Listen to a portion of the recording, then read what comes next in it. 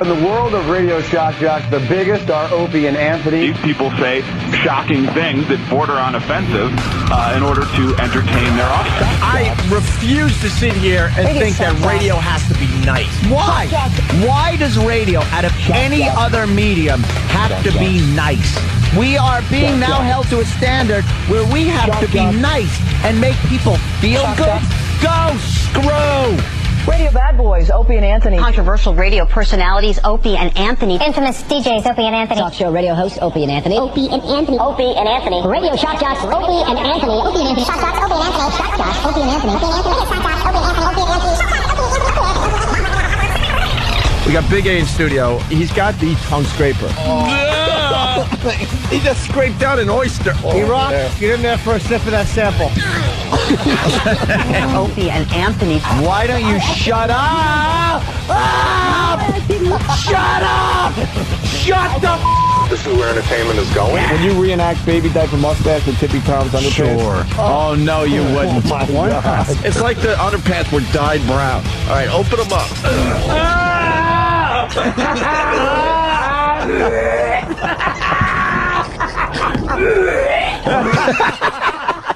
But enough of this palaver.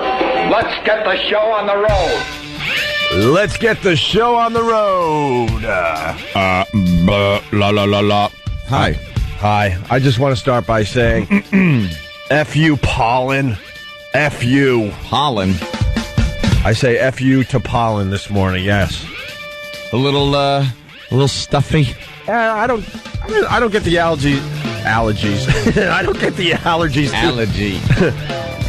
Too bad, but early spring with the pollen all over the place, the itchy eyes, the stuffy nose, and then I'm pretty much good for the rest of spring in another week or two. But have some NyQuil.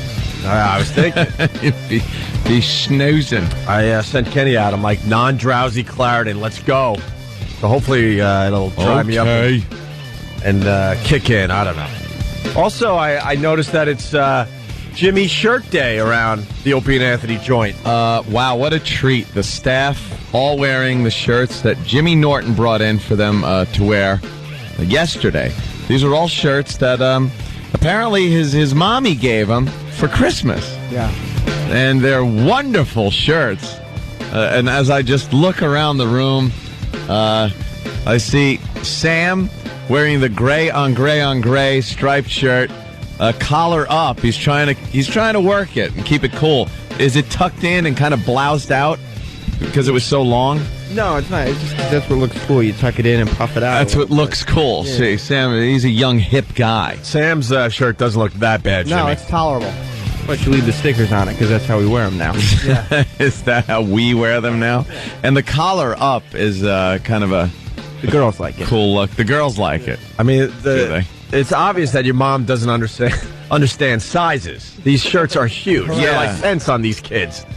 And they're not much bigger or smaller than you, Jimmy. They're pretty much within your size. Dan's just got a regular kind of long sleeve T-shirt thing with some real heavy stitching, so it's exposed stitching. Mine's dull. It's not that bad, but thank God it's wrinkly as hell. Yes. Because that looks pretty bad. I didn't take good care of my shirt. All wrinkly. Why would you? You look all right in yours, except you're 6'5" and it fits you well. Yeah, exactly. Yeah.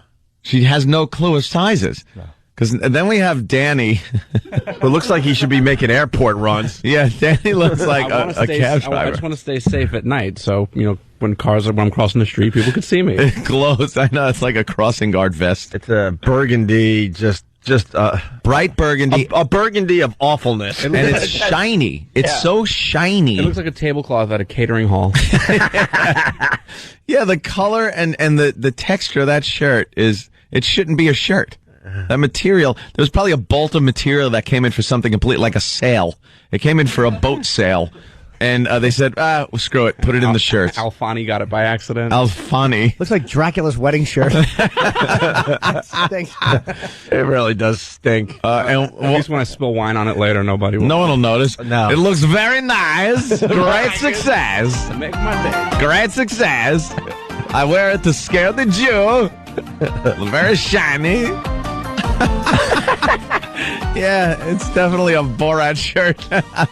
And then who else? Travis. Travis has probably one of the best shirts I've seen. It fits perfectly because the end of the shirt touches the top of my knees. That is the old guy on the Little Rascals night shirt kind of a thing, where it's like, I don't know what that was in the olden days. They would wear night shirts, and it would go down to their knees. The thing is, great. It's so long on you. And it's blue, so it looks like a smock from school. It looks like a Bayshore court shirt. Like Travis has to go to court for some kind of minor traffic thing. And he never dresses. And he never dresses up, and he found this shirt that maybe Grandma bought for Christmas and got it out of the closet. Just awful. Button right up to the top. And, yeah. Oh, yeah. And you got your size sticker on there, which is good. Right. Sam told me that's the way the kids wear it these days. They wear it. Yeah. That's what he says. You know. Wear them. Just wonderful. Yeah. Wonderful. It does look like a painter's smock. Yeah. You should be giving lessons. So, there you go, Jimmy. Oh, that's bad. What? Travis banged some dude, slept over, and is wearing his shirt. I look like Kate in last week's Lost episode. Can I pick you up and show your buttocks? Kate looking hot in last week's episode. I didn't see that one. It's not on iTunes yet. Oh, it should be. It's not. It's like the next day, right? Yeah. What the hell? You're not going to believe what happened on Lost, Jimmy. Her ass when she got picked up there. Yep. And she was just wearing the shirt.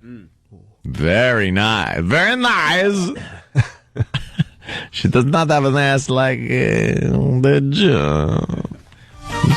Make my day, Jew. It's becoming one of those movies now where if it's on, you have to just watch it and laugh at him. It's just too goddamn funny. Yeah, Travis. We're great at visual bits, so it's Jimmy Shirt Day on the Opie and Anthony Show. Jimmy Shirt Day. And I think you could use one of Jimmy's shirts. I'm starting to notice that... what are you noticing? I believe you came to work with that yesterday, Anthony. I wear a lot of things that look exactly the same. I'm like Fred Flintstone. I also believe you wore that same shirt at the big corporate event we did last night. And now this morning, you're still wearing that shirt. I'm thinking that means you still have the same underwear on as yesterday. Well, let me tell you something. The same socks. I made the same jeans. And I also noticed that you were chewing gum when you walked into the office. So I'm thinking, you are a smart one. I'm thinking, wow, he didn't even buy a toothbrush. Usually when you're staying in the city and you don't know you're staying in the city, next thing you know, you got a whole new wardrobe. You go shopping. Yeah. But you decided to say F it this I decided time around, against right? it. Could I have a mere scrub of a human being come in here and get me a toothbrush and a little thing of toothpaste from Dwayne Reed? I saw you chewing gum. I'm like, now that what the is he jig's doing? up. I was chewing Orbit. Fabulous. Well, all right, we'll get you a toothbrush. At some point. But, I didn't plan on staying in. I thought this corporate event started at 7:30 last night. And I was just going to drive home, change, get some stuff, and come back. Mm-hmm. I was then informed that this thing started where we had to be there at 4. Right. So there was no going home. Even though we were hitting the stage at 6:30. Right. So I went to so to me, I'm thinking, well, hotel. We could show up at 6:15. Oh no, you have to be there at 4. Yeah, to prepare. Prepare for what? For what? For what? So I went to the hotel, and I was exhausted. Crashed right out. Woke up just in time to get in the cab to go to the event. Yeah. And everyone else is in suits and ties. Even Opie had a nice dress shirt on and everything, and nice shoes. Well, I live in the city. I shower. And did the right thing. I showed up exactly like this. And you know what? I said to Opie, I go, you know what's cool? I'm a personality. So I could dress however I want. You know how No. That's how you spun it, because when you first saw me. I did spin it. I said, oh my God, I'm a slob. You kind of went to me, oh, wow, you look good. I figured what the hell, just wear the same stuff I had on earlier. Why bother? And then I just start spinning it like I'm a personality. Yeah, like rock guys show up to things and they just wear their rock clothes and stuff. They don't have to dress like corporate suits and stuff like that. So then I felt better about myself because hey, this is my look. This is what I do now. Made me feel better. I don't know if, shaking hands with Les Moonves dressed like a slob was very nice, but right. But it worked out. Les Moonves comes in. Hello, Opie. Hello, Anthony. It was nice that he still knows our names. That's a good sign. Yeah. And then we waited for about 2 hours, and then we went on stage. And, they told us, E-Rock, you've already heard?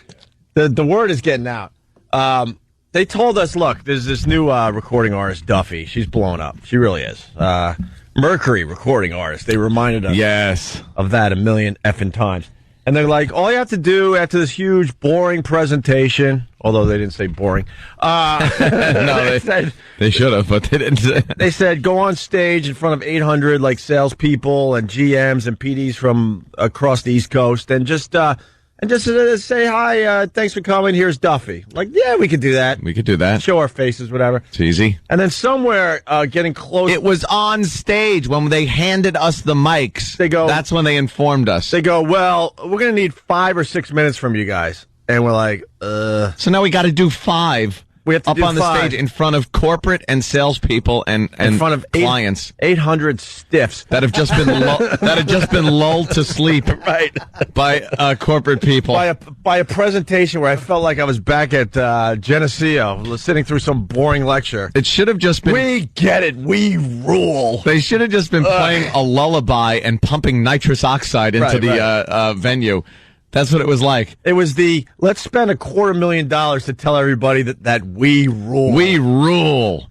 Let me tell you what's going on here at CBS. Yeah. Really? Although they got some kind of very interesting porthole technology that's going to be hitting. There's some cool hitting soon. Stuff happening as far as web integration goes. I got to be honest with you. Yeah. I was absolutely impressed with what's going to be going on. But they didn't have to talk about CBS for an hour and a half. Yeah, an hour and a half, though, with PowerPoint presentations and... Yeah. Ugh. So they give us the mics, they go, we need 5 or 6, and... go. And I think it was Anthony, he goes, well, yeah, we could do 5 or 6. It's not going to be pretty, but we'll do it. Someone's going to get hurt.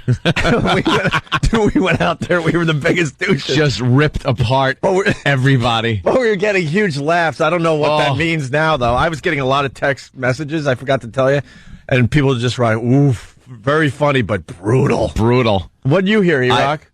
All I know is somebody came up to me and said, that was really funny. I can't believe you called the president of CBS a douche. Did you actually use the word douche? Yeah. I said douche, and I called him a dick. Yeah. Well, you know, we had a rough year with this company, so we're getting them back a little bit. Cut me some slack. That'll smooth things over, though. Thanks for the good year, douche. Almost forgotten. I do believe we were taken out of a few markets we should have been taken out of, and it was our payback. Well, what'd you hear, E-Rock? I don't know if this was correct, but were you mocking him saying he still looked like his high school photos? No, they put up his high school picture up there. It was a picture. It was Dan Mason, president of CBS Radio. And they put his picture up there from like the 70s when he was a DJ. And, he had a big swooping head of hair and he's behind some old equipment and he's just smiling. And then he proceeds to tell us his life story up there about how he got into radio by calling up radio stations and winning stuff. Started calling radio stations at 12. At 12 and winning things. And then he was like a stunt boy, and he had his hair dyed blue at one point. So he would dye his hair the color of like the high school that showed high school colors, showed the most interest or something, some dumb hacky contest. Like that. Right. But so when I got up there, I was like, well, it's nice to be part of the Dan Mason biography. And because what he was saying, I said, and it's nice to know that you could start your radio career and become president of a broadcasting company by starting your career as a prize pig.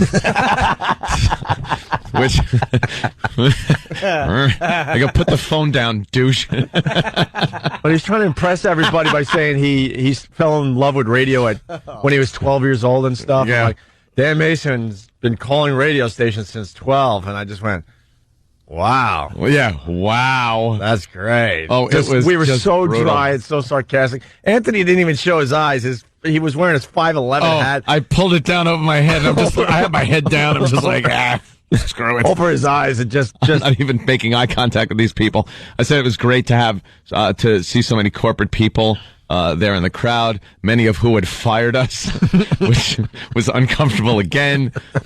Don Belucas was there, and he pointed out the fact that he fired us a couple of times. And he fired us for the mayor's prank officially, and now we have to work with him again. I called him Luca Brasi. He's a big guy, and what did you say? People. We played golf with him last summer or whatever. And I didn't turn my back on him because I was convinced he was going to take his driver and smash it into the back of my head. Take you out. It was just brutal.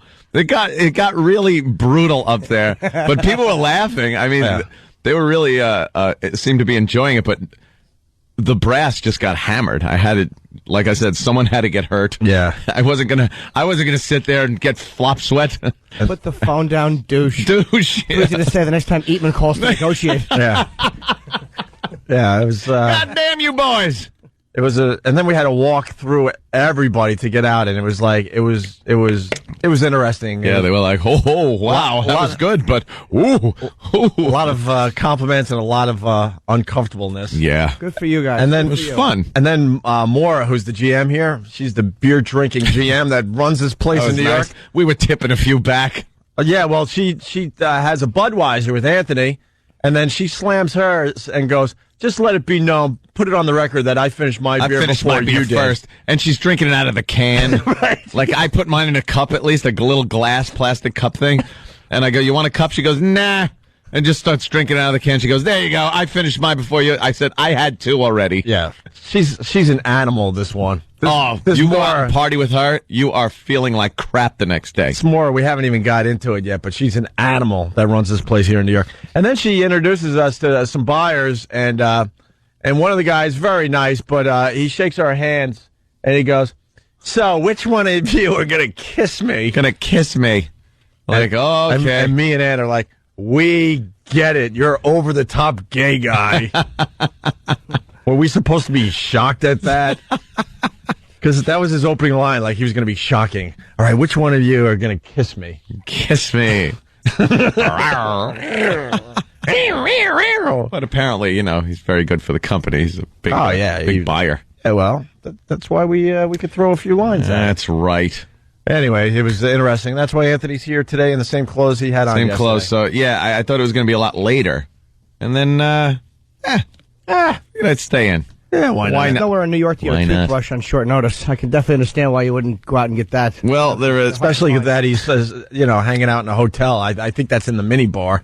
No, it wasn't. They didn't have it in the mini bar. Beers in there, though. I'll tell you that much. Yeah.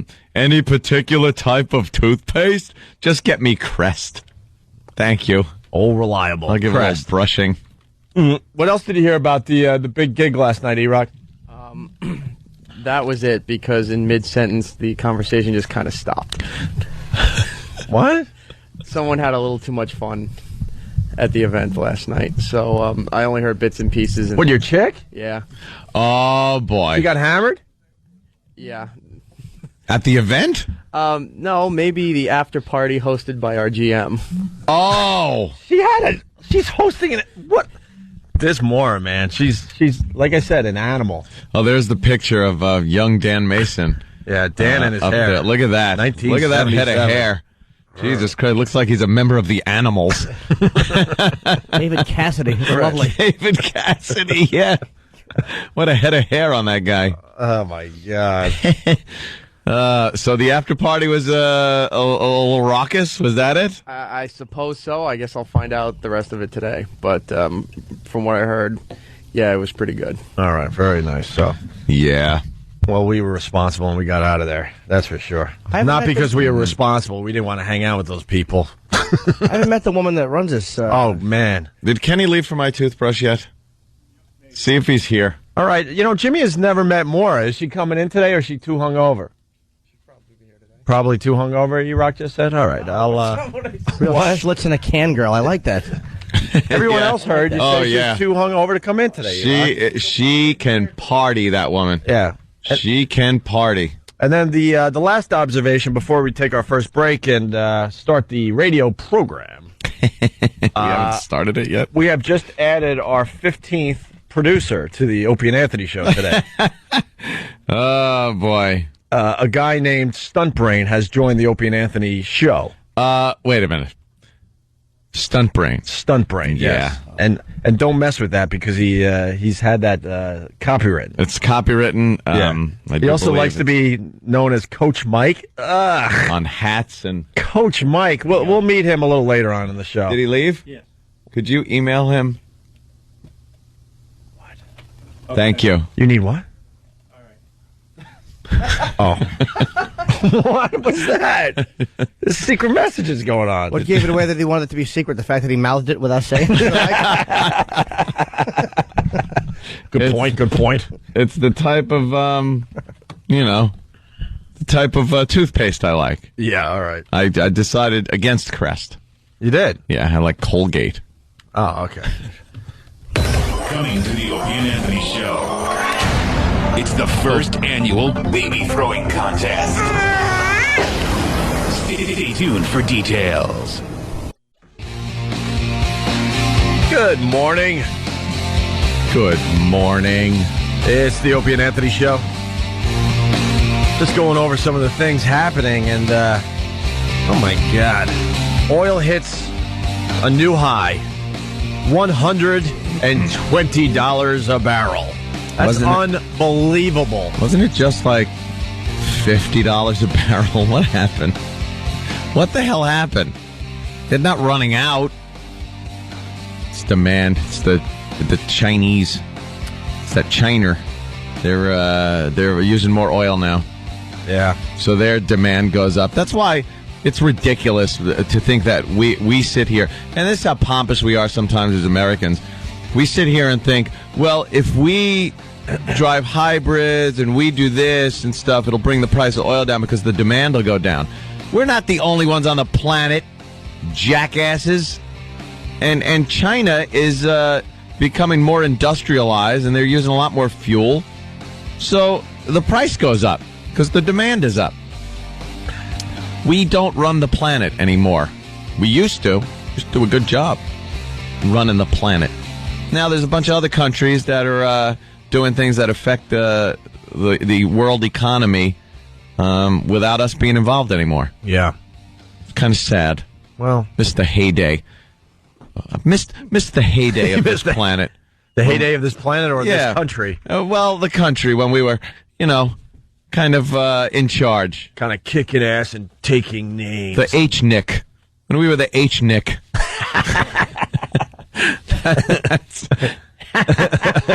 That's what I say. Attention, radio hack alert.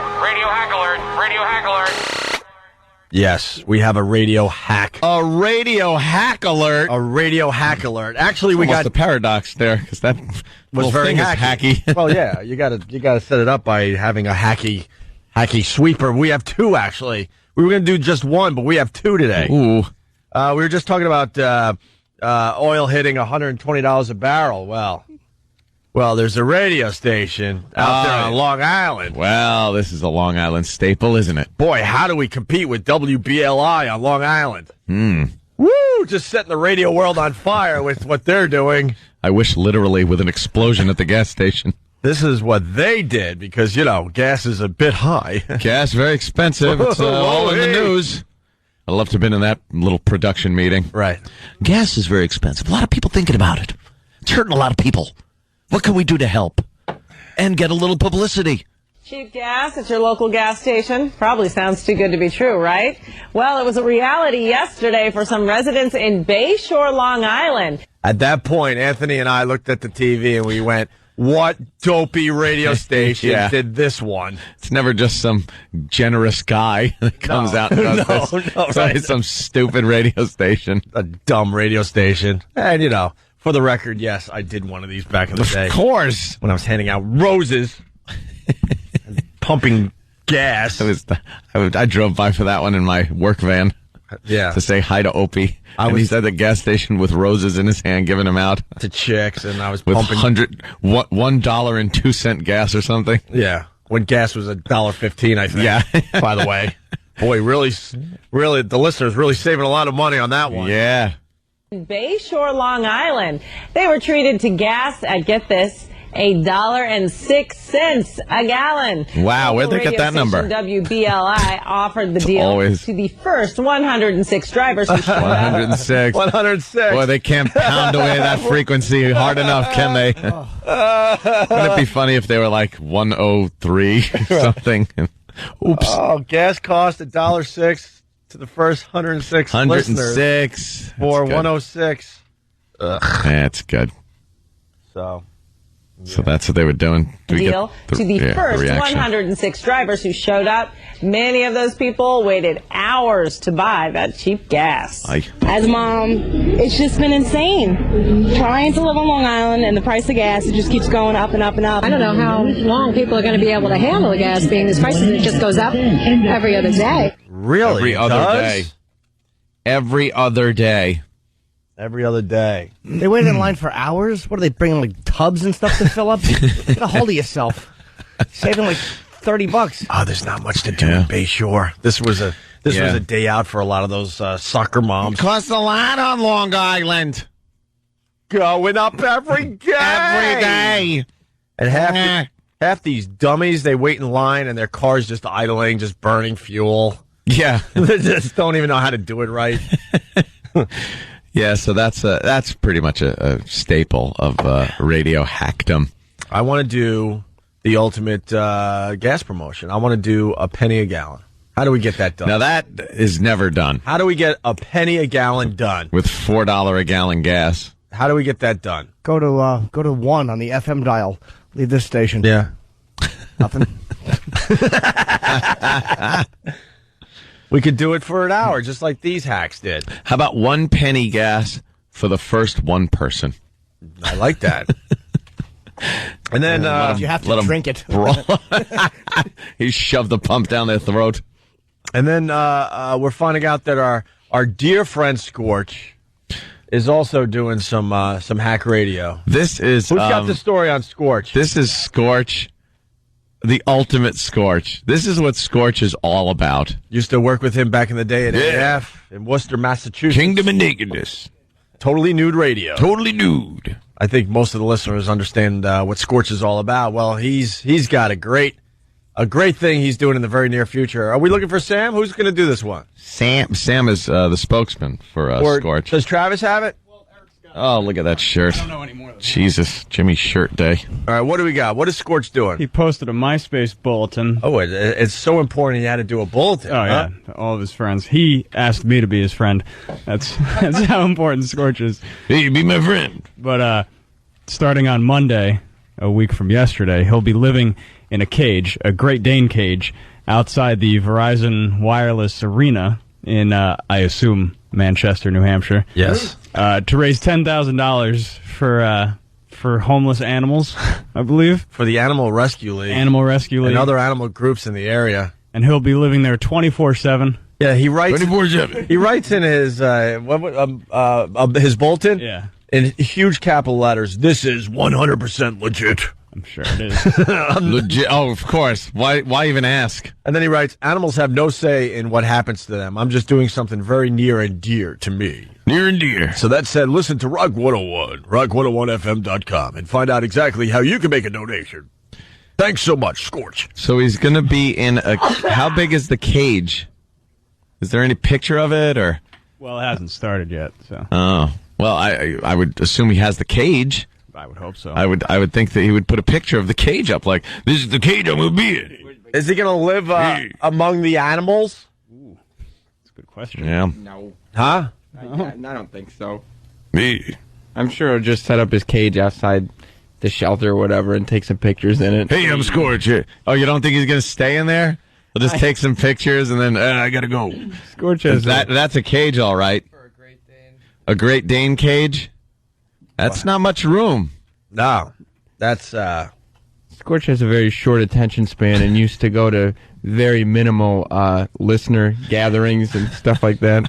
So I don't see him. I think he's going to try to meet his goal within 15 minutes or so. He's going to go to the bathroom in that thing. Can we get Scorch on the phone? Of course. Yeah, now we have to talk to Scorch. I got to know about this promotion. Sure. Tony in Huntington, what's up? Boys, as a Long Island man, 40 years old, I'm very ashamed of that hack promotion going on the South Shore. Well, every radio station... Longer. Yeah, every radio station in America has done that dumb gas promotion. Mark, Jersey, what's up? Yeah, Opie and Anthony should do the $9.23 gallon gas promotion. That is our frequency here in New York City. We could do $9.23 a gallon gas. How many people pull up for it? Yeah. Oh, really? They are? That's not a bad idea. We'll do it for an hour. And you got an hour. And someone else, Blue Healer, he's suggesting baby diaper gas blowout. What is that? Do you want to do the baby diaper gas blowout? How is that done? Well, Blue Healer writes, idiots can get gas for $1 a gallon, but they have to show up in nothing but a diaper. In diapers? Yeah, the baby diaper gas blowout. I think a little embarrassment should be tied to the contest, sure, or the promotion. All right, Mark, thank you. You're welcome. And also today's primary day in Indiana and North Carolina. Yes. Obama's got North Carolina, right? I hope so. Does he? And he lost his lead in Indiana, but, I mean, he's still leading, but he lost a lot of his lead. Jeremiah Wright really hurt him. Really hurt him, sure. He's leveled off. He's not losing like he was. And it depends on what station you watch and what poll they were paying attention to. But, that did hurt Obama. But I'll tell you one thing. He gave a little speech there on CNN, an interview on CNN, and I was watching a little bit of that. He does sound good. Yeah. And but the thing is, he kind of caters what he says to who he's talking to, which I don't like, but it's like a politician. But boy, he really gets you thinking about politics and business as usual and how he wants to change things, and you kind of watch and go, wow, that would kind of be cool. Then you realize, it's probably a bunch of crap. Yeah, I don't think anything's going to change. It's the same effect Ross Perot had. It's like you just want something different. Except he's a Democrat and not some nutty independent. But I also don't like when he talks about giving so much tax credit and tax back to lower class and middle class and stuff like that. It's like, well, that's got to be made up somewhere, and unfortunately, it's made up by the people that have used this country to attain a certain American dream. Me. You're the American dream. I don't want to be taxed anymore than I am. I'm taxed enough. Does? But then you can't sell that because the majority of people, they're not as fortunate, I understand. But it kind of hurts. I want to sit there and pay more than half. You know what Obama has brought to this election this time around? I better not say that. What? Well, 3.5 million new voters registered. Really? 3.5 million. That is a movement, my friend. Boy. People are motivated this time around to vote. Gee. Oh, it's interesting, right? Oh, yeah. And then you got Hillary. She had to do her top 10 last night. Oh, she did? Well, I bet the delivery is fantastic. The top 10 reasons she looks like 8 bells. 8 bells. Poor 8 bells. Similar ankles. That horrific story from the Kentucky Derby. Oh, it showed the poor horse with his front legs just curled under. Oh, man. Can't stand on him. This hurts. Yeah. Are you going to put me in a cast or something? What are you going to do to help me out? No, we decided a long time ago that we need to kill every horse that breaks an ankle. Yeah, just break a little leg. And you think in this day and age they can figure out something else for the poor horses? Poor horse is just there going like, hey, kind of hurts. I broke both legs here. They're folded under, but here comes a truck. Yeah. That's good. I'm sure he's going to wrap my legs up, make me feel a little better. Maybe put me on a nice, comfy horse bed. Hi, guy. Are you going to...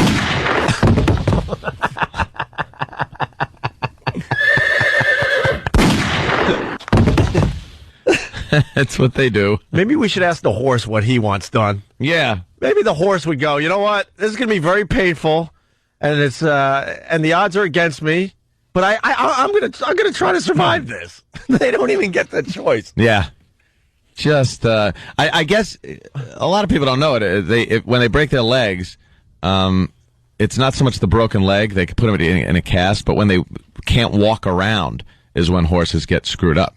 Like it screws up their hooves and gives them infections and stuff. So that usually winds up killing them anyway. Yeah. It's not just the broken legs. If you could put them in a cast and have them walk around, the other horses can sign the cast.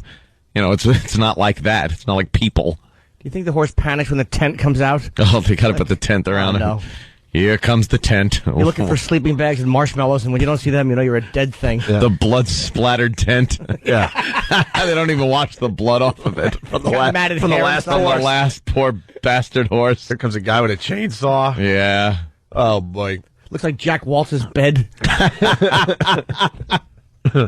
Well, getting back to Hillary, she did her top 10.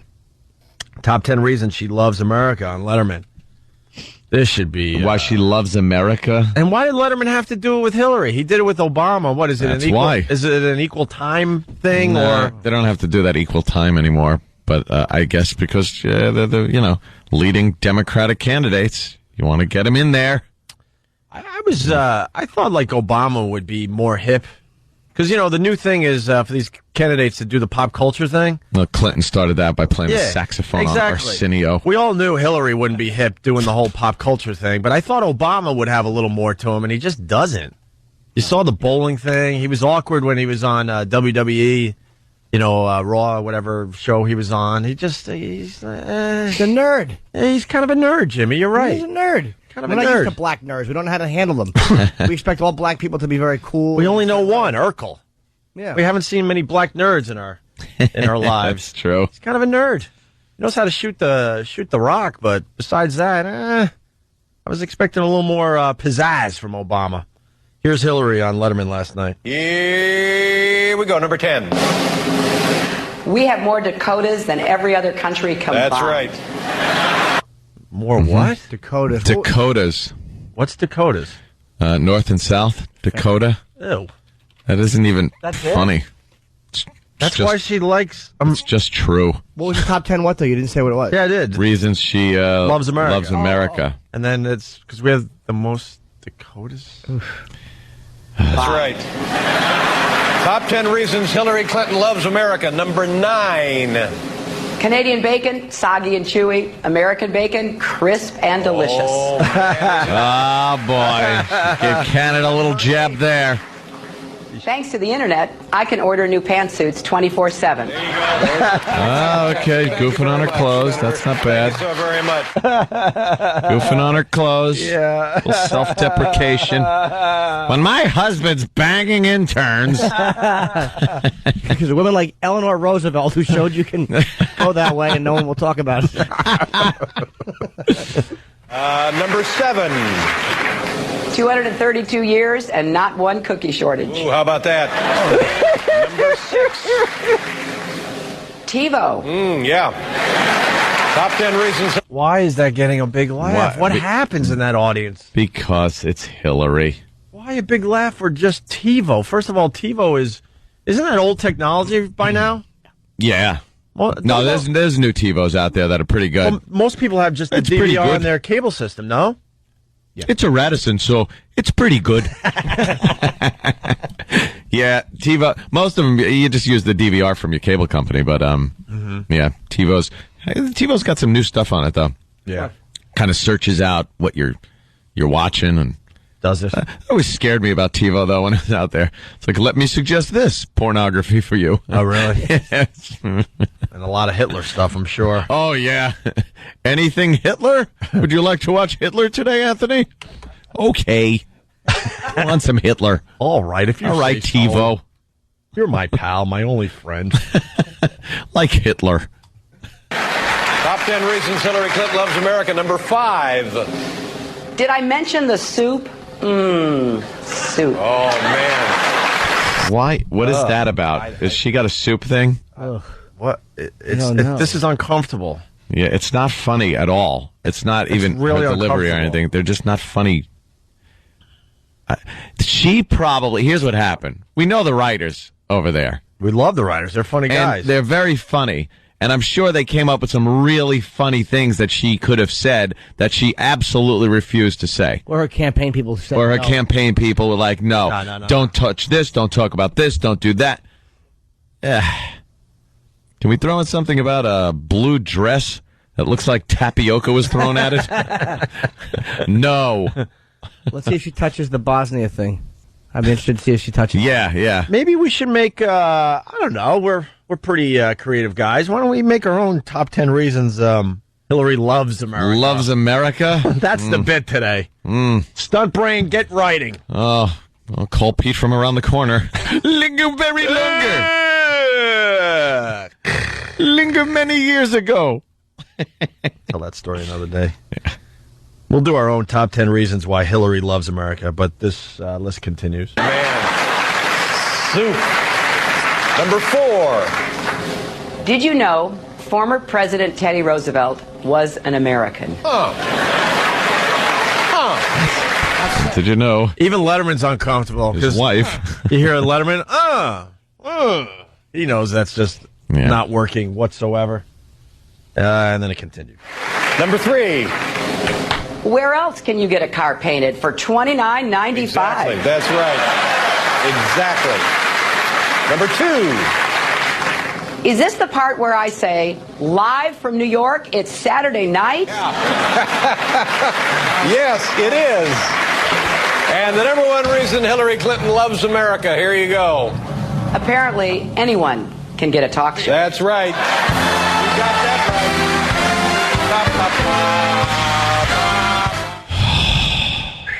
Yeah, see, Kevin from Connecticut, without even trying, like Kevin just, heard us say we want to make our own list, and he comes up, number 1 reason Hillary loves America, we don't throw our babies off 5-story buildings. There you go. That's good. That would get a nice little laugh. Oh, but Quick, we have easy. to respect the culture of India. Do when we? They're throwing small children, little tiny babies off of buildings.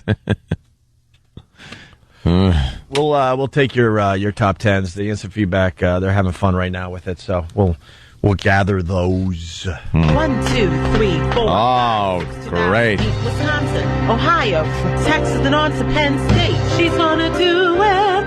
Give her just a chance, she'll make it. I love when she kicks in like that. Feeling she'll break it. She's gonna be your president. Hillary Clinton. Gonna turn her back now.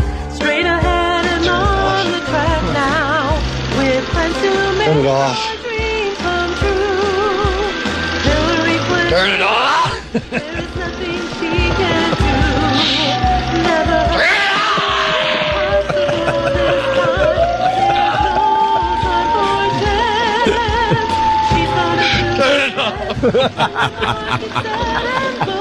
We haven't played that clip in a while. He was upset. He was not happy. Here's this little girl on this big screen. Oopsie. Just having a little fun. Yeah. Hardcore, right? Yes, hardcore. With George C. Scott. A must watch. That is a great one. We got to take a break. It's the Opie and Anthony Show. You know what? We'll go to the FU line, see what you guys are bitching about today.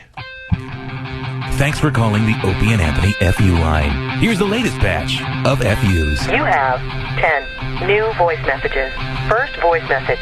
F you to my weirdo boyfriend who stays up watching porn and doesn't come upstairs and me. Next message. I'd like to give a big F you to myself for not being able to handle my booze, so my family's putting me into treatment starting tomorrow. Me. Next message. You to the bar little mother driving a red Corvette in front of me going 2 miles an hour on a highway.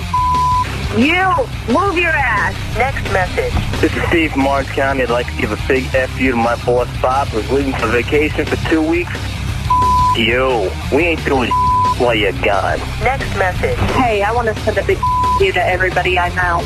I told you 2 years in advance when I'm getting married. Now you want to tell me that you can't show up to a bunch of Next message. Yeah, this is Russ from Youngstown, New York. I want to give a big you to my girlfriend who won't even let me play disc golf after working all week for her. You. Next message. I'd like to leave a big you to my husband who decided to cheat after 15 years of being together and having 2 kids. Next message. I'd just like to leave a big F you to my mother-in-law. Why can't you just effing die so I can get the insurance money? Because I hate your guts. Next message. My best friend's boyfriend who decided to around after dating her for over 6 years and then try to work things out. You. Next message. Hi, my name is Dave, and I'd like to give a big F you to my brother-in-law, Manny. I can't stand your guts, Manny. Stay out of me and your sister's marriage. Go get a life. F you! End of new messages. Call the Opie and Anthony FU line. 866-FU line 1. That's 866-FU line 1. Thank you and goodbye.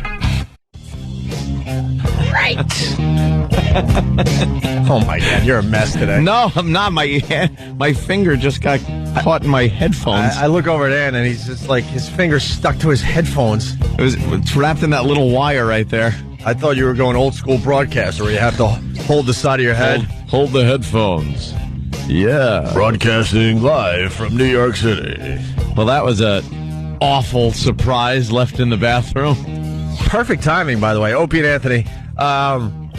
Jimmy likes to leave a little something behind when he goes to the bathroom. We have a bathroom that's probably 12 feet behind Jimmy's head right there. Yeah. And during the breaks, we take our turns, and it's very rare Anthony goes to the bathroom.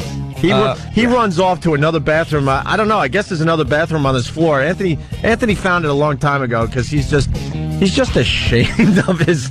Not ashamed of anything. I just don't want to go in there if it smells like a monkey cage. I think you kind of got weird bathroom habits, though. We've kind of talked about that over the years. Why? Because I won't stand at the urinal next to you and Jimmy? Well, that's kind of a bummer. 3 in a row? Why would I want to do that? We don't go. Jimmy is a touchy-feely, peeky guy. We don't go You'd side have to by take side. A peek. We don't go side by side. We have the buffer in between us. No, you lean out a little far from the urinal. We do play a little chicken. We see how far we could back off from the urinal before the other person gets uncomfortable. Sure, but that's wholesome fun. Yeah, sure. Good, clean fun. You go in the stall to just do number 1, which I don't understand. And when you do number 2, you're flushing the whole time because you're just ashamed of what is going on. It's called a courtesy flush on the rare occasion. Don't you know that I do use the bathroom? Don't you want to know what you have accomplished in there, though? No, because I see what you guys accomplished. I walked into the bathroom hoping that nobody had used it for that reason, and what was in the bottom of that toilet, I can't even describe. Who left that, by the way? Was that you? It was me. I had like a leftover sandwich from when I had 35 women in my apartment the other day. I thought you were going to say from 1973. Well, I get a little upset. Ready bar for breakfast. Yeah, I get an upset tummy when I have mayo. Oh, is that it? Jimmy's all disgusted. I'm trying to scoop egg whites into my mouth. It's lovely. My tummy's a little upset. I think the mayo might be a little bad. Yeah? Because we got the sandwiches Friday. What day are we up to? Tuesday? Oh, yeah, that's not good. Tuesday, so... And why would you ask? At this point, why do any of us ask? Because someone leaves the bathroom and the first question is, did you flush? Yeah, of course I did. What do you think, I'm an animal? I didn't even ask if you flushed. I was like, did you use that for, Yeah, the big one. Did you take a dump? Yeah, and I said, of course not. Of course not. And I walk in, and there it is. Toilet lid open, just with pride, he's showing what he had done, what he had left. Not only do I not give courtesy flushes, but I always wipe the seat down first. I'll wipe the seat down first and then throw the paper in and flush before I even sit down so the view isn't spoiled. Yes. Yeah. Yes. Jimmy knows. It's so bad. What was in the bottom looked like it belonged on a pottery wheel.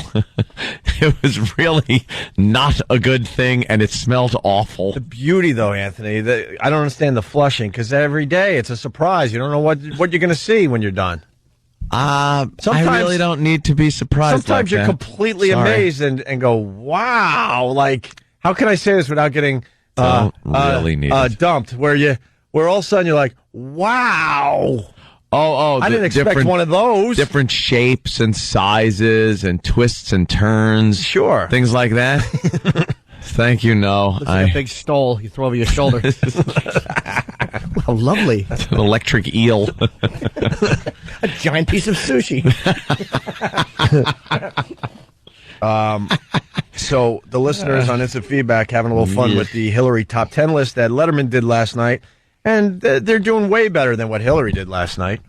John in Astoria writes, top 10 reasons Hillary Clinton loves America. Number 4, all the sausages she could eat.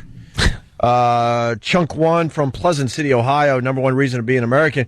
we don't lock up and rape our children for 24 years. See? Oh, you can play off what's going on in the news. The other stories in the news? That's psycho. Now we're learning what? He had 8 doors or something that he built? He was planning this thing with his daughter for like 5 years before he locked her in the basement. Yeah, this guy's a go-getter. Finally, at 18, he decided she needs to be locked up in the basement. And I guess he had either 5 or 8 doors, so making it impossible for her to escape. All with like electronic codes and stuff, right? Wow. But like the beginning of Get Smart? Was it like that, where she had to go through 8 doors? Wow. That's a long way to go to rape somebody. How easy it would have been to get her killed with like any type of fire or smoke inhalation. They had like no real yeah, I guess windows. Just I don't think dumb luck over the years that nothing happened. I don't think he was too concerned about her safety. So how many of these like dungeon-like prisons are there built where somebody right now at this very moment is just in there? There's someone right now listening to our show that's in a horrific situation. Yeah, and good morning to those people today. Right, There's someone to say good morning. Just tied up in a closet, and because this sicko likes rock and roll, he cranked up the stereo. Yeah, there's someone in a horrific situation right now. So to those people, hi, good morning. Good morning to you. Hope at least we're making you laugh a little during your horrific imprisonment by some lunatic. Yeah. We got Barry. He writes, #1 reason Hillary loves America. Gun-toting, Hitler-loving psychopaths can have the #1 radio show in New York. Top reason Hillary likes America. She could change her favorite baseball team every week. Main man from Maine. #1 reason. Where else can a robot run for president? Spike writes, another reason why Hillary Clinton loves America. Number 10, a cyclone won't come and kill 15,000 people. Wow. And 1 million homeless, by the way, on that one. Hey, write a song about it, Rick. Yeah, Rick. There you go. I just think comedy gold, do you? Yeah. I bet. I'm thinking we need to take a very close look at you. Kevin from Connecticut. He writes, #1 reason Hillary loves America, baby diaper mustaches. Hey. See, this is what this stuff, some of this stuff could have worked last night. And baby diaper mustaches couldn't have worked last night. Why not? It's a bad example of what could have worked on Letterman. Like presidential candidate doing a thing with you putting duty under your nose. That would get a big laugh from Letterman's audience. She's terrific. She did a duty under the nose joke. What's the matter with you?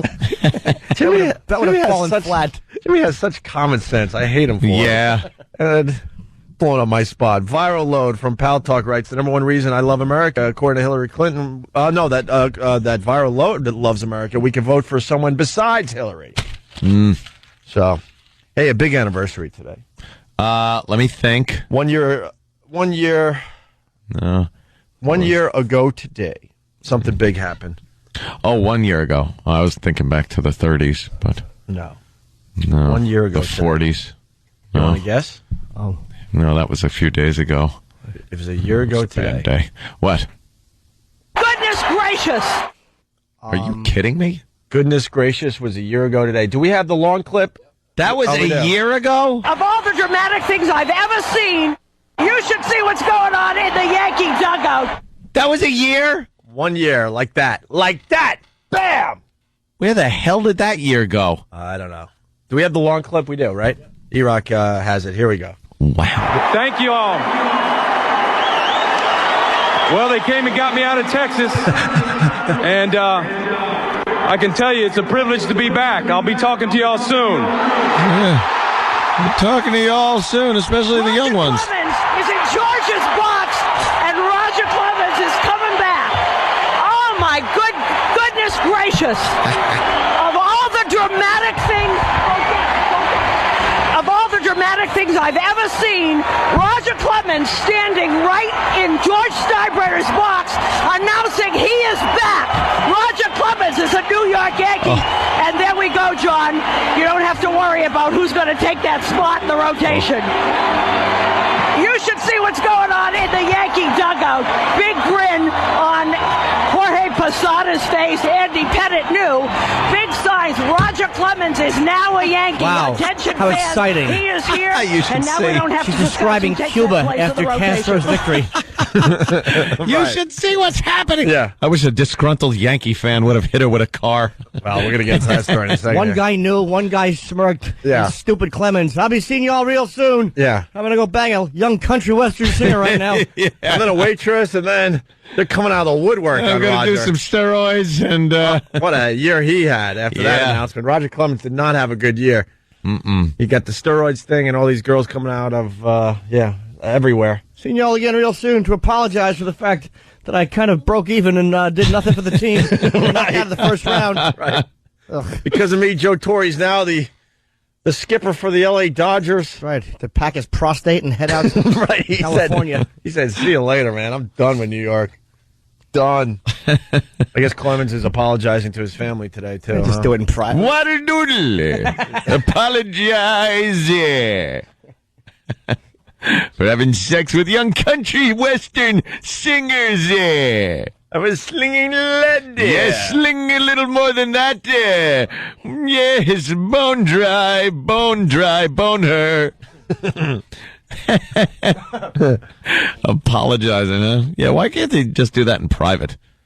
Why's it got to be I who was inappropriate and want to apologize to my wife, my family? I've put them through a lot. Embarrassment.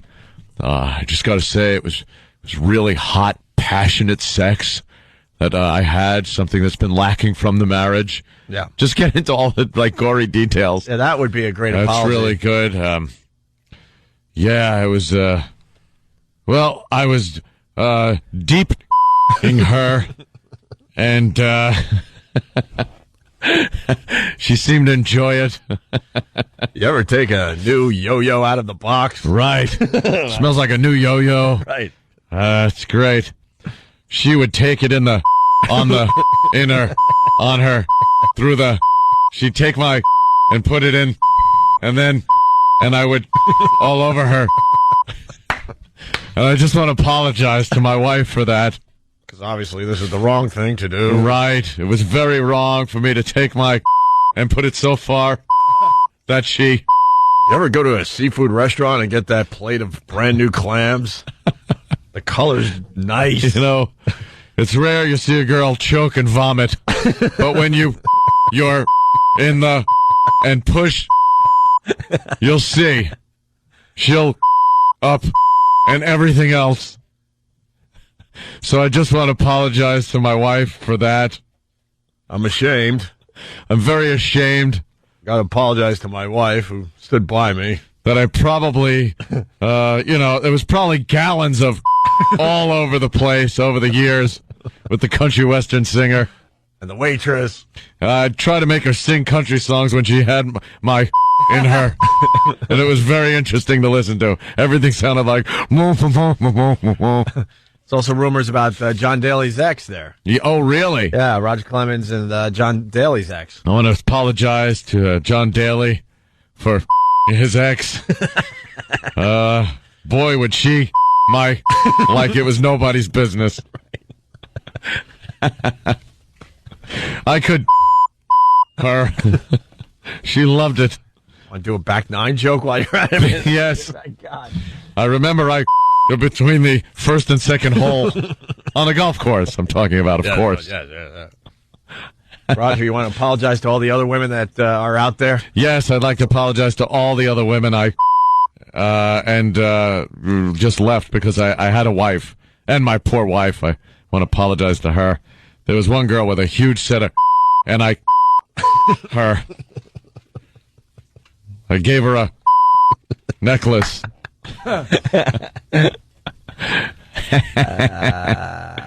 Yeah. Sometimes, you're out on the road playing ball, and you need someone to play with your. Turnabout is fair play. So 1 year ago today, the famous Susan Waldman announcement. Goodness gracious! Goodness gracious. Stupid Muppet face. Oh, God. Muppet awful. And, of course, this segs in nicely to this story that is pretty outrageous. You got a Yankee fan charged with murder after running over a Red Sox fan. Charged with what? Murder. It was a car, Sam. It was a car, Sam. They found a Yankee cap in the front seat, Sam, and a bloody Red Sox cap, and a hole in the windshield. What do you think happened, Quince? What do you think, stupid? It was murder. Yeah. Jim C. Sam, sometimes it's bad to yell out your catchphrase after only one joke, because then you run out of steam.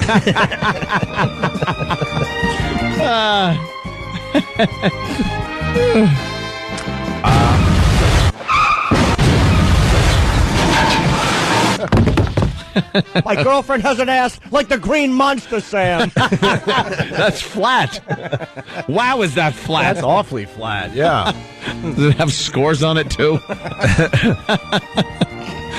The media making a big deal about this story, but I think this lady had quite a bit of problems. Yeah. The least of her problems were that she was a Yankee fan, I'm thinking. Yeah, she seemed a little wacky. Yeah, absolutely. Here's the story. Witnesses say an argument at this Nashua bar over the Yankees and Red Sox may have triggered a Friday night incident that killed 29-year-old Matthew Bodewin. Police believe he was run over by an angry drunk driver after an altercation earlier at the bar.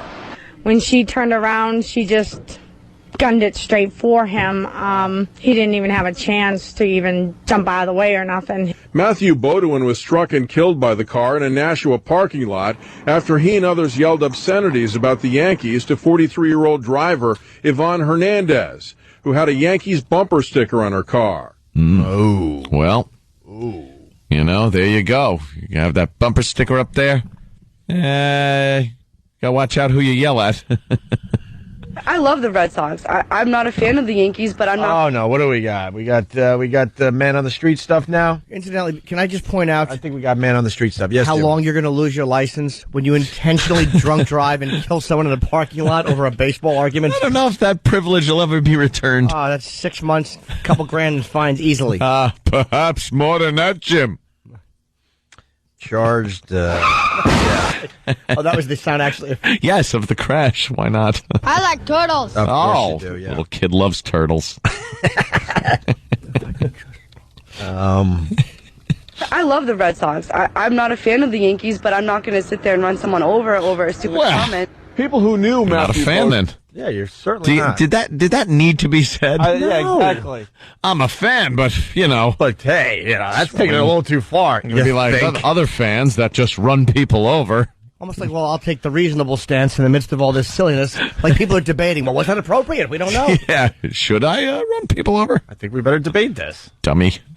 I love the Red Sox. I'm not a fan of the Yankees, but I'm not going to sit there and run someone over a stupid comment. Not a fan, People then. who knew Matthew Bodewin are horrified someone would run him over after such a silly argument.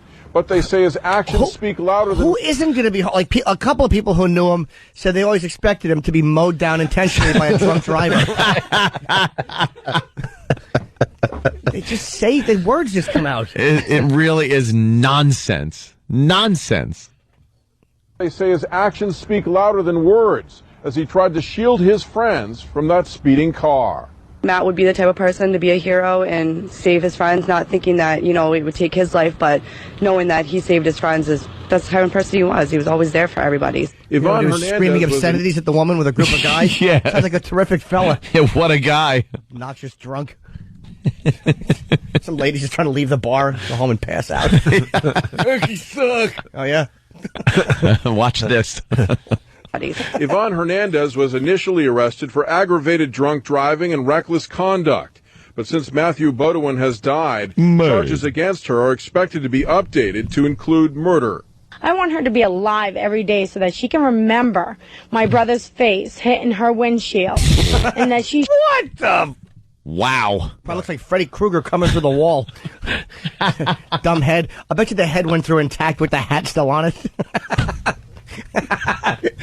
Oh, God. Oh, that's awful. There was matted glass and blood in the hat, Sam. Oh, good for him. You know what? I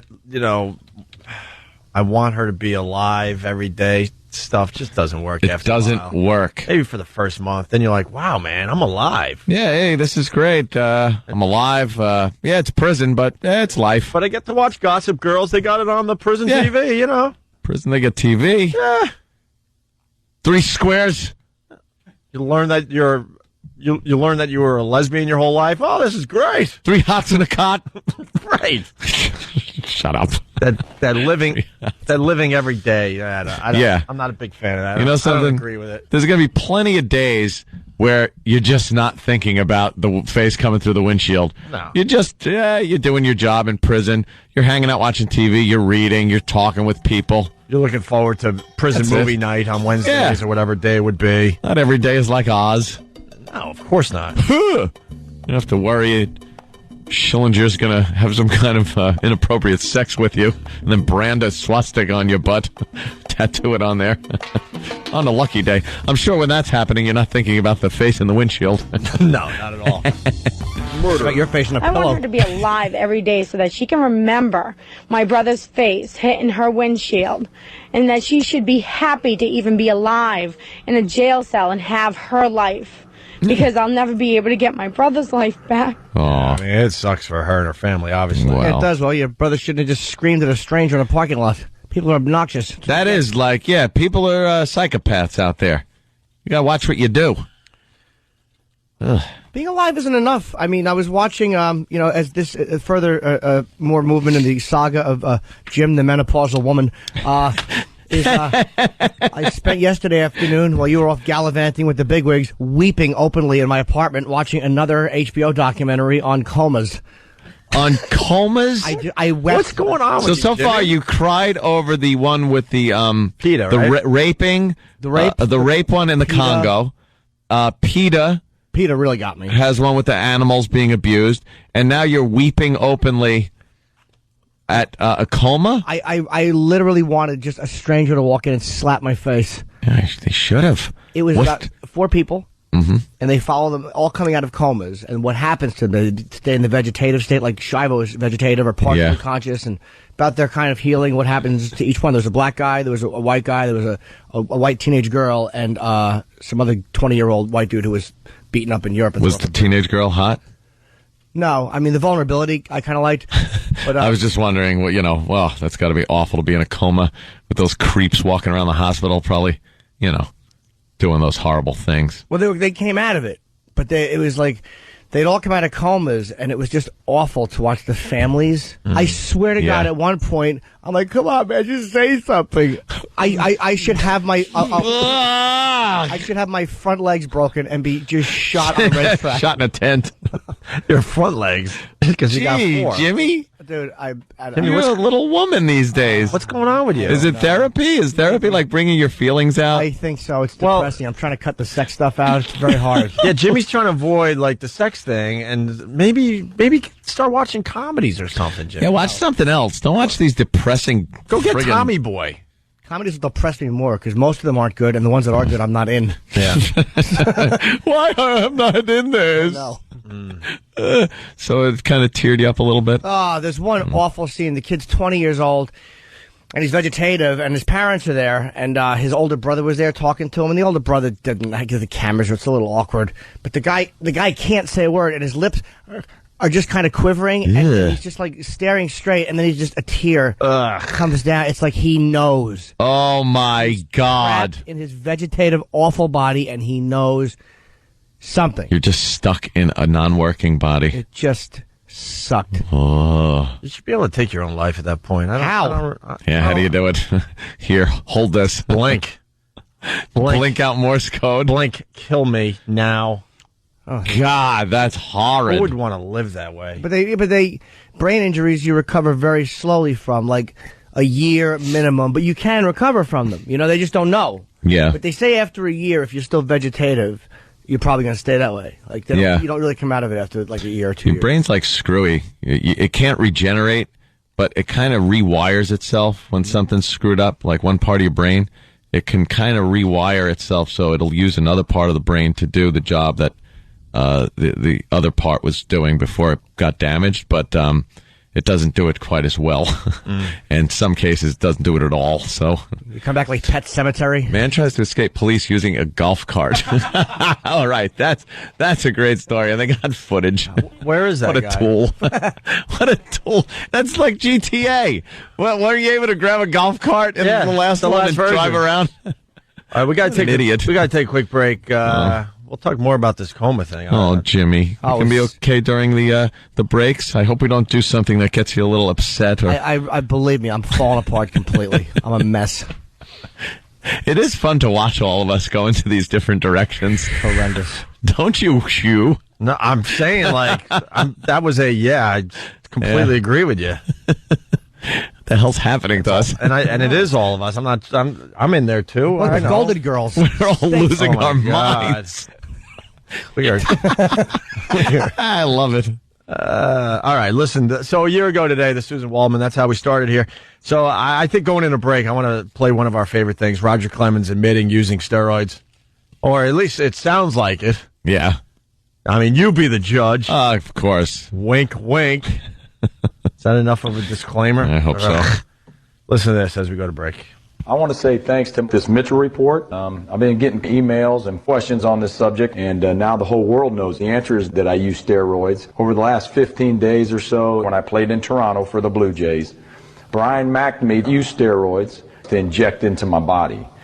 And I'm very thankful for those steroids, and it's been extremely difficult to do this.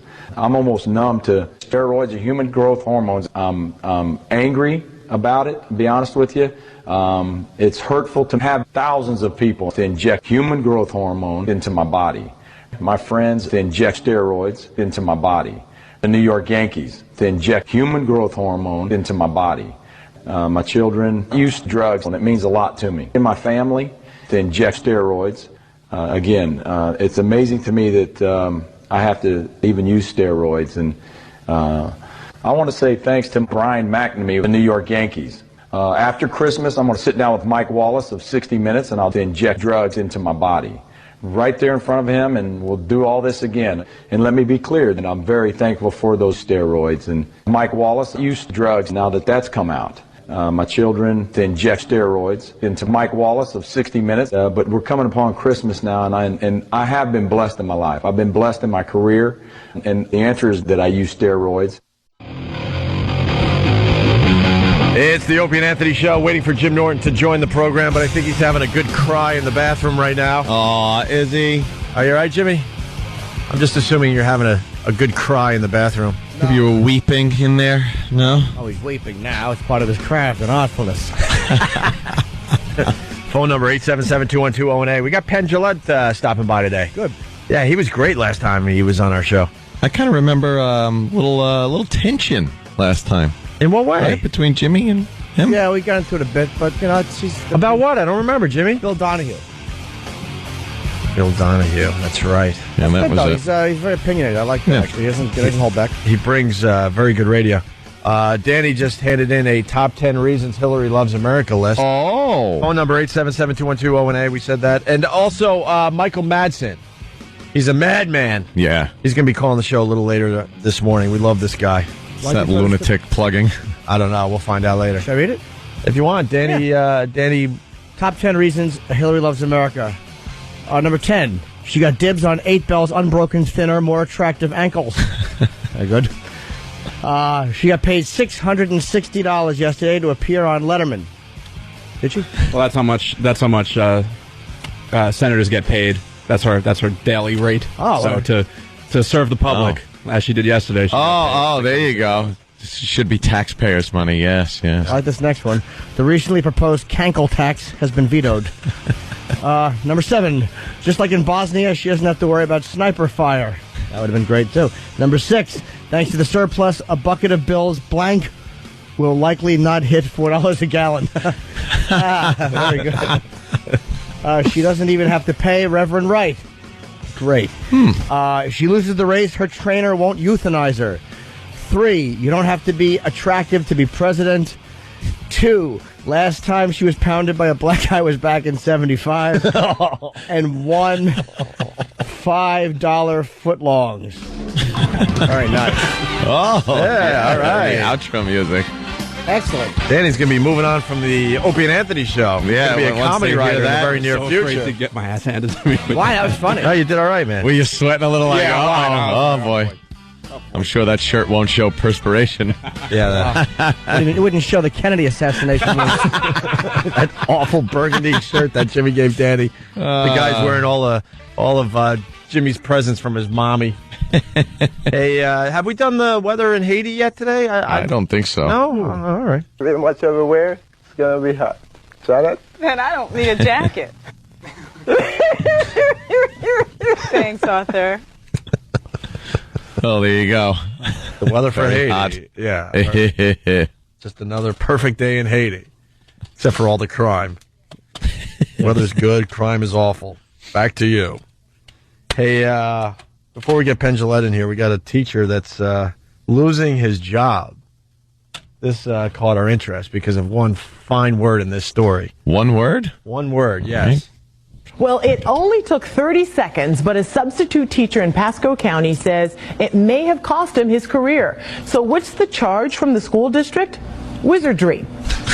Wait a minute. What?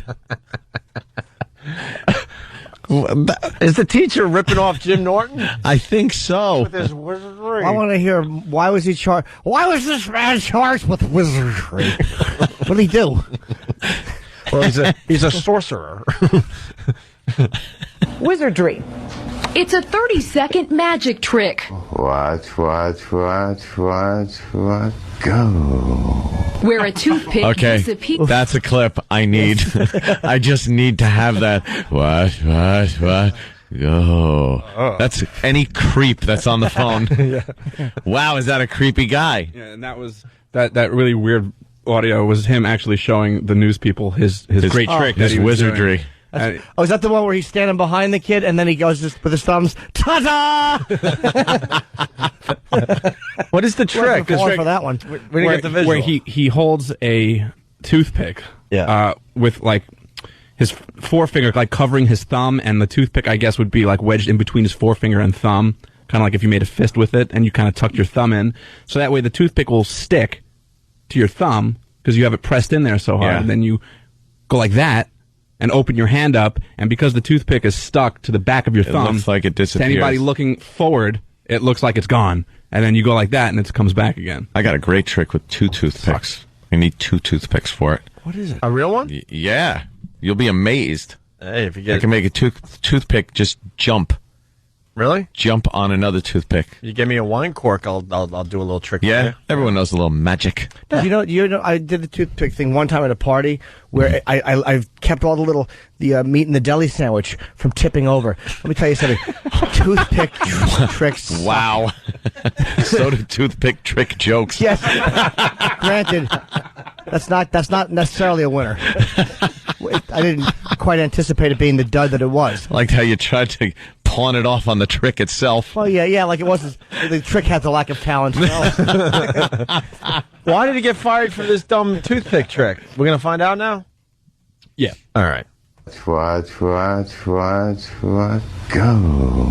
Where a toothpick disappears, then reappears. But after performing it in front of a classroom at Rushing Middle School, substitute teacher Jim Picculus says his job did a disappearing act of its own.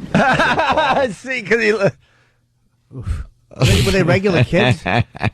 They weren't like retarded kids or anything, were they? No, they were regular. Just regular kids. That could be understandable. Three of them jumped out the window. I got a call. Toothpick. Came in, one was eating his own shoe. They're like, you can't do magic for these kids. They don't get it. A disappearing act of its own. I got a call in the middle of the day from the head of the supervisor of substitute teachers saying, Jim, we have a huge issue. You can't take any more assignments. You need to come in right away. When Picculus went in, he learned his little magic trick cast a spell that went much farther than he'd hoped. I said, well, Pat, can you explain to me what this is? Can you say anything at all? You've been accused of wizardry. Wizardry. Charged with wizardry. Got accused of wizardry? What the hell's going on? By who? I don't know what's going on with this story. By who? Oh, we'll find out. And how dumb are we? We're doing a story on this. We have one of the most famous magicians in the world Is he here yet? He's not here yet. Oh, is he not here yet? I don't think so. Oh, I thought he was in the green room. Oh, no, okay. no. I spoke with the assistant superintendent of the Pasco County School District, who said it wasn't just the wizardry and that Piculus had other performance issues, including not following lesson plans. ED. And allowing students That's what the toothpicks were for. He taped two of them around it. Like a splint. Show the children. Ta-da. Salvages a toothpick moment. I like turtles. Yeah, I know. The little kid loves them. including not following lesson plans and allowing students to play on unapproved computers. Accusations Piculus says he knew nothing about. I'm Piculus. I think was embellished after the fact to try to cover what they were saying to me. After the magic trick, Rushie's principal requested Piculus be dismissed. Now the incident may have bewitched his ability to get a job anywhere. Right, we get it. It's a magic story. Get the whole Yes, magic we understand. thing. Every word has to be some kind of tie-in. He's got kind of like a Harry Potter name too. There, Piculus. I am Piculus. Piculus. I'm Piculus from Hogwarts. That is a lame-ass name. It sounds like she should be fighting in the Coliseum. Yes, Piculus! Send out Piculus! He doesn't have a sword. He just has like one of the little toothpicks. He gets his head chopped off immediately. Everyone laughs. He attempts to poke his opponent in the eye. He has a giant metal hat on. Metal hat. He tries jousting with a toothpick. Piculus goes 0-1. There goes Piculus. Decapitated. Look at Piculus's head being kicked.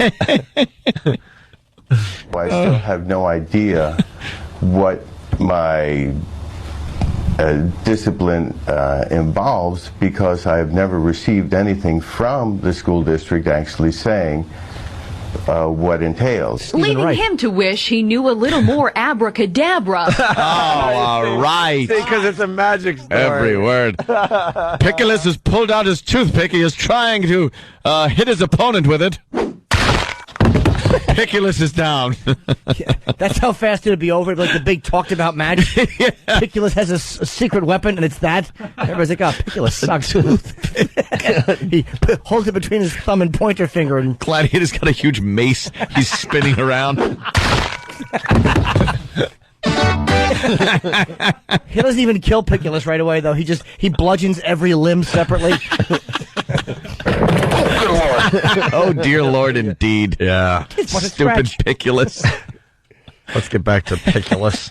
Wish he knew a little more abracadabra. At least enough to get his job back. Basically, I'm in limbo right now. In Pasco County, Janie Porter, Tampa Bay's 10 News. Now, the Pasco County School District also says, as a substitute teacher, Piculus was considered an at-will employee.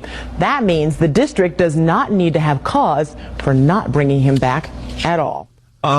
So why did the magic trick get him fired? I still don't understand the story. Charged with wizardry?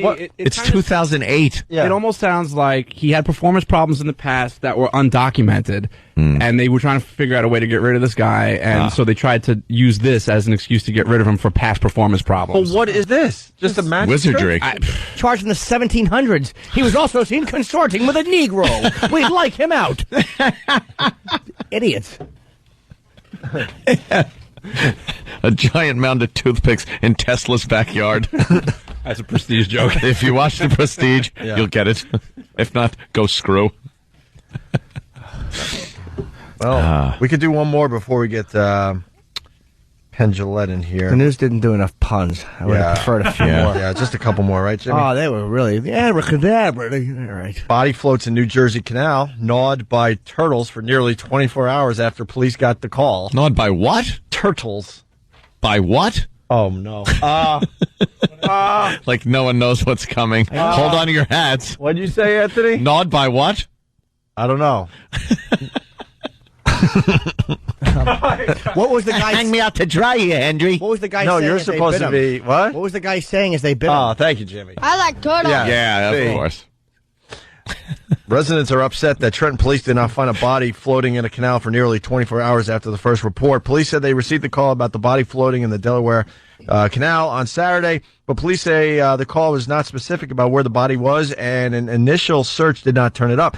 After a second call, searchers found the male body floating in the water on Sunday. Neighbors said a dog and turtles were gnawing on it. Oh, God. Do you ever expect that's how you're going to just be there when you're dead, being gnawed by turtles? You're invincible when you're a teenager. Yeah. Nothing will stop me. And it ends with a bunch of nips. Nip, nip, nip, nip. This nipping at you. Yeah, because they just nip at you. Nip. They can't really take huge, great white shark bites out of you. Just nipping away. Yeah, I'll never put on a life jacket again. Turtles come cruising. Turtles come cruising. They nip you. Saw a turtle swim up to my friend. Eyes didn't roll back. They just stare blankly at you because they're turtles. And then that little beak-like thing come chomping. Put a hole in him about the size of a thimble. He went, ow. Over and over again. Over and over. Ow, ow. Hey, turtle, get away. Then he picked it up and threw it because it's a turtle. Let's drink to your shell. Let's drink to my shell. See this scar? Snapper turtle. No, I really can't see it. Where? Yes, well, it healed very well. Oh, okay. USS Indianapolis. 1,000 of us went over, and 1,000 of us had turtle soup. Yeah, 1,500 went into the water. 1,500 came out. We needed Bactine and a couple of Band-Aids when turtles come cruising. Stupid turtles. Turtles just come pounding at you. And you just shoo them away, and they go away. Ship came, picked us up. Mates laughed at us for being turtle bit. I like turtles. Go into the turtle cage. Turtles in the water. Our turtle. Farewell and adieu to you, stupid turtle. Shouldn't we, close the beaches? I don't know. There's turtles in the water. Yeah, there's turtles in those waters. Right. Those beaches will stay open. It's the 4th of July. July. That's my favorite. July. There was a turtle seen offshore that did cause somebody a little nippy bite. Yes, but those beaches will stay open. What happened to the Kittner boy? The Kittner boy? I don't know. The Kittner boy's fine. Oh, okay. Yeah. Not going to bust that shell open and watch that little Kittner boy's pinky spill out all over the dock.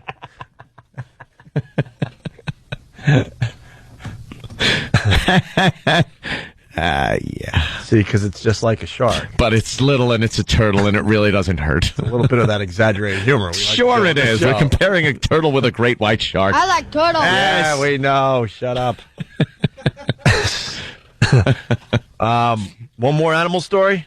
We're on a roll here. Yeah, I love it. I think a lot of good stories today, but I think this could be my favorite one of the day. Ooh. My favorite one of the day. Listen to this, this guy. The dare to hit a camel, and police say one guy did. Yeah, tonight he's behind bars. He's accused of smacking a camel at Six Flags Discovery Kingdom and then taking off. Six Flags! Six Flags! More flags! More fun! Yes. Punch camel! That's a lot of fun right there. How do you... camels are pretty tall, right? How do you get up? How do you get up? How do you motivate yourself to get angry enough to swing at its jaw? Just a dumb thing. Just stands there. Why would you punch a camel? What did the camel do to you? The camel probably didn't even know how to react. He'd never been punched. What do you do? Is that affectionate? He's petting me. It's a little hard, but... Yeah, does it hurt a camel to punch him? I don't know. I think a human could really... Where would you punch a camel? In that stupid face. You can't really reach up. Look at this. Look at what this thing my looks God. Like. Camels should be punched. Camels are dopey looking. Look at that. Wow, look at Google camel and Google and get the side pictures view. And get a good side view. Weird stuff going on. That's great. It's not a tumor. It's just a lumpy animal. It spits at you too. Yeah, they're awful. Yeah. And taking off. Yeah, kind of bizarre, kind of weird, and kind of sad. You know, we've been saying... Kind of? Kinda. I think you could just take kind of out of that statement there. But this is the news. Kind of weird, kind of bizarre, kind of sad. No, it is weird, it is bizarre, and it is sad. Arrested was a 32-year-old Mongo. Oh, wow. Yes, of course. Blazing You know, Saddles. we've been saying hit, slap, even punch the little baby camel. Those are words all being used to describe what happened here yesterday at the park. And police say it, of course, scared the little camel, and the suspects didn't even stop from the hitting. They actually tried to get away with it. Vallejo police say this baby camel... Well, if you're going to hit a camel, of course you're not going to stand there and wait to be arrested. Yeah. What, are you going to turn yourself in? It was a baby camel? Yeah. All right. Now I'm upset. Yeah, baby animals adorable. That's terrible. They grow up to look like monsters, but... Well, how big was it? Bastard. It was a baby camel, so it was probably like 10 feet tall.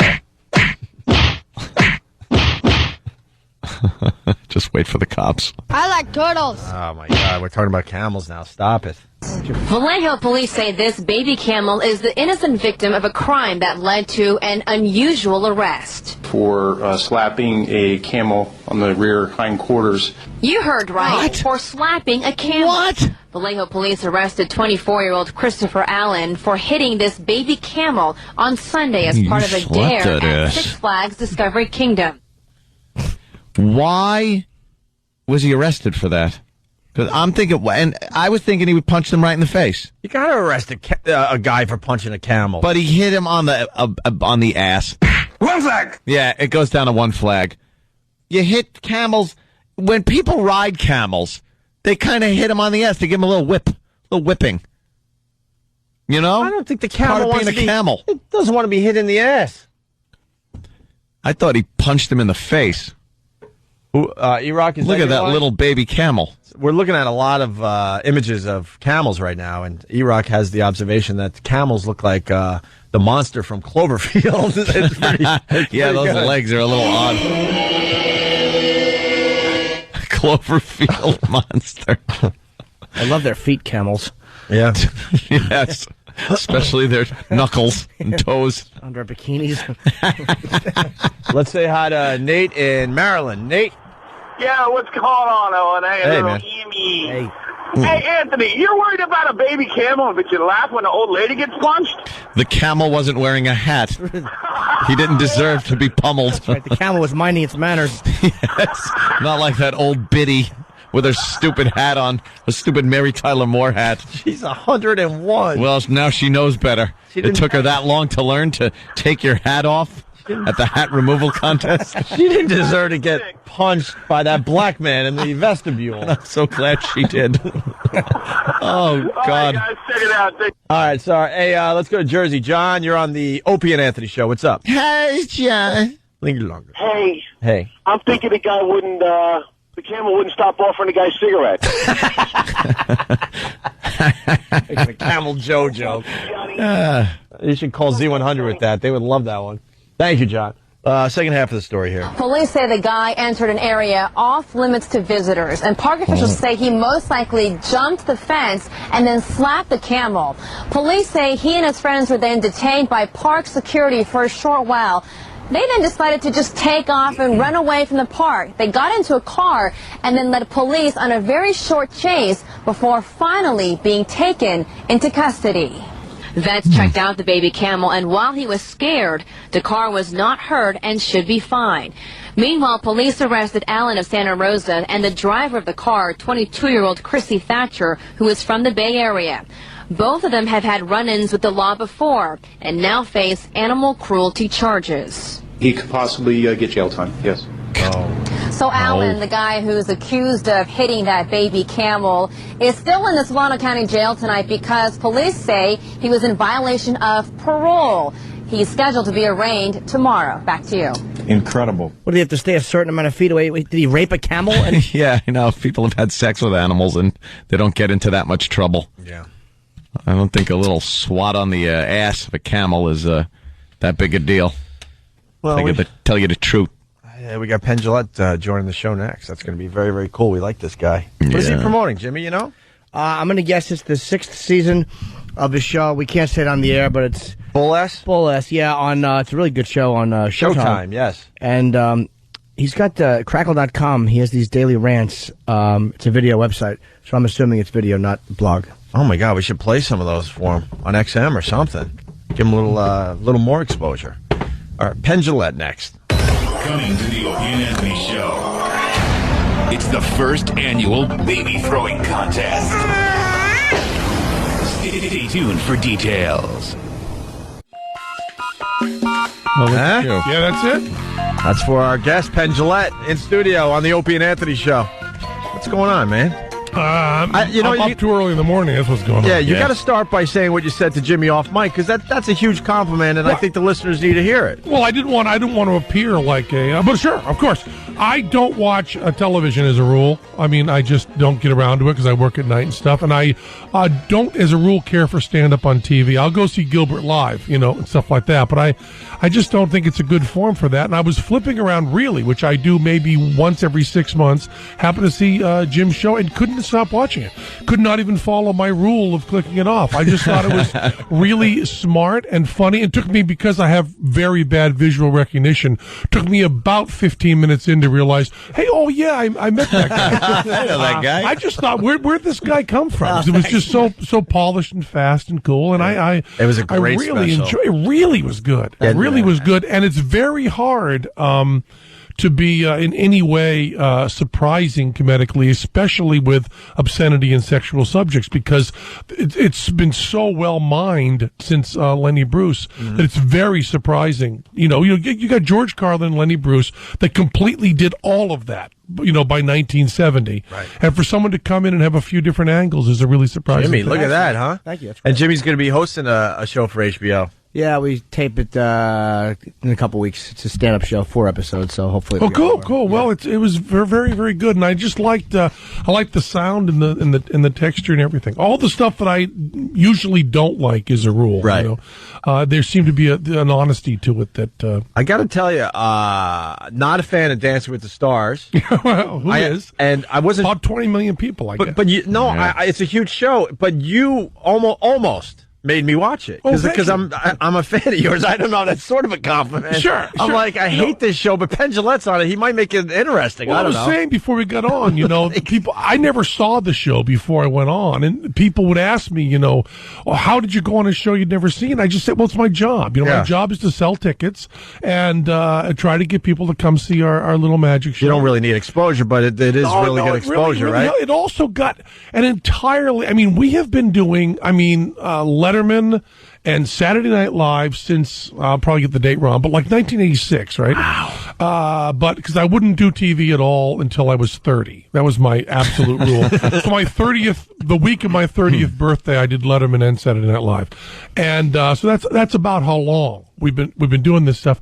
And the number of people that come to see us at the Rio that say after the show, because we hang out and talk to folks, say after the show, we never heard of you before Dancing with the Stars. I mean, how incredibly hip that. I mean, I'm fully aware. I'm not a psycho. I mean, in this way. That sounds. I know there were impossible. 6 billion people on the planet. Right. And if you round it off, 6 billion have not heard of Penn and Teller. Right. I mean, if you round it off, that's the number.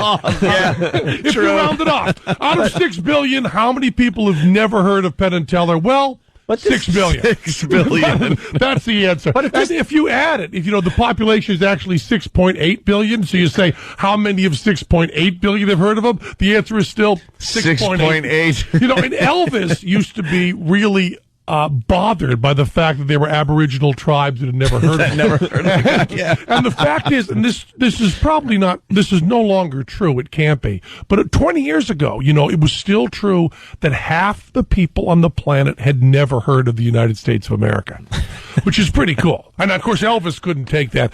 I'm okay with it. I'm okay with it. So there are, in the United States of America, whatever you want to say, 320 million people, there are more people percentage-wise that have heard of Penn and Teller than globally.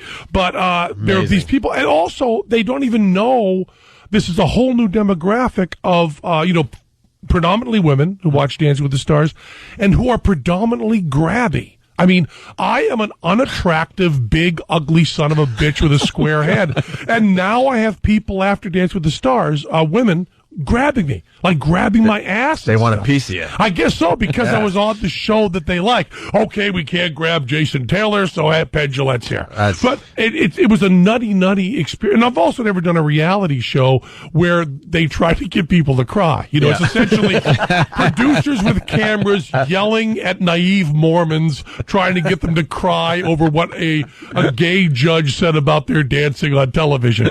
And it's very weird to be in a room where that kind of emotion. Did you almost break down? Oh, I certainly did. I was sobbing uncontrollably. Yeah, sure you were. But that's one of the things they reprimand you for. You know, I practiced 5 to 6 hours a day. I lost 50 pounds to do the show. I worked really, really hard, but they kept saying, you know, you're not emotionally invested. And I said, well, if I became emotionally invested in this show, I would dishonor my mother and father. You know, because there's this thing that happens that's nuts where you've heard people that talk against pornography, and the completely valid argument, because it's aesthetic and not moral or political, is that somehow the having sex is a very powerful and personal emotional feeling, and watching people do it in an environment that's not true somehow cheapens that. And that argument is not one that I've ever felt, but it's a valid argument because it's aesthetic. You can't argue with it.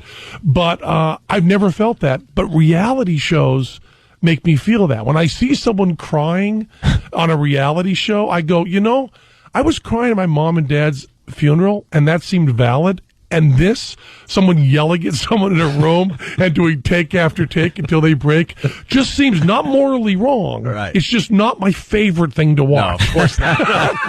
Of course not. And when you're part of it, when you're sitting there at the camera and the guy's looking at you and going, we're really supposed to get you to say this. And you go, but I don't want to say that. Okay. But I thought this was a reality show. And people also say, you know, oh, we were so upset when you were off so early. And I go, it's a goddamn TV show. You know, it's kind of like someone saying, I was so upset when you were shot on Law and Order. You know, in the first 10 minutes. You know, that's what the script says. It's a show. Could you dance before that, or were you like? No, I've never.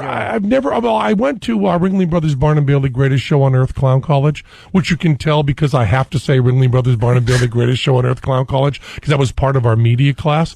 And during that, we had to do production numbers because, you know, virtually every clown is gay, so why not dance? And so they made us take certain dance classes. But I followed the rules. Were you a clown? I was never in Ringling Brothers Barnum Bailey Greatest Show on Earth, but I went to clown college and was extraordinarily bad. I mean, it turns out that I was a very good juggler, unicyclist, wire walker, and but when it came to being funny physically, if you've seen the Big Ben and Teller show, I do the whole time, my hands in my pockets just talking. Teller, I don't even move or hold anything. So I don't know why I thought I could be a visual comedian, except for the fact that I'm from a small town in Massachusetts and never met anyone in show business or never even saw a live show as a child. Wow. So I just figured, oh, well, there's this place you can go and learn to do stuff, and I'm a really good juggler, so maybe I can, you know, cheat my way in. So you did wire walking. There's a documentary on Philippe Petit, I think. Oh, sure, I knew Philippe. Oh, you know him? I want to. I haven't. Knowing him would be probably too strong to say, but I met him way back, right when he did the Twin Tower walk. We're obsessed with what. Yeah, that was amazing. We brought that up on our show a few months back, and just much easier now. It's right on the ground. Very, very bad taste. But I mean, too soon. It's a wire walking joke. It's a wire walking joke. That's a great joke.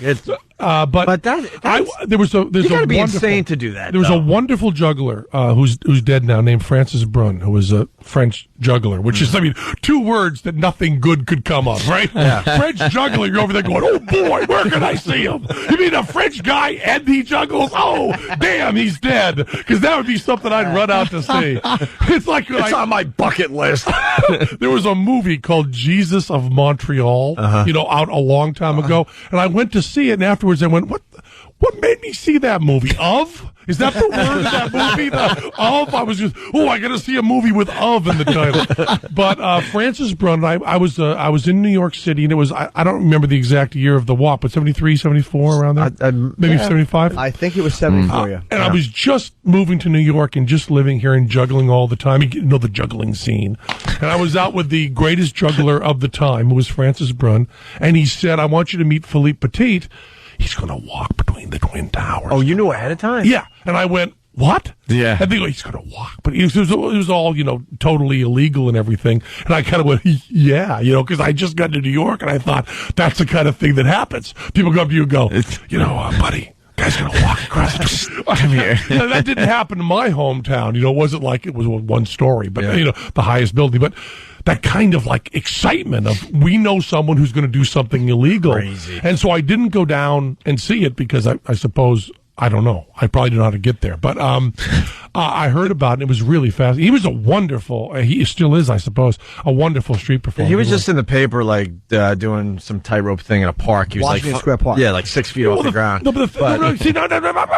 What? 6 feet off the ground. What Philippe did was a lot of slack wire walking, and slack wire is fascinating because there's not tight wire right, sure. and slack wire is much, much more difficult. But the second thing that's more surprising is it's more dangerous. The 6 foot slack wire, you're more apt to flip and go around and break your neck. Of course, falling from the World Trade Center. Yeah, could be a problem. The people that have survived that is a very small number. I think actually a smaller number that have heard of Penn and Teller. What's horrifying about what he did between the Twin Towers? Wind and the moving, the swing. When he just decided in the middle of it to lay down. More terrifying? To lay down on his back and look at. I thought maybe there was a bear too. They put a bear on the other side. A wire walking bear after you. It's obviously it's one thing to walk with, but you got the big pole and stuff, and he sort of knows what he's doing, but to actually decide I need to lay down in the middle of this, that's what completely horrifies me just thinking about. Just to make this clear to your listeners, he didn't just decide to lie down. It was part of his act. Right. He was going across. How do you get down with your foot hanging and you're holding on your back and you're looking up and how do you boost yourself back up? Well, I mean, how do you boost yourself back up? My palms are sweating right now. You have to have good calf muscles. Yeah. It's, you got to work on the calves. It was what killed me about that was that there was so much sway. There was so much sway, and I wish there was video. You're walking. Yeah, there's none. There's just still pictures. And going into the building with crossbow equipment hidden on your body. I mean, that's right. Well, it was before 9/11. There, you got away with murder before 9/11. You could just walk into any one of these buildings. We used to crossbow. If there was ever something you could prove was before 9/11, I think that's it. Right. We used to at our last gig at NEW. You said it like it was information. But I know that was before 9/11. But at our last gig at NEW, we would be bored waiting to start our afternoon drive show, and we would start exploring some of these buildings around here, and we would get on the roofs like it was nothing. Yeah. And check out the view. Can't do that anymore. No. You're barely taken out by a helicopter. Yeah. You mean most anyone, not just you personally. Anyone could do it. Yes. I thought maybe you thought they came down on you personally harder after 9/11. And I was going to say the complexion, the hair, probably not. Well, we roll our eyes because you can't even get in a building without showing ID. I know. Well, what's that about? What are you stopping? No, that's if you go to L.A. That's also just the buildings thinking they're so important. Right. Terrorist organizations all over the world are trying to get to the Food Network. We'll hit them where it hurts. But terrorists will show their ID. They use their own names. Of course they do. Had his own passport. Yes, nothing that TSA does would have stopped anything on 9/11. It's just this eroding of the rights because of fear. It's nothing to do with, Benjamin Franklin said that, to paraphrase, those that would sacrifice liberty for safety deserve neither. And the fact of the matter is that we are sacrificing liberty and not even getting one scintilla of more safety. It's insane. People are so willing to give up their rights. Well, it's important under the guise of safety, and then it just keeps happening. Like you don't just give up one right and then go, okay, well, that's the only right we have to give up. But then also, another one goes away. They kind of act like at the time of the founding of this country, things weren't dangerous. Those guys could be for freedom, but we've got to be more careful because now it's much more dangerous. Like all of us aren't covered with sores and dying in the mud and being shot at every second of our lives. We try to act like we aren't cowardly. We are absolutely cowardly. Brave men and women founded this country, and we are pissing it away. It's like they were willing to die for our freedom, and we're going, yeah, but we get scared sometimes. Yeah, let's throw that right away. They thought it out. They really put something behind it, fought and died for it. Let's just toss that one out. Well, now things are different. Yeah, now things are different. You know, our founding fathers never expected this to happen I gotta say, as devil's advocate, though, back then, the threat of losing 3,000 in a clip wasn't a real threat. I mean, it's like you back then. It was like you had individuals, you had problems. I'd have to see the numbers of the Revolutionary War. Revolutionary War. You're going to find you wrong on that. Oh no, that was a bad one. But I mean, just like in any one particular moment. You know? Well, I don't know. I mean, you do have even as late as the early 20th century, you have simply the flu that killed many more people than that. And we also do have we don't have ever a terrorist attack on American soil, but we do have, I mean, the Civil War, losing 3,000 at a clip was pretty easy. Well, yeah, but that was really a rights violation. The North fighting the South was just the North fighting the South. I don't know, have we lost any rights? Like, I get annoyed at TSA as well. I get very irritated, but have we lost any real basic rights? that would be called the Fourth Amendment. That would be called search and seizure. Now, you're actually going onto an airplane. You don't have to be searched because you don't have to go onto an airplane. But that's for legal scholars to argue. We mostly settled down in Las Vegas and stopped touring. I was on the road for 30 years, and I loved it. I mean, Keith Richards, Billy Gibbons, Penn Jillette, the only three people who've ever enjoyed being on the road. And eventually that will be the band. We settled down in Vegas, not because I wanted to have a family and not because we were getting too old to be on the road, but just because I couldn't stand to see old ladies tossed because I was in China, you know, and I was over there in China in 99, you know, and I was smug that we were Americans because at the airports they had cats with Uzis and all, you know, people being searched all over, and I would just kind of go, well, you know, it's good that we live in a country, and I came back here and our crew, which, you know, they listen to your show all the time, Nate and the boys, they're all freedom fighters. So every time we went through security, one of us was getting cuffed. You'd never know who it was going to be that was going to. That makes it exciting, though. You know, Come on. It'd be like, you know, I'd be really cool and really comfortable, tell to be cool and comfortable. Then all of a sudden, the light guy's going, "Get your hands off!" What are you doing? You know. And then you go another 2 weeks. We were flying like 5 times a week. Another 2 weeks, and all of a sudden, for some reason, it's my turn. And all of a sudden, the guy goes, "Show me under your belt." And I'm, okay, see everything. And I drop my pants. And all of a sudden, they're going, "You exposed yourself to TSA," and they're taking me to the back. And I'm going, "No, I had underwear on. If I expose myself, you'd know it." And then there's another thing they're yelling. And so we don't have a sense of humor whatsoever. Well, it's not. I don't even want them to have a sense of humor. I want them to go away. I think if you want to have freedom, you have to be willing to take some chances. Not at 30,000 feet. I'll take them here, but 30,000 feet, I get very nervous. But you know, if the give me liberty or give me death, if you were to even say that now in an airport, you would be detained. True. And yet that is one of the important, I mean, can you imagine how heavy it is to say, give me liberty or give me death? I'm willing to die for freedom. I mean, that is like one of the heaviest things ever said in the world, and we are just pissing it away. I would love to hear people say, you know, I'm willing to die if I can have more freedom, and I'm willing to die for others to have freedom. And I know that's a heavy thing to say, but man, wouldn't it be great to rise to that standard that was set by the founding fathers? I just think protecting us on a plane isn't a removal of freedom. But you're so much safer on a plane than you are at Starbucks. I mean, first to get that out of the way. You are. It's just your fear. You're safe on a plane, and it's fine. I mean, I've been in 2 crash landings, and they're just really cool and exciting. Oh my God! I've gone down the rubber raft that comes out. I've slid down the goddamn thing. What was the reason? Nothing. There was a complete mistake. Some of the things went out, and the stewardess came over. Flight attendant. Flight attendant. I'm so sorry. I said stewardess. I wish I were dead. Flight attendant came over, and she woke me up, and she said, "We're going to do an emergency landing." And I said, "Cool." And she said, "You don't seem scared at all." I said, "I'm not scared. If we're gonna crash, it'll be hip." And she comes over to me and she's like trembling, holding the book. And I go, "Well, let me see that. I'll look at it, And I'm looking through and I'm going, "Well, I can certainly get the door open. I can certainly do this for you.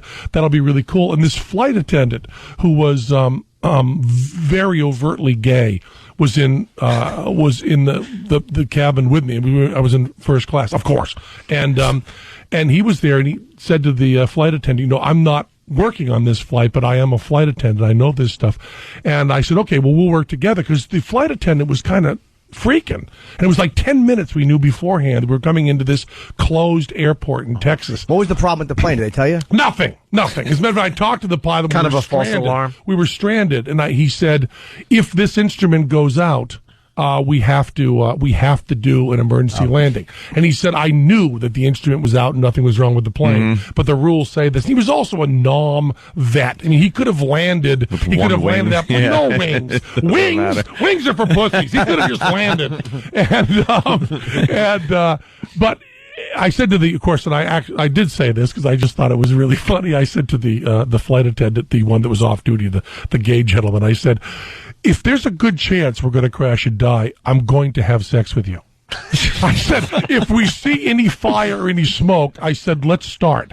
Because I've always thought that I wanted to have sex within 10 minutes of dying, and you're the one. You're the only one. And he said, "I'm fine with that." And I said, "Okay, well, that'll be the plan." And then we got carried away in all the emergency planning. But it's pretty cool to take that seatbelt and pull it as tight as you can. I mean, so it hurts and you can't breathe.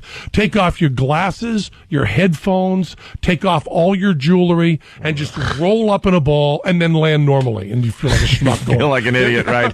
But, it is pretty cool to just say to yourself, well, this could be it. This could be could be the end. It's nutty. But I had no more fear of flying. Why aren't you scared of flying? Because as my mom said, know nothing, fear nothing. I think I've never been a particularly timid person. It's, the big cliche, but it is safer. Yeah. Than driving. They had 0 fatalities in the United States on commercial airlines. Last year. For the first time in a while, but tell that to Buddy Holly. Exactly. Yeah. You should mention Penn Says, because otherwise you're going to yell at me. Well, you've been, I know, but that took over the show. Maybe you should have promoted your own stuff. Because I certainly can't get a word in here. What is Penn Says is daily rants on crackle.com, right? Yeah, that's all it is. It's just when I had a radio show. I miss your radio show. I told you last time. I used to listen here in New York. The best part of having a radio show is having something to say and being in front of a mic. Right. The worst part is having nothing to say and being in front of the mic, which you guys have never experienced, but I certainly did. Ask our listeners. And, hey, can we take a quick break? Sure, do whatever you want. How much more time you got? I don't know. I got to go somewhere, but I like to talk to Regis or something? No, I'm not doing Regis. Doing something. I know you're doing Letterman. We're doing Letterman Friday, which was actually Magician's Week. Yeah, we do. Your appearance will be on Friday's show. Cool. Is Penn, can he hang? I'll try. I'll do some at least. All right, a few more minutes with Penn Jillette after the break. Opie and Anthony.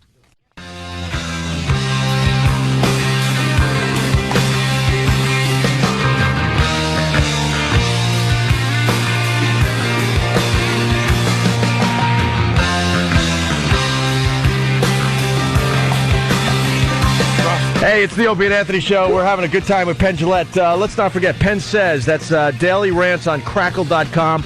Also, the website pennandteller.com.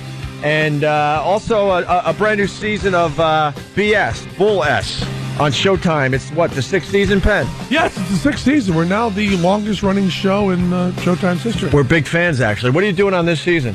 We're doing world peace. We're doing dolphins. We're doing sensitivity training. We're doing the sensitivity training. Oh, now you're talking our language. No, we're all for it. Of course, we're for it. Stupid sensitivity. We got John Rocker on. Oh, really? To talk about that. Nice. Yeah, which is pretty cool. Hey, you want to talk to a cat who's bitter? Yeah, and you do. That's the guy. Sensitivity training is the biggest joke. Yeah. Well, what are you really? But I was really happy about doing dolphins because dolphins, everybody. speak. Everybody talking about, they're these mystical creatures who are smarter than us. They just happen to live in the water. And our point of view on this is, technically mammals, morally fish. That's our point on, a little fur around the blowhole does not make you a mammal to me. You know what I mean? I need more than little fur around your blowhole to prove it to me. Do they really have a little fur around their blowhole? Sure. Oh, interesting. I'm so surprised you don't know that. What's that about? Of all the people that would know that and have video. We should know that one? Yeah, you should know I'd prefer they shave it. Makes them look younger. With your lisp a little.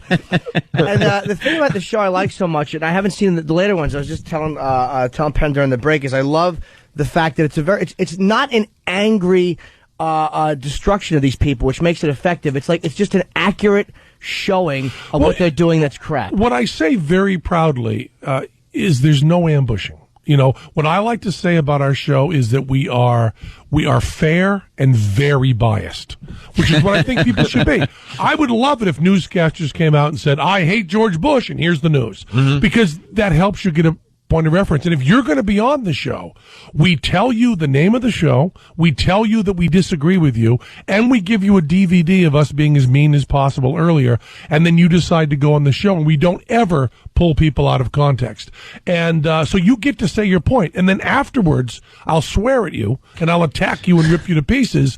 But, I went on a Nostradamus show as the skeptic, and I said to them, as long as you don't quote me out of context, as long as I get to say my piece, you can rip me apart afterward. Yeah. If you believe what you're saying, you're okay with that. Nostradamus, that stuff, what do you think of that crap? What do you think? What do you mean, what do I think? You just said the name of my show. What do you think I think? A guy says a river will overflow its banks, and that's predicting Hitler? You need the name Hitler in there somewhere. Did he call him Hister, or was that a myth? They said he called him Hister. Was it a myth or a truth? It's the translations get all confused. But once you know something, see, the trick of prediction is you have to know it in advance. What you can do with any sort of prediction is you can, once it happens, go back and say, here's what they meant with poetry. Yeah. And that's the definition of poetry. I mean, Bob Dylan doesn't know you and doesn't sing about your personal life, and yet you listen to his songs. He describes exactly what happened to you because they're emotional cornerstones. It's the same thing with Nostradamus. He's saying stuff that poetically is true about the human heart, and then after the stuff happens, you go back and look at it. But in order to be a good prediction, you have to tell me ahead of time. And the real question about anybody predicting is everybody who claims to be psychic, all of you. All I will say to you is, where were you September 10th, 2001? Yeah. Because if you are psychic and you shut up that day, then we need to put you in prison. And if you didn't know, then you aren't psychic. And those are your two choices, Jack. There's not another one. Because all I care about is September 10th, 2001. You would have been the king of the psychics.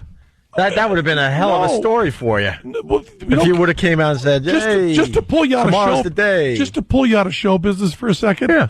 Psychics doesn't matter. You would have saved American lives. Good point. Yeah. Sorry. He's going, can you imagine what a great soundbite that would have been? Thinking about your resume. How famous would you get if you did that? I also love that in your fantasy, it's not stop. It's just like I told you so. Not because you've been talking on the radio with no one listening to a word you say for so many years. You just figure, well, you'd predict it, no one would do anything, then imagine the giant told you so you'd have. That's your whole fantasy. That's what you're thinking about. Is it would just be a told you so. There's no sort of heroism in this room whatsoever. Like, I would know this and I would go and stop it and save these lives. No. I'd come back on the 12th and say, nah. See, this is the tape I made on September 10th. I'm holding up the newspaper to prove I said this. All right, good point. As I turn red in front of everybody. You're an awful human. That was just an absolute... That was your character. Yeah. That proved what type of person you are right there. I want to say for the record, I had nothing to do with that. You did it all on your own. That's what I mean by not thanks for pointing it out and really rubbing it in. I just want to tell you what every single person listening to you is thinking. What is wrong with that guy? Soundbite. I didn't even catch that, but in your fantasy, it's not stop. Yeah. And then you were talking about global warming with Anthony. Anthony doesn't believe in the global warming. It's a tough one. I just don't know. That's what it is too. Every single part of it seems jive to me.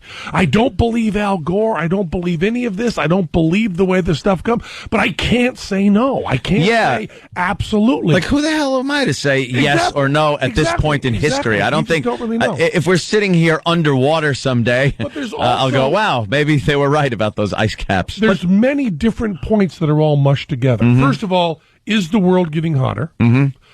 Is that a bad thing? Right. Did humans cause it? And if humans caused it, can humans reverse it? Which is a big, big thing. And can they do it by conservation? You and I can take an 18-wheeler on top of a hill. We can put it in neutral, and we can push and start that down the hill. That doesn't mean you and I can stop it. Right. So, once you've said we caused this, even if you get that far, you're not necessarily saying we can stop it. And do we have to? Do we want to? Do we have to? Yeah. And also, if we can stop it, is it by conservation, which has never worked on anything ever in the world? Wouldn't it be it's going to be by some smart guy who goes, why don't we blow this thing up? Because the solution to everything is always, why don't we blow this thing up? Yeah. Maybe we'll do some sort of. So there's a lot of questions. As far as global warming goes, our favorite visual is where they show Manhattan underwater. Like it's going to get to that point. Like we're going to start seeing puddles. No, the best part of that, though, is they show it with cars underwater and things. Like it would happen so fast, you'd be stuck in it. Like it doesn't happen over the course of many years. Like when the puddles start forming, we're not going to try to figure out what to do. I think we got to leave. Yeah. Puddles. Yeah. It's like puddles on 57th. There's too many We should puddles. probably leave Manhattan. Or build a wall. One guy will think of getting the boat. At least one guy is going to go. But they show Manhattan with 20-foot, lakes now in the middle of Manhattan with cars floating. And the thing that really disturbs me is that Al Gore said in an interview that he did exaggerate. He says, I exaggerated to make my point stronger. And once you say that, and you're not a comic, if you're a comic, fine. As Otto and George always say, I exaggerate in order to clarify. That's fine. But once someone that's supposed to be giving me the truth says that, once they say, well, of course I exaggerated a little, and they knew it in advance, not saying I was wrong, I made a mistake, but saying I kind of knew I was pushing it a little bit. Like when we were involved in Broadway Cares, we do a lot of stuff with AIDS, not helping AIDS, but helping people with AIDS. Because helping AIDS would be that's terrible. Penn and Teller handing out dirty needles. But when that first hit, and I was one of the people who was speaking out and saying we should do something about this. Although I wasn't one of the first, but saying that, a lot of people involved in that thing would say, well, we have to make it very clear it's going to spread to the heterosexual community, to scare people and get their help. And I said, no. We have to have compassion. And if it's only killing one segment of the population, you don't lie about it. You say, these are people that need help, let's help them. There's this sense of people trying to elicit help from people that says that lying's okay because other people aren't as compassionate as me. And the truth of the matter is, everybody's as compassionate as you. Just tell them the truth. And that's what bothers people like us are getting off the global warming thing just because of the style that's used by the people who believe it. And if they're right, we're wrong to not believe them, but they're also wrong for exaggerating and pushing and showing video of, Manhattan underwater with cars still going. With cars there. Like they wouldn't pull them out. And Ted Kennedy's still driving.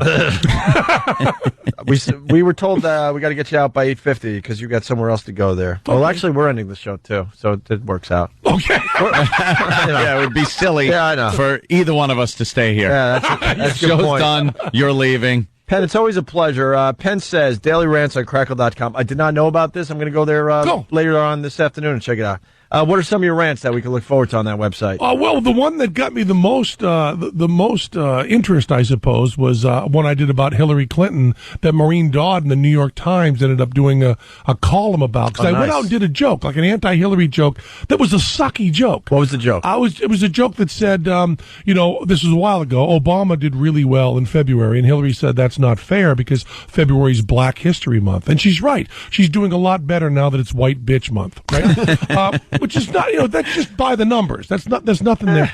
But what shocked me about it was I went out the first night to do it, and I figure I don't really do this kind of political stuff on our show, and it's during a newspaper tear, during a magic trick, just a throwaway. Few people are going to go like, few people will laugh, and then we'll just move on.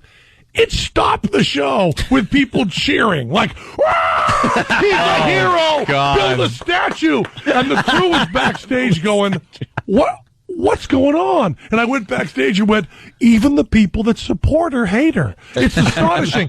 And I did this whole rant going, listen, I'm not proud of this joke. I'm not going to do it that much anymore.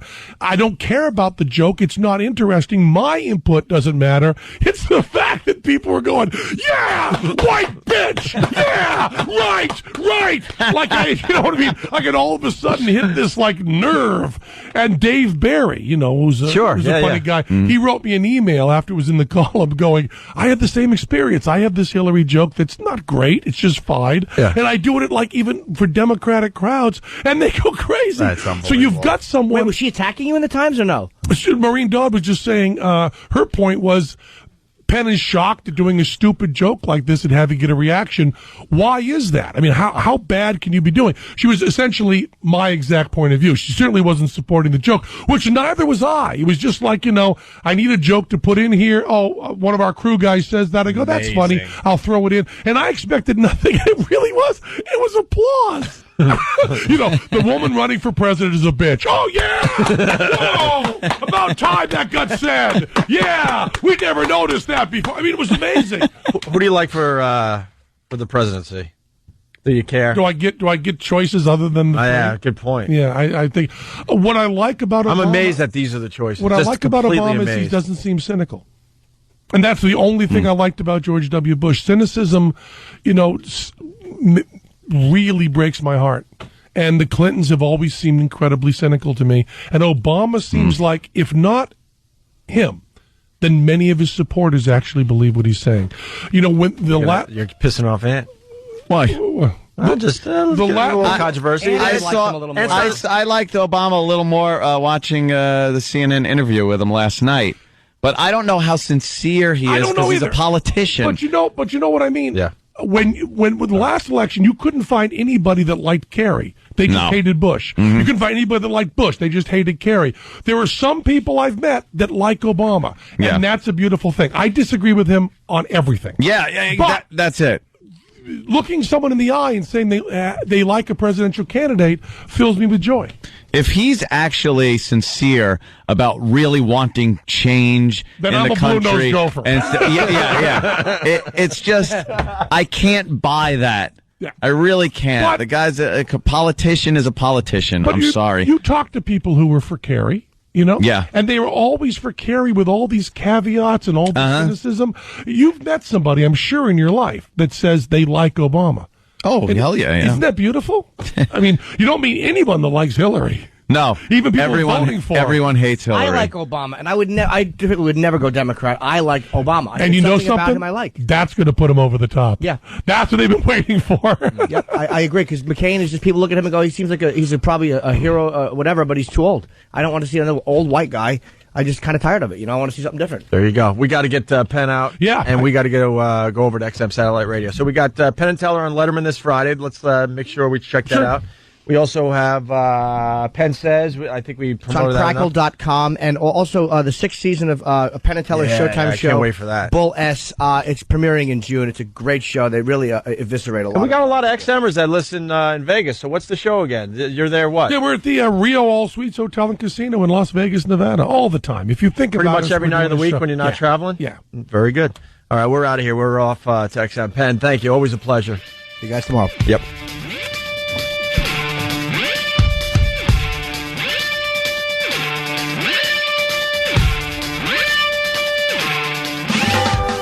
Enjoy a nice game of catch out in the sunny weather with mom and dad, just having a good time.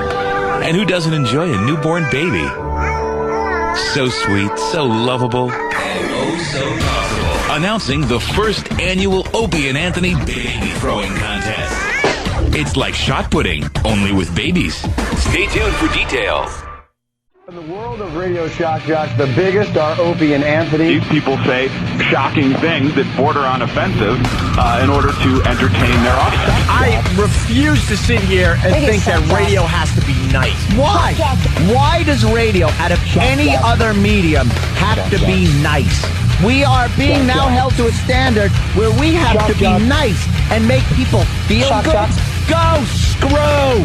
Radio bad boys, Opie and Anthony. Controversial radio personalities, Opie and Anthony. Infamous DJs, Opie and Anthony. Talk show radio hosts, Opie and Anthony. Opie and Anthony. Opie and Anthony. Radio shock jocks, Opie and Anthony. Opie and Anthony. Shock jocks, Opie and Anthony. Shock jocks, Opie and Anthony. Opie and Anthony. Shock jocks, Opie and Anthony. Opie and Anthony.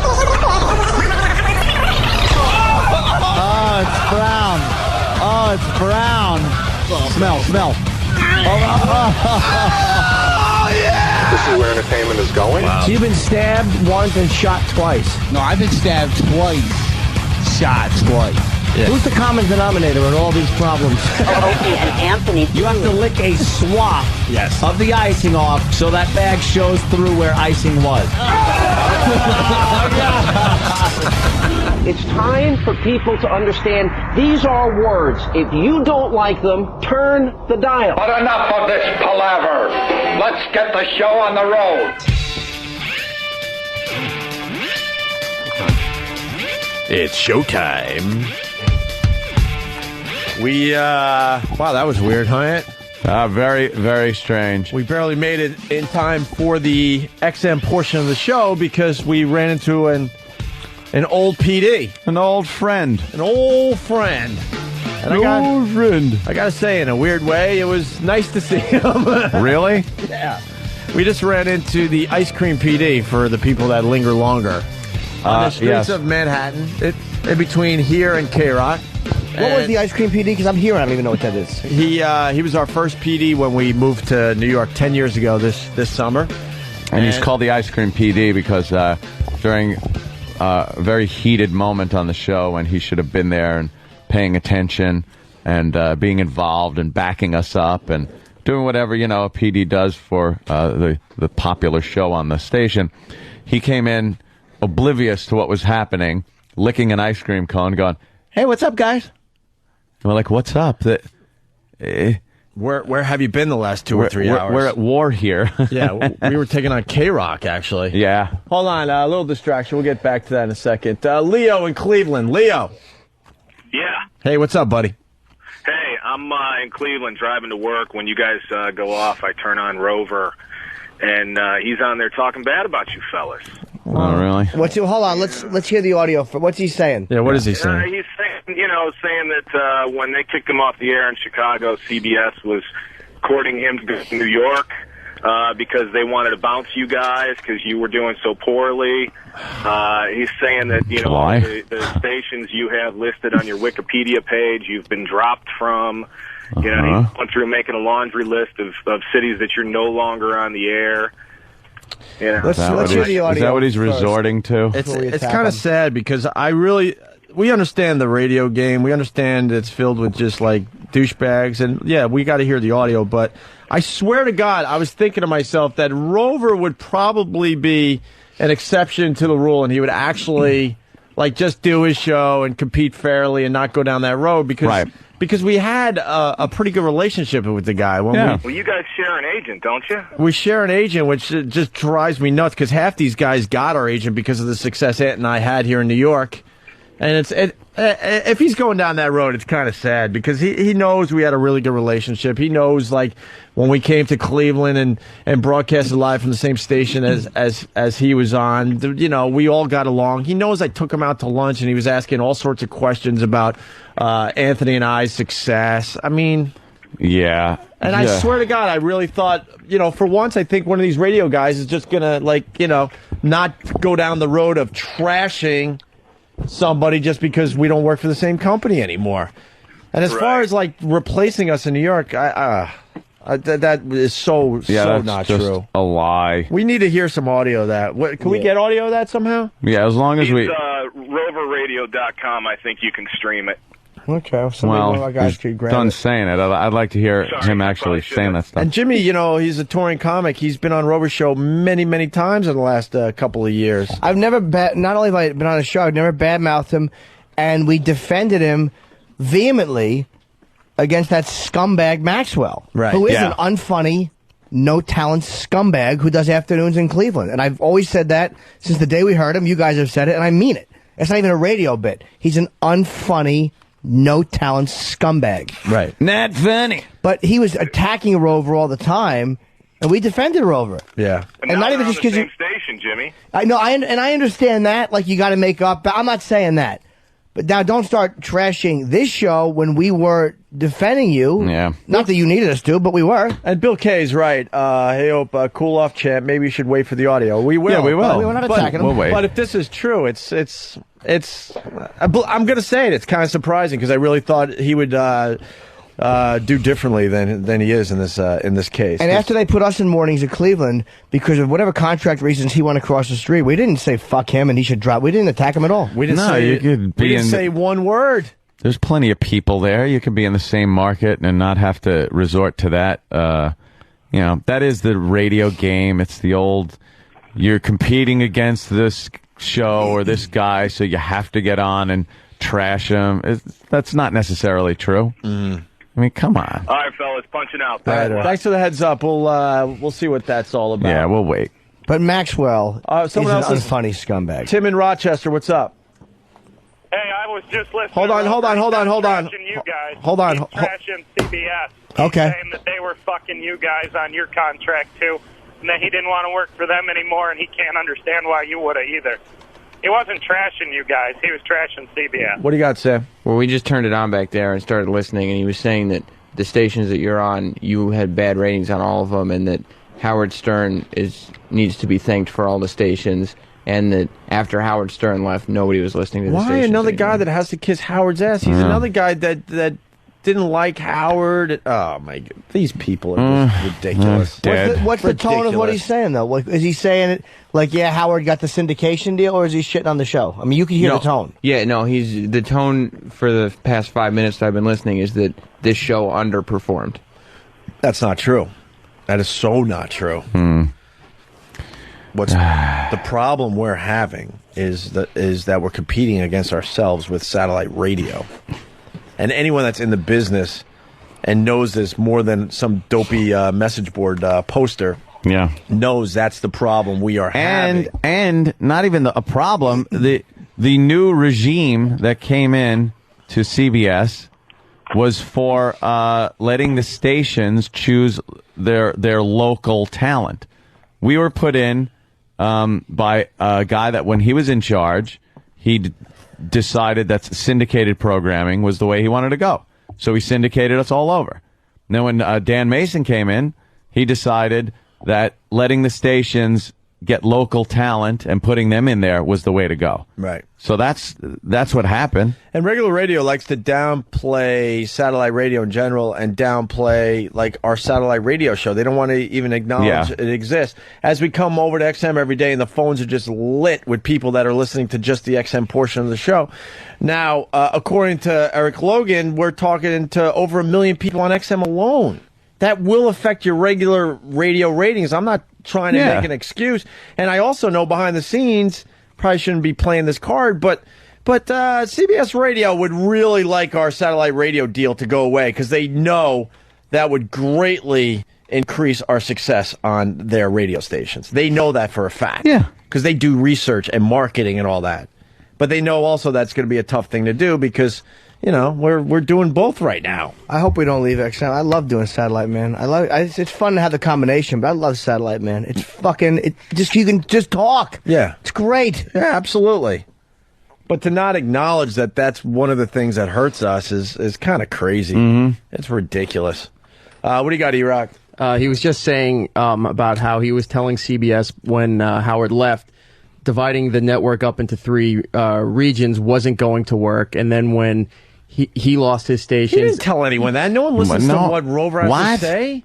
No offense, he's a radio morning show, and they thought he might be good enough for a few more markets. When his portion kind of shrunk up, Adam isn't doing too well. We aren't doing too well. Adam actually is doing pretty well now. I mean, you know, fair is fair. Right? Yeah, he's doing all right. They did a whole article on him in Wall Street Journal about is he the next Howard Stern? he was also stating that CBS doesn't know what they're doing or how to do radio anymore, and he was also disappointed. But he would have said that if they re-signed him. He was disappointed Do you know what happened with Rover? They offered him a lot less money because they didn't think he was worth that money for what he has done with his show. Disappointed at what? Yeah, I want to hear what he's disappointed. He was disappointed about the fact that it should have been a 1-2 punch to take CBS Radio out, that they were dropping him, and he was disappointed to hear that you guys re-signed with CBS, because if you had left and his show had left, CBS would have had pretty much Adam or nothing, and that this would have really hurt them.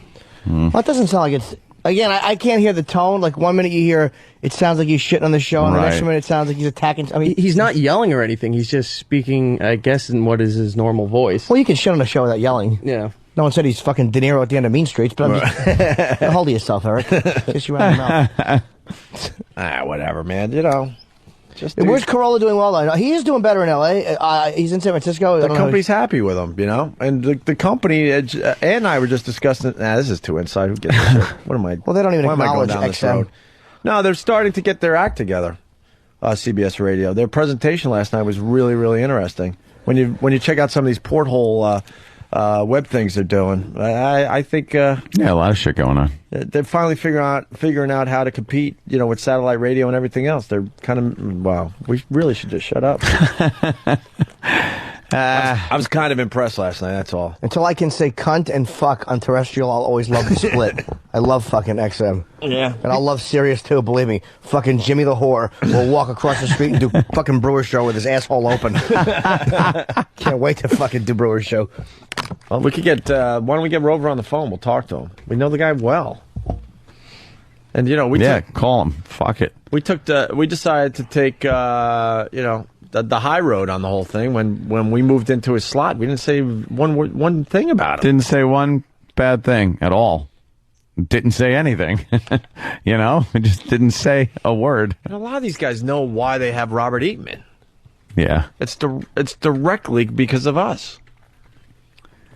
Well, if that's the truth. Anyway, so Gary Wall, so we saw him on the street there, and we had a nice little talk. Mm-hmm. Living in Nashville, he's doing business here in New York. He won't tell us what kind of business he's in. No. I don't think he wants us to blow up his spot or something. Some kind of business, but he's in New York, doing something. And I go, because he knows we've trashed him over the years. I'm sure he hears it all the time. I go, so Gary, right to his face. I go, Gary, so this is awkward. Do you hate us? Do you hate us? Do you love us? Where are we at? And what did he say? I'm ambivalent. Ambivalent. He just goes, I'm ambivalent.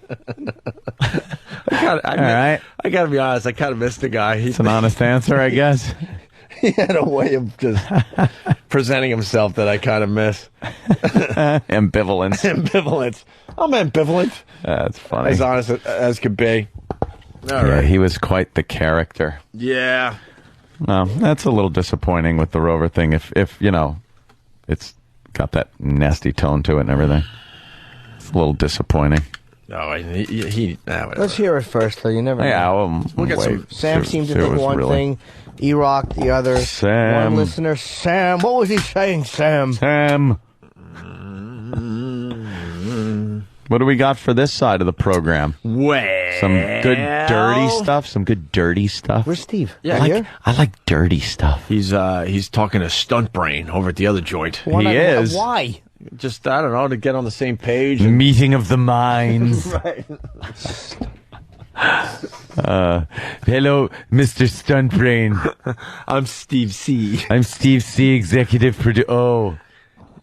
And that's how you become the executive producer. Wait a minute, you're executive producer too? How's this going to work out? Well, that's good to have two different ones. That will never conflict. That's good. That'll work out well. Different CBS is right. Executive producers. Yeah, because they'll both be looking out for the interest of the entire show as a whole. And it's good to have audio on one side that you can't play on the other, or that you don't play on the other. That's perfect. Exactly. Stunt Brain it'll work out well. Was a CBS hire to keep their interest. Sure. No one gives a fuck about anybody else. In there, it's not one big show. It's two separate shows. Fuck everybody. I like my company. Go fuck your company. That's good. That's the way you do business. That's wonderful. We're in the middle like the fucking children of a horrid divorce. It's where you want to be. It's perfect. The two companies, they don't want to acknowledge each other. So who suffers? We do. We have to walk from one studio to another. You don't think it'd be... You know, it was kind of fun in the beginning, but now it's just a complete hassle. Yeah, big pain in the ass. Like, why can't we just, at 9 o'clock, say, see you later, do a quick break, and just continue? We have to pack up our shit every day, walk, wait in line at an elevator bank in this building. Yeah. Come upstairs. They're still, like, setting up. I like it, actually, dude, because it gives us a little bit of air and stuff. It was time to reset. It was fun at first, but now it's just stupid. Yeah. It really is stupid. Lame. We're the ones that have to suffer because they don't want to, because neither one wants to budge. Well, we need them to broadcast from our facility. No, we need them to broadcast from ours. Yeah. The listeners don't know the difference. You know, I listened to the replay. I can't even tell when we left one, studio and went to the other. The bottom line is this: there's going to be certain things on XM that are like perfect, like, because sometimes in morning radio you replay things, like the next morning or whatever, and like you might hear something on XM that goes, wow, that would be good for CBS at the 7 o'clock hour. People didn't hear that at 7 o'clock.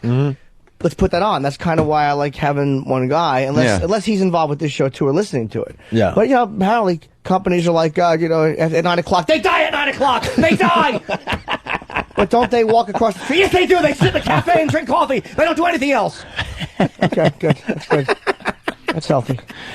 Oh, God, it's so fucking But true. XM is not much better. Ant and I were talking about this last night, too. There hasn't been anything that has happened with XM in the last year because of this damn merger. Look, I'm not saying... No new hardware, no new marketing, no new nothing. Except new studio. Yeah. They did give new studio. And I'm not saying they're not blithering idiots. Yeah, but they owed us that and years ago. They had been Years planning ago. that well before, yeah. Yeah. This is the fact of the matter is, the excitement factor in satellite radio is very important. You need that excitement that it's something new. The technology is cutting edge, and the fact of the matter is, there's no new technology coming out because if a merger goes through, they're going to need technology that can work on both platforms somehow. I don't know. I don't know how they're going to do this. I'm just thinking, what a waste of time the last, what are they up to, like 14 months? Oh, my like God, that? yeah. What a waste of time. Because what was cool about coming to satellite in the beginning, it was new, it was exciting, there was passion, there were people like, all right, this is the new hardware. They really were into what they were doing. the press releases that, we're announcing this new piece of hardware. Don't say anything yet. You guys are flying out to Vegas. I'm like, flying out to Vegas? The regular radio doesn't just fly out to Vegas or do this or that. It was really cool. And then 14 months ago, just, the big hand on the brake. The big sweaty hand on the rusty brake handle. Sparks flying off the wheels. It's a step back to take a bunch of steps forward. Well, hopefully. Yes. That's what you hope for. Yeah, but the thing is, 14 months of just it being in limbo. Being in complete limbo. I'm starting to think conspiracy. I told Anthony last night too. We had a lot of discussions about radio on our walk after our big corporate event we had last night, and I'm thinking the NAB has so much pull. They were able to slow down the merger, allowing, this is my new conspiracy, allowing regular radio to catch up. Because now it's all about the internet, and they're finally figuring out how to make that work for them. And I think that's all it is about, that the NAB had enough power to just slow the whole fucking thing down and go to regular radio. Look, this thing is going through, so we're going to buy you some time, but you got to get your shit together. Yeah. I'm very suspicious. Yeah, get on the cutting edge of the internet technology. Right. Because that seems to be what... well, that's what CBS wants to do now. Doing. They want to make shows like this internationally popular through the internet. Obviously you got the problem with internet in the car still, but not problems with a website where your show could be available, then you download it and listen in your car whenever you want. Yeah, but I ran out of steam. But they're at least realizing that they gotta figure out their shit. Yeah, cool. It's 5 to 9. Get in the coffin. Can we make it went up? It's already passed on instant feedback, but it's a great suggestion. Now that we have another executive producer named Stunt Brain that only cares about the CBS portion of the show, I think it's great that. Can we make Steve super duper executive producer? Just so he has a different title. Super duper executive producer, Steve C.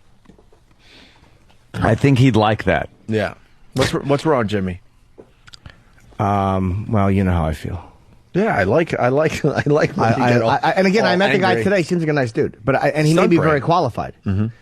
I just the pomposity of splitting it. Brain stories. Yeah, he's got stories already. Oh yeah. Go ahead, Jimmy. I'm sorry. Just the pomposity of splitting it, like XM is shit and doesn't matter, drives me crazy because we do things over here. And what if there's a guest? This is my bug to me. What if there's a guest that say is on at 9 o'clock or is scheduled for 8:15 and goes, God damn it, I got something else to do. Hey, can he come in at 9:15? Like, even though that's more Roland's gig, it's almost like anything that would have to bleed into this side, which would be beneficial for the show overall, won't happen. And that drives me nuts. And it doesn't have to be that way. Because you care about XM, it's not mutually exclusive. I'm in full agreement. I think I care about CBS too. If these two companies really got together and said, look, this is, let's just work on the Opie and Anthony show as a whole, they would both benefit. But they don't understand that concept for some reason.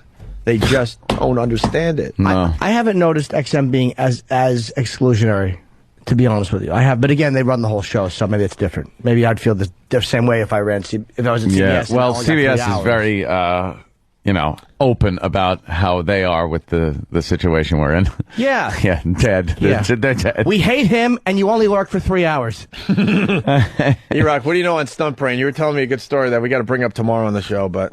in the early 90s, I saw... This is going to drive Jimmy nuts, by the way. I saw... That's the only reason I'm doing this. I gotta play my hand.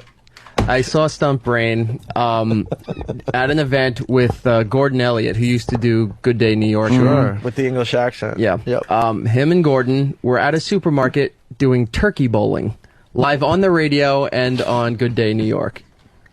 Turkey bowling. Yeah. That's where you take the frozen turkey and you have bowling pins and you slide it across the floor. They had canned goods set up at the end of an Canned aisle. goods. And was this for a giveaway for like the poor? I don't remember turkey bowling for the poor. I don't remember what it was for, but during the CBS show, it dawned on me that I remembered seeing this. But they had a whole box of turkeys that they were just throwing out, and then inviting people in off the street to come in and also bowl in the supermarket. Of course. Who knows? Look, early 90s, it might be. Again, if you do something 15 years, no, but you do something X amount of years ago.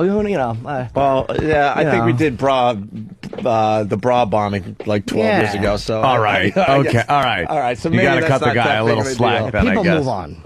Yeah, he seemed nice enough. So, the police have a major announcement at Times Square today with Mayor Bloomberg at 1. Keith Williamson from Delaware. What's that about? Is that real? What is that?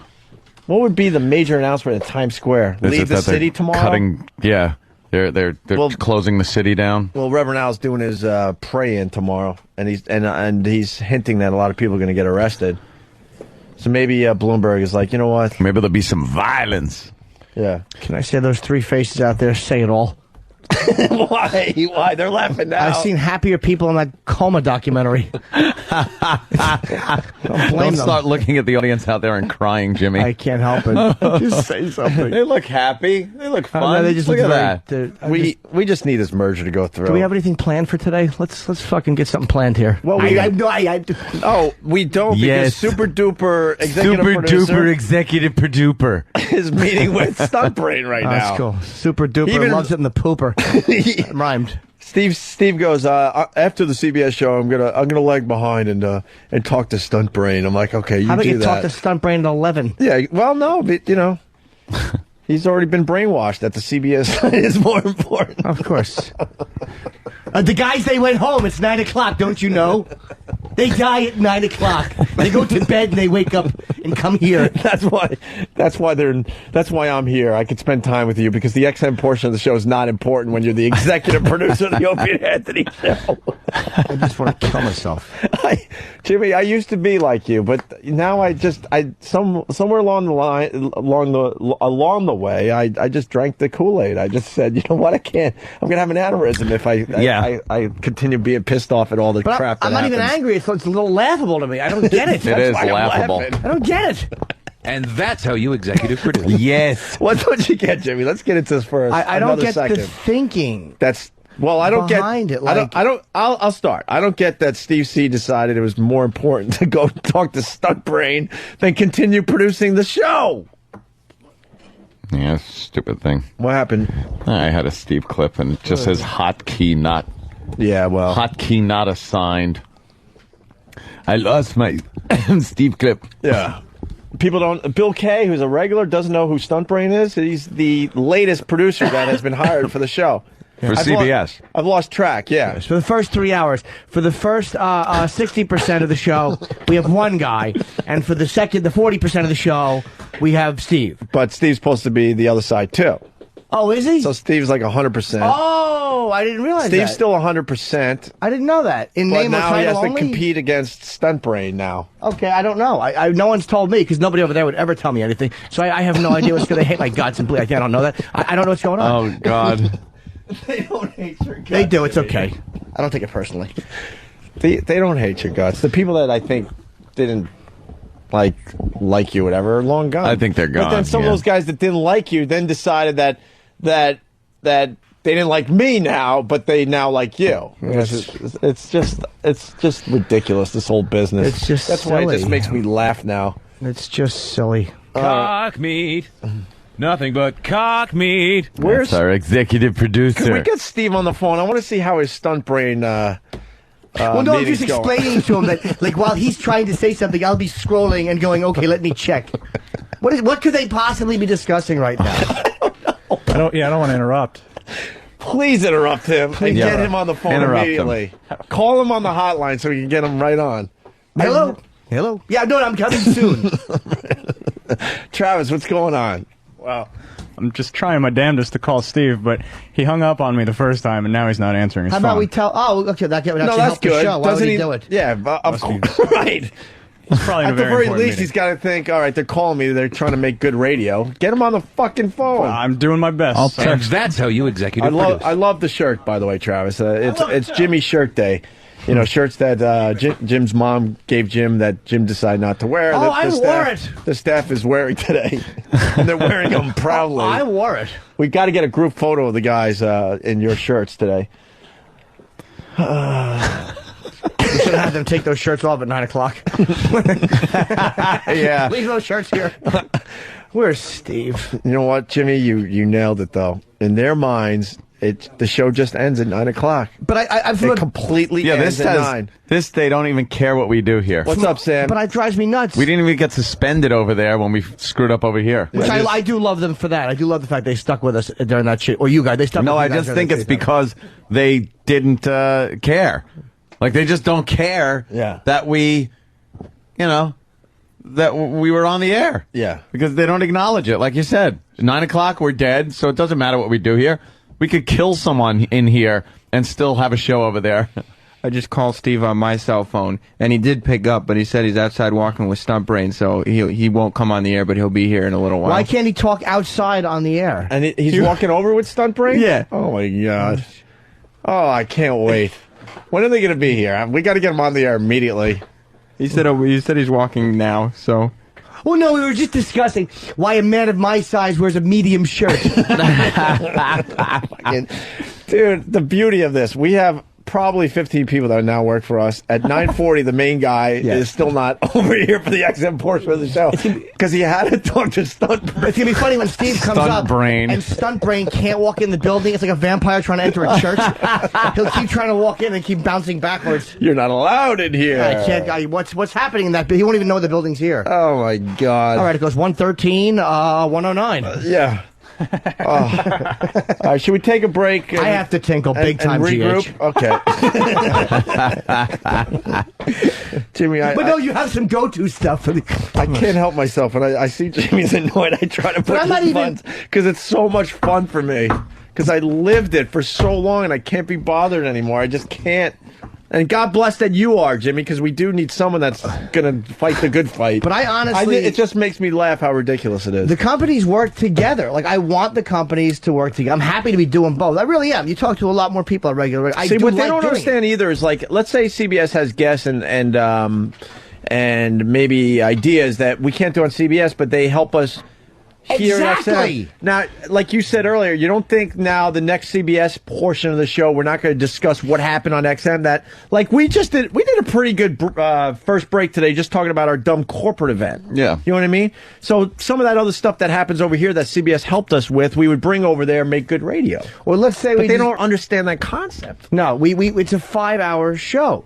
And I would like to have it viewed as a 5-hour show, not two separate ones. Well, I mean, except for the 20-minute walk and the times we do leave a little early. But yeah, in general, it's a 5-hour show. You know? Yeah, those times. Yeah, but with commercials, we're not talking then either. So I mean, it's, you know what I mean. It's like on CBS, the commercials you don't talk it here when we're walking and leaving go. No, it's funny too. Like a lot of these listeners that bitch and complain because we leave early or we do this or that. They don't even understand, and this is what makes me laugh, and it really does. We have no bosses at XM officially. We don't. We could probably blow off the XM portion of the show. And I'm not even kidding. Every day. No, I'm not even kidding. We could probably go 2 weeks before someone would even notice. And go, guys, what's up? You haven't done an XM show in a while. Oh, yeah, okay, I'm sorry. We're just going through some stuff. We'll do one tomorrow. I'm telling you, we're showing extreme discipline that we even show up here anymore. Extreme discipline. I'm not, dude. Am I wrong? No, you're not. I can't get Logan on the phone for the life of me anymore. I want the merger to go through. I didn't at first. I was nervous about it, but I want it to happen. In the end, I think it's a great thing. Absolutely I really do. a great But thing. what I'm frustrated about is the fact that sorry. Okay. It's taken so goddamn long, and I just imagine all the great things that could have been accomplished instead of just stopping business and waiting for the merger to go through. Of all of the, because I'm host of the HBO thing, the way it's like a younger comics kind of, and then like one like headliner on each show. Headliner's only doing like 8-10 minutes, a 30-minute show. The fucking first comic to call me back that I called, fucking Artie Lang. Nice. I want the merger to go through. I'm tired of the fucking fighting with Sirius and the bullshit. I'm tired of it. Fucking, my friends work there. Their friends work here. It's fucking, you think I don't want to hang out with Jim Brewer or Corey Alley? I know, yeah. Fucking have Florentine on. It drives me nuts, fart. I got to tell you, too, the other day I ran into Fred Norris at a supermarket, and it was like all the years of infighting between the two shows. I look, I'm like, I think that's Fred Norris. I was with my girl, and all of a sudden he looks up, he goes, hey! And he goes, congratulations on the engagement, and congratulations on the new deal you guys signed with CBS. I'm like, thanks, man. Thanks. And I go, don't you live? And I kind of mentioned where he might be living, and he's like, yeah. I'm like, all right, I'll see you around. It was like, it couldn't have been nicer. Yeah. I've seen him around there, too. I think the listeners expected like just A an brawl all the time. Like we just start strangling each other It in the was the same supermarket. thing with the poker game. Yeah, with Howard. With Howard. Like people E-Rock, expected what do you I was just got? gonna. E-Rock's got something. All right, He E-Rock. just called. He won't come on the phone, but he said he'll be there in a minute. He's almost at the building. What is he fucking walking? How did he go? I'm almost there. How did he loop? Down 7th Avenue and he fucking made a right on 42nd and came back up 8th? I don't know, but he called to tell me, he's like, I'm not coming on the air, but I'm almost at the building. Why won't he come on the air? Because I'm not here yet. I'm not the executive producer till I walk through the And you door. know how we just explained how we have extreme discipline? Steve doesn't. He knows he could get away with this, so Yeah. he does. And off the And God subject. bless him, because we're all like that. Eric knows. What happened? Off the subject. Now, I'm not making fun of Eric, but yeah, I have to say, in that shirt, you look like a fucking saran wrap over mashed potatoes on a plate sideways. He's trying. He's trying, Jimmy. What does Eric know, by the way? Oh, he just knew Jim was gearing up for a smash. Okay. Off the subject. What could it possibly If have only been? that was a saran wrap shirt, that would have been a home run. Unfortunately. Hey, is this really Randy Spears, one of the guys from the BLI Morning Show? Randy, Yes, hey, Opie and Anthony. how are you, Randy? Fine, I heard you were talking about us today. That's not a real voice. Is this Yes, it is, Opie and Anthony. Why do you say that? Last time you said that, too. We didn't believe that we were actually talking with you last time. Yeah, that was me. Are you guys still on the air? Yeah. Is this Fezzi? I don't know if this is the real Randy Spears. Say that. Do I got to come down there and show myself? So how was the big gas giveaway? Yeah, $1.06 for gas. Wow. It was a success. Yeah. Did you come down to get some gas for $1.06? Wait, if you're still doing your morning show out there on Long Island, play a sweeper or something from BLI. Yeah. Play one, Drew? Hold on. Oh my God, it really is him. Jesus. Why don't you do your own fucking show? Listen. Right. Here it is. PLI in the morning. All right. All right. Wow. Okay. Yeah. Almost, we just wanted to check in with you.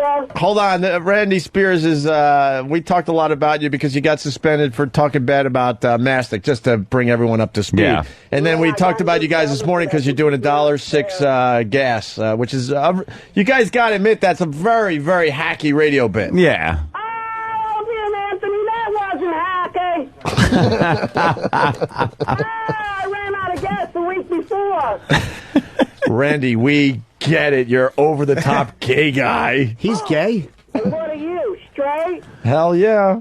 I'm straight from my dick. Oh. A little blue there. Get a little blue. A little saucy. A little saucy. A little saucy there, Randy. Oh, poor little thing. Oh, cool. We Steven, gotta end our stop right show. here. I'll smell you Of later. course. I mean, talk to you later. All right. Thank you, Randy. Bye, boys. Randy Spears. Bye-bye, Randy. I guess that's really him. Yeah. Fez is going to be jealous, man. Hey, Steve. I'm the executive producer now. So how come they both didn't come up? Hold on, we got you. What? Why didn't you both come up? Is Stunt Brain here? No. No, why would you? Let's go to the shows. How come he didn't come up and say hello? Did you guys want him to come up? Nobody told me this. Well, because you wouldn't answer the phone. We were trying to get you on the phone. I was talking to him. So what? What's more important? On the air, we're talking to him. Actually, right now, talking to him No, is it's very not. important. Why is it very important? Because I got to find out exactly what his role is in this whole thing, and he doesn't even know. So that's The alpha male who fucking puts on the glasses and walks away. Why did he come up and say hello? Yeah. Did you? All right. I didn't know. No one Does he listens. want to acknowledge that there's another portion of the Opie and Anthony No, show? one gives it's a whole fucking thing's a clusterfuck. The whole thing is a clusterfuck. Yeah, no, he does. He does actually, and I'm sure he would have. And I'm sitting, and I actually would have liked a response to one of my text messages when I asked somebody, "What's going on? What's Well, the problem?" Travis called you and he said you hung up on him. You wouldn't come on the air. No, Sam I said didn't. you wouldn't come on the air. Why wouldn't you? Excuse me. I didn't hang up on anybody. Why wouldn't you talk to Stunt Brain after the Opie and Anthony show officially ends, not when CBS thinks the show ends? Wait a minute. That's not what you said in your email last night when I told you I was doing it. Shh. I said, yeah, Sorry. whatever. Right. I did say whatever. That is a good point. Yeah, thank you. But, Steve, one of the listeners, I can't give him credit because I don't know which feedback it was anymore, but you're now the super duper executive producer. Super duper executive of the Opie and producer. Anthony It's show. a brand new title. Because I hear they're giving that we him like came an up with. executive producer title. Of Yeah, the he's CBS show. got an executive producer title now. So, good, two So, of them. so now we're making you the super duper executive producer. Can I get that on a business card? At least Jimmy's happy with the situation. Yeah, Jimmy has Like, no problem. Jimmy seems with it. very frustrated right Well, now. how No, is he that's supposed to be, happiness. man? It's not with you, but it's in general. It's a fucking clusterfuck. Drives me nuts. And that's how you executive produce. I have a feeling that they brought him. One of the reasons they brought him No, on. I don't. Not even knocking him. I only met him once and I liked him. So it's not. He's a nice guy. He's a nice guy. He's got a lot of. He's got a He may lot of be time in brilliant. this business. Yeah, I'm not saying he's not qualified. or he's not the right guy. Why are you thinking they brought him on? No accountability because we all work for XM, so they can tell us to do something, but Yeah, but we've been pretty good. no, I think we've been But with him, they because he works for them. right. I have a feeling that's one of the reasons. But who is? No one's told CBS to go fuck them. We listen to them. They Of course we do. bitch slap us. We listen. Yeah. You guys listen. It's our job. Yeah. So what did you guys discuss? I asked him if he got a good idea of what goes on around here. He was asking me if we did certain things, if we cut up the audio before the show, if you guys listened to the audio clips before you played them, or you just relied on the rest of the crew to tell you what the certain stories were about. He's already questioning the rest of the crew. Yeah, we don't listen to most of those clips ahead of time. These guys have honed their skills, and it means less time that we have to worry and put in. We talked about a few ways to streamline or Turkey at least- bowling? Ooh, yes, turkey bowling. Yes, turkey Eric bowl? made sure that he let he let Stunt Brain know that turkey bowling was in his past. Oh, really? We have audio of that. Let's try YouTube. Maybe you can find Gordon Elliott turkey bowling. You know what? You know what the stunt brain means? You know why? Did we ever explain where Stunt Brain came from? Please tell me it was from Dallas in 1962. That's the right year. See, Anthony's a sick fuck too, because the only reason he's going to explain this is to get under Jimmy's skin. You have joined me. I don't know if it'll bother me. It probably won't. I don't know. think it will, Jimmy. See, he's got this whole thing that he is the stunt brain. Now, when do you call in the stunt man? When the talent, the actor, is doing something and then has to do something like above and beyond. Sure. Now you pull the actor and put in the stunt man. Right. He considers himself like when we're doing our show and we need something, you know, that we can't really come up with in our brains, he acts like the stunt brain. The stunt brain can jump in at a moment's notice and take over and, you know, just kind of get the ideas and, you know, he's like, listeners are shaking their heads. It's the stunt brain. I don't believe you. It couldn't be that. And Jimmy, it's copywritten, and he does have a hat that I guess he wasn't brave enough to wear today that says Stunt Brain. Stunt Brain, and his cards say Stunt Brain, and he's got stuntbrain.com, I believe. Yeah. And he's like building a whole thing. Thank you. Why would you protect something? He's got a whole thing with Stunt Brain. He's protecting something that nobody would steal. who would take Stunt Brain? What would you use it for? It's got to be. It means something else. No, it's... No, I'd like to say it does. If you have anything explanation you just gave me. Yeah. It made my stomach hurt. I don't believe it. I love telling Jimmy things like that. I think he also likes to be called Coach Mike. Coach Mike. I heard that when he's riding around the school in his van. Who calls him Coach Mike? I don't know if he likes to be called Coach Mike. I think at one point Frankie Blue used to call him Coach Mike. You mean the guy that was drunk on the air, Frankie Blue? Yeah. Yeah, that one. What? Wow. Dan is laughing at Stunt Brain's website. Yes, Dan. Well, no, it is his official website. No, I'm just getting into it right now. Let's see what the photos have. All right. Why didn't Stunt Brain come up today? To what? Come up to what? Why would he come up here? Doesn't exist. That's like saying, why don't you walk into thin air? Doesn't make sense. Come up to where? Where are they? Playing the piano in the Steinway building? We know where they are.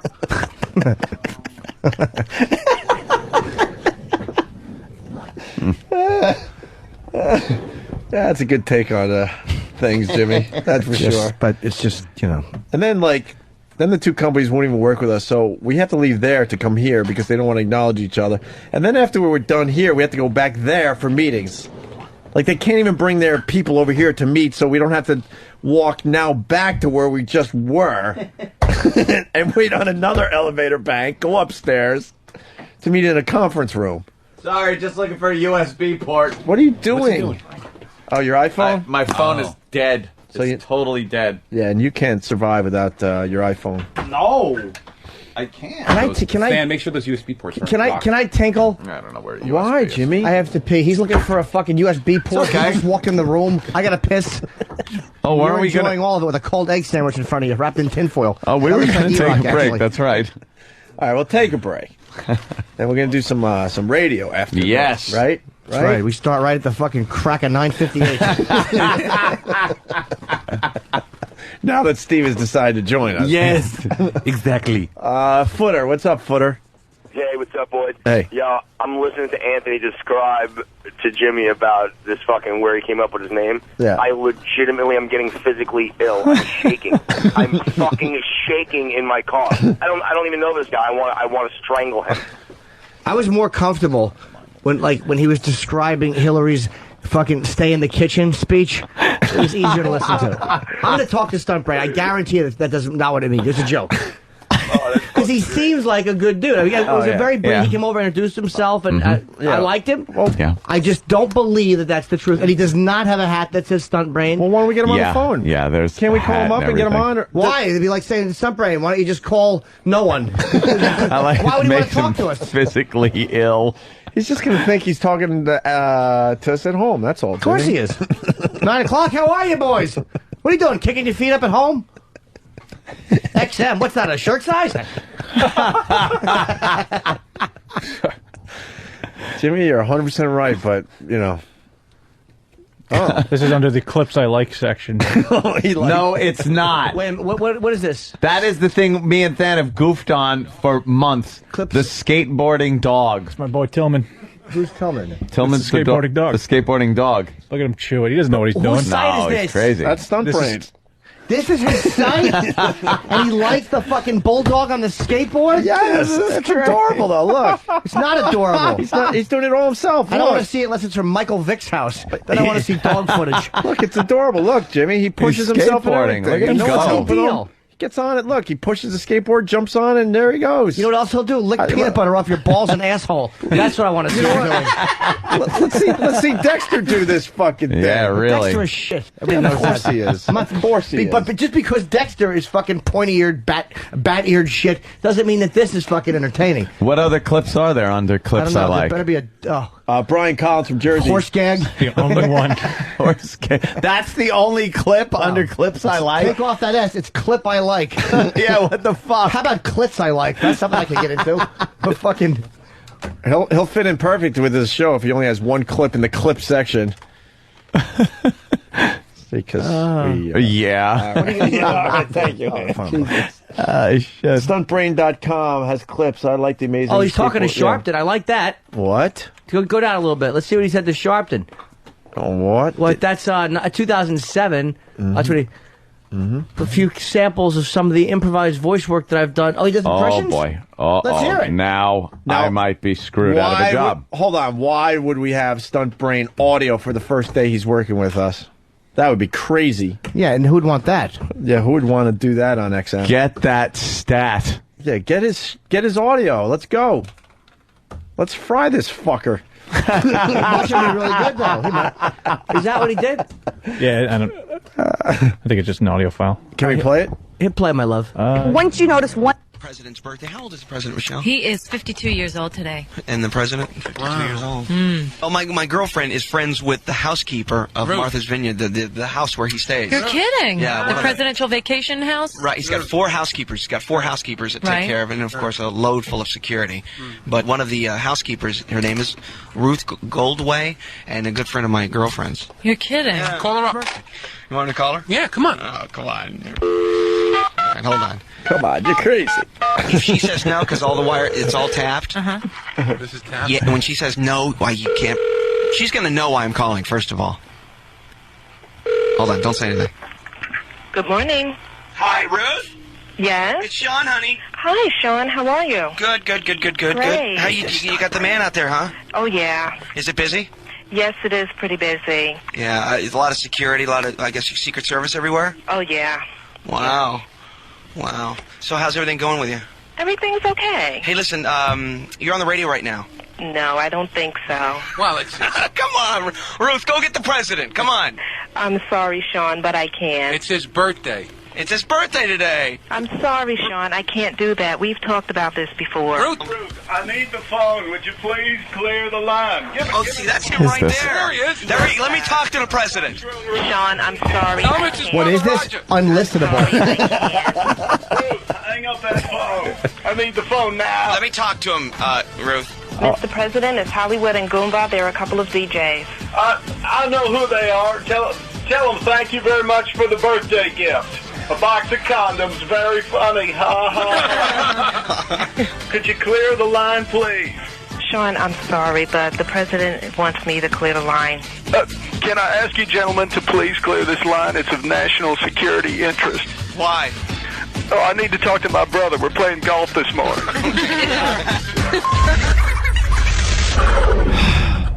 Hi, good morning, KTO. Hello. Yes, you're on the air. I had an experience with a UFO. Hold on, don't go anywhere. I'll be right with you, okay? All right. This guy's a nut. Sounds like... Oh, no, this guy, we're going to have fun with this guy. Sounds like he had an experience with a bottle of Johnny Walker. Yeah, I know. Hi, good morning, you're on the air. Oh, my God. Hello. Yes. That was 9 that years was the ago. spoon feed Don't the go anywhere, audience. hold All right. You're gonna hear a nut now. This guy's going to be great. I love this guy already. You there? 9 years ago off Montauk. I'm in a shark fishing tournament. It's 4 o'clock in the morning. And we're about a mile off Montauk Point. And a bright light comes out of nowhere. Sounds like Goomba. I thought it was a lighthouse. No, this is Next thing I know, I'm getting sucked up off the boat. Playing crazy. Stunt Brain was playing Crazy I Caller. got 3 hours. And he was also Missed Clinton. John. Yeah. Stop laughing, John. You can't expect a listener to call when you're gonna laugh at him on the air. Honest to God. All right, so you're a fisherman, sir, and you're off Montauk, and you were sucked. You were actually in the. Do you want me to I was in a boat scan with forward a my little brother bit? Duffy. How? No, I missed the finality? Yeah, that's exactly He it. doesn't remember anything. He does a Hank Hill. I'm going to try to find that. Oh, yeah. I'm just scrolling here, so I don't know. Scroll. That's my job. And can I say this? And you're calling from where? Oh, man. Goomba Johnny, I have to say this. You wrote a book, and I fucking love it. What was it about? If you want to be in the mafia or something like that. It's about mafia families. You're like, yeah, it's gonna be hokey.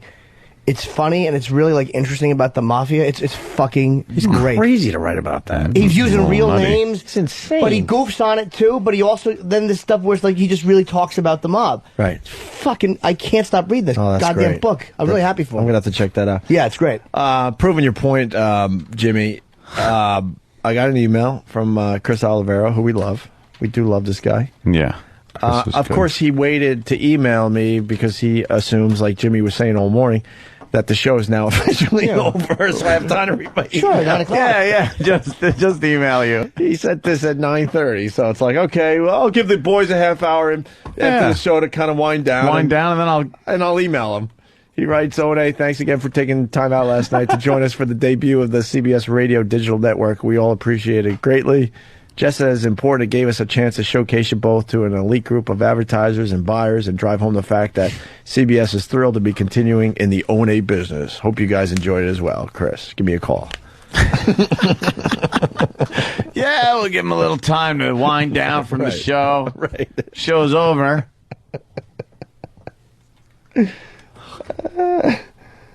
I didn't recommend Baby Mama. What? Joe in Vegas. Opie, I just would like some acknowledgement today. I just want to say fuck you for the movie recommendation, Baby Mama, faggot. I had a choice between Iron Man and that piece of shit. I'd tell my girl, oh, Opie said it was good. What did you say that day? I said I went, and I said it's one of those, I think I said pretty much it was one of those movies, no harm, really. You said best movie of the year, I think. No, my God. Something like that. Movie of the year, best movie of the year, Oscar worthy. You said I laughed, I cried, it had everything. I put a tampon in. That's right. I laughed, I cried, I shat in the mouth of an invalid. And Joe, come on. The hype from Iron Man. You ignored all that because of a throwaway comment I said about Baby Mama. Yeah, it's your own life. I said it was funny, but it's just there. You know, I went with my chick. Yeah, bathroom. Yeah, let's do that. Yeah, take a little break. Okay, go. Go to break, I guess. Break. Thank you for applying to the retarded fast food service industry. Please watch this training video to help acclimate you with your new position. Now you gotta do your work and you gotta do it good. You should have been left in the dumpster behind Planned Parenthood. When you're done with work, you can go home, even though you're lacking a chromosome. And you gotta work fast and you gotta work hard, cause after all, you're just a big-tongued retard. Big-tongued retard. Lacking a chromosome. Welcome to the team. Opie and Anthony, continuing. We got Michael Madsen checking in today. Yes. God, we love this effing guy. This fucking guy. Michael, what's up, buddy? Fuck you. There he is. How are you, sir? We woke you up. Aren't you in L.A.? Yeah, I'm in L.A. for sure. Can't you tell? Yeah, you had to get up just to do this horse shit, No, huh? I had to get up to clean up dog shit. Well. And they're both sitting here staring at me like they didn't do it. What kind of dogs you got? I got a German Shepherd and a kind of a Rottweiler. See, that's Doberman mix that I brought back from Romania. Yeah, see, you got real dogs. We got a guy on staff. He has a French bulldog. Oh, it's ridiculous. Same. Yeah, I like the English bulldogs. They're cool. They French are. ones are. This one isn't even. It's like a little faggy dog. They got funny looking heads. They look like they're shrunk and they look like some kind of creatures from a movie or something. Yeah, big stupid ears. Like hobbits. Yeah, they had to try to make the bulldog look cute. Muppets. Let's take a bulldog and shrink it. Yeah, great idea. Yeah, the damn thing. We'll call it English. Sounds like it has asthma. Who said it that it sounds like it has sleep apnea while it's awake? Yeah. Or something like that? That was a great line. They're pretty frisky, those little ones. No. Hey, dude, we've been talking about you ever since your appearance on our show. We wish you lived in New York so we could have you on more often. Listen, if I did, I'd come up and hang with you guys every day. You guys got a great job talking on the radio. I had a lot of fun that day. That was a blast. That was a memorable spot for me, too. Yeah. Thanks for having me back. I figured it was either that or you'd never speak to me again. No, hell no. Nah. Like you said, I won't be in New York anytime soon. I fucking hate New York. Well, it was a fun holiday for me. You ever get rid of that car? You know what, man? I never... I didn't get as much action on that thing as I thought I would. Really? I took it off. I'm going to give it to the Hollywood Museum. They're going to rent it from me for a while, I guess. Oh, all right. That works. I figured it would go real fast and I'd get a lot of money for it, but nobody really. Maybe I put it in the wrong. I don't know. Maybe I didn't advertise it right. I don't know. I don't remember, but do you have the ear from Reservoir Dogs, the fake ear? No, I don't have it. I think Quentin does. See, that would be something that would sell on eBay. He has the razor. He's got the razor, huh? Yeah, he has the razor. That's the one he gave to Uma Thurman. She used that razor in Kill Bill when she was inside the box. Oh, no shit. The same one. No shit. There you go. Yeah. I gotta say, your dance at that moment was the highlight of the film for me. Well, I obviously can't dance. I thought you were terrific. Just that little slow shuffle. Well, I didn't know what the hell to do because we never rehearsed it, and so when we finally shot it, I just really didn't know what to do. And it just came on me in a moment. Oh, you just kind of decided to dance a little bit before you sliced his ear off? No, in the screenplay it said, Mr. Blonde maniacally moves around the manacled cop. And so that was my screen direction, so I had to figure something out on my own. That was maniacally, I'd say. Absolutely. What could be more maniacal than bad dancing? What could be more irritating to somebody who's duct taped to a chair and someone bad dancing around you? But you did make matters worse when you were to add to the torture, right? Guess what? Listen, I'm going to cut you up, and you know what else? I can't dance. And it makes me angry. I'm going to try, and you're going to watch me, man. Oh shit!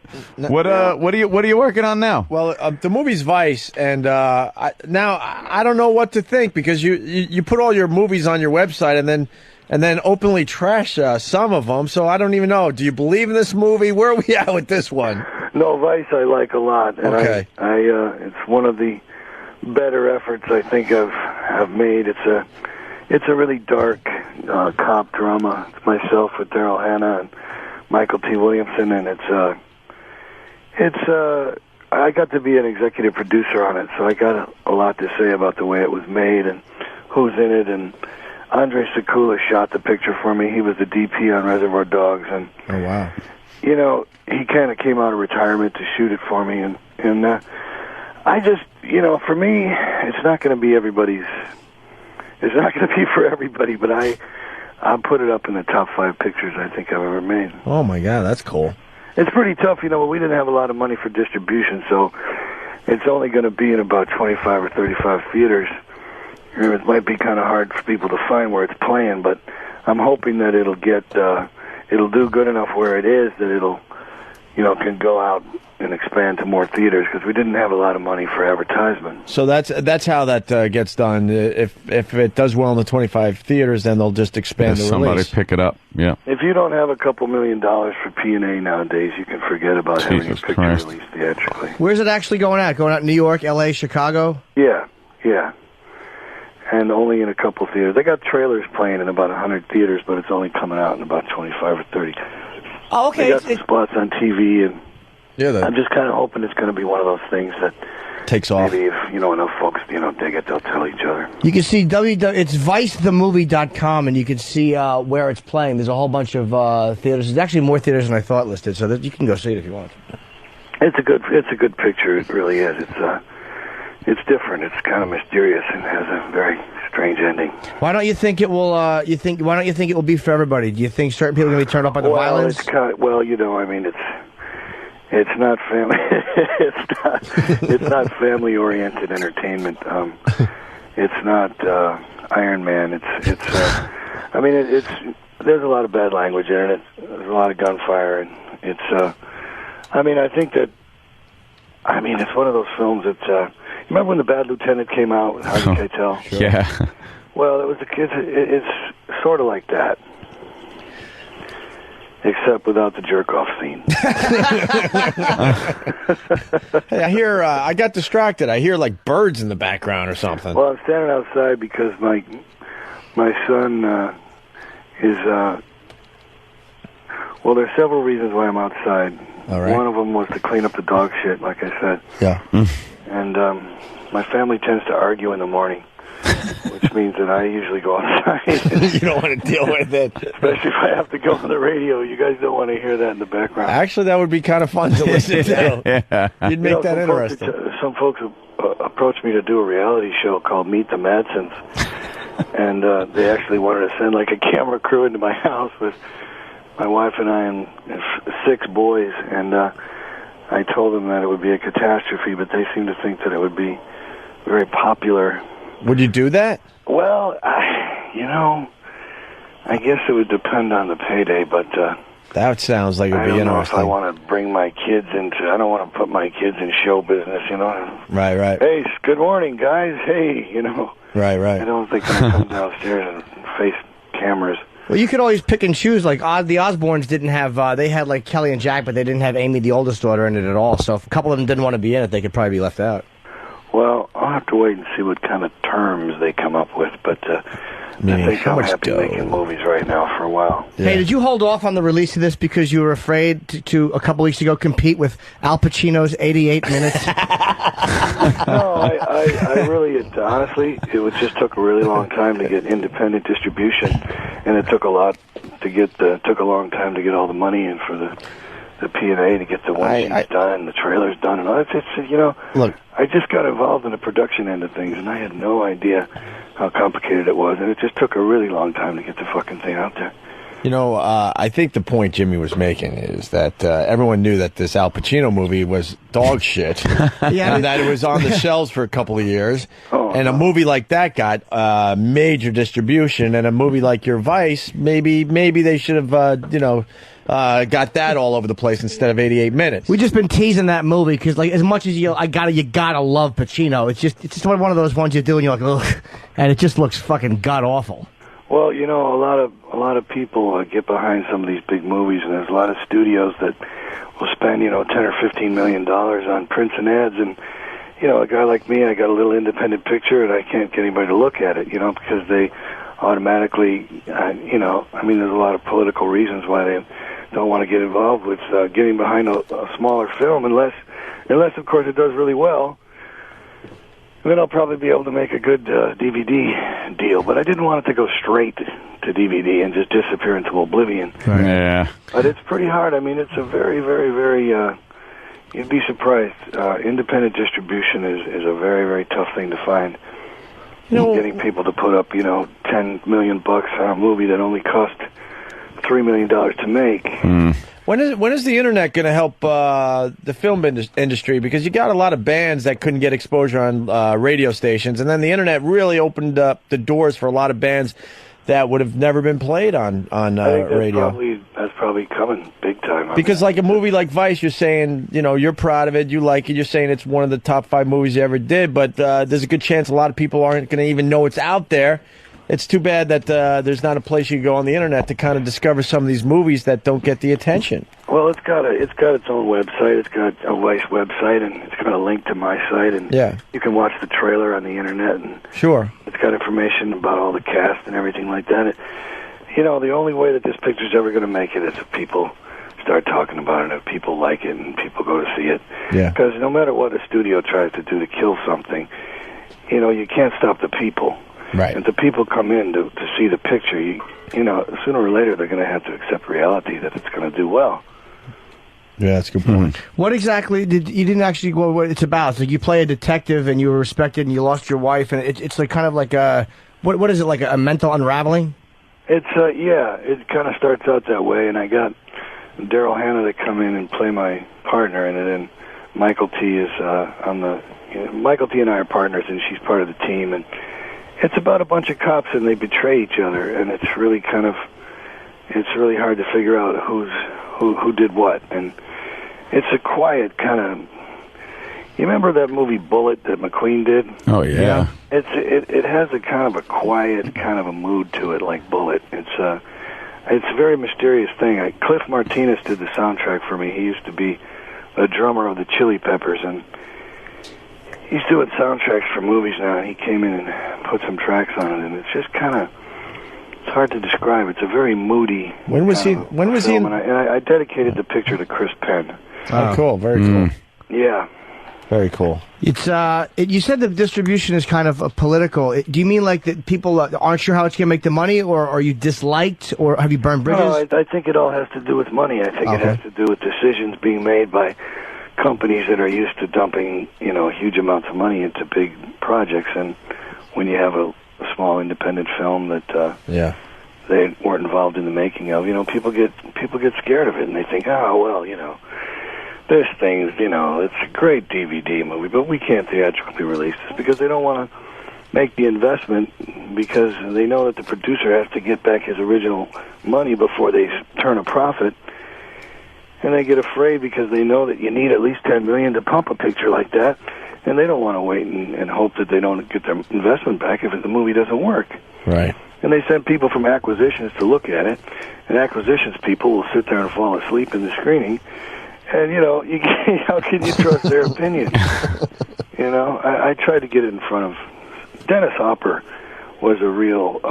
he stood up for the picture a lot for me. He took it over to Lionsgate and had them look at it and try to convince them to distribute it. But at the end of the day, I went with a company called 41 Inc., and they're brand new independent distribution. If it wasn't for them, it wouldn't be out right now.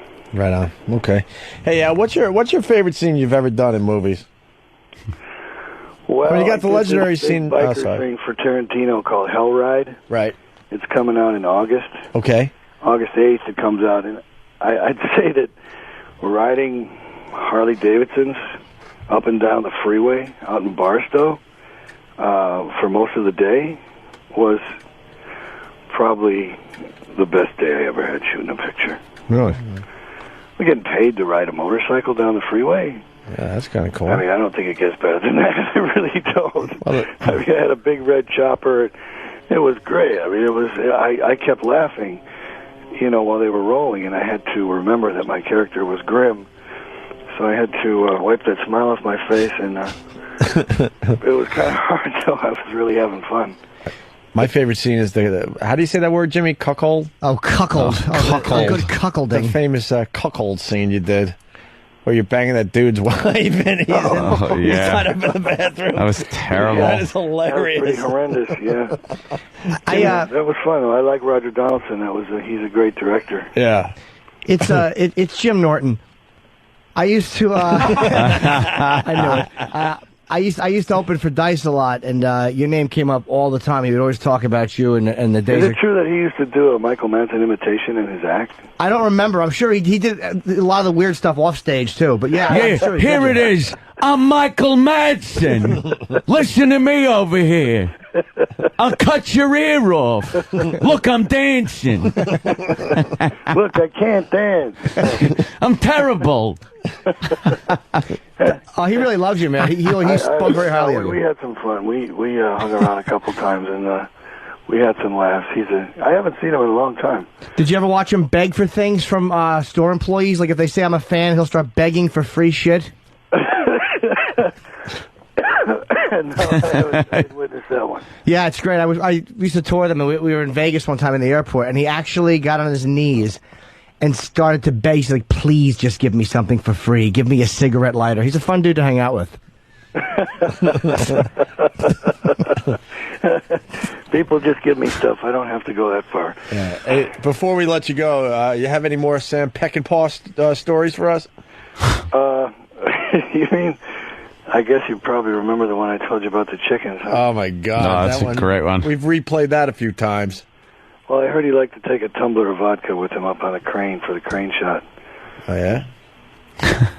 Which, no problem with that, right? Nah. What's wrong with that? Exactly. That's easy. He just wanted to enter his house justified. At the end of the day, that's what we all want, right? Yes, it is. Now, did he clean up the crap yet, or what? Yeah, he hosed it down. Oh, that's it? Did you find the guilty culprit or no? Hey, get it, hey. No, they're both just still staring at me, because they know I don't know which one of them did it. It's funny. Even they got that look on their face like, what? What's wrong? Yeah, they're both. We didn't do that. Yeah. Even the animals fucking know just to blame each other. You know, there's a lot. He'll never figure it out. What's he going to do, taste test it? Fuck him. It's pretty funny. My house is in an insane asylum. Inglourious Bastards. Brad W. from Kings Park is asking. That's Tarantino's flick. Are you in that? Well, according to Quentin, I'm in it, but we haven't started shooting it yet, and I haven't seen him since Sundance. We were up there for Hell Ride, and I haven't talked to him since then, so I'm not sure what he's doing. I know that he's writing, and I know I'm supposedly in it, but all right, it's about the Nazis in World War II. I think he's supposed to come to the Vice premiere. I invited him to come tomorrow night, but I don't know if he's gonna. He hasn't RSVP'd. Yeah, I guess our invites got lost in the mail, but you know. If you're in Los Angeles, you know, all you gotta do is walk in the door. That would be sweet. It's at the Hollywood Man's Chinese Theater. Oh, nice. Well, it's called ViceTheMovie.com. And, you know, we really love your work, man. You're always good. Even in films that you've said that you didn't like or whatever, you're always you're just a great actor. Some clinkers out there. Well, the website just made us laugh how he explained why he did certain movies, like paying the mortgage.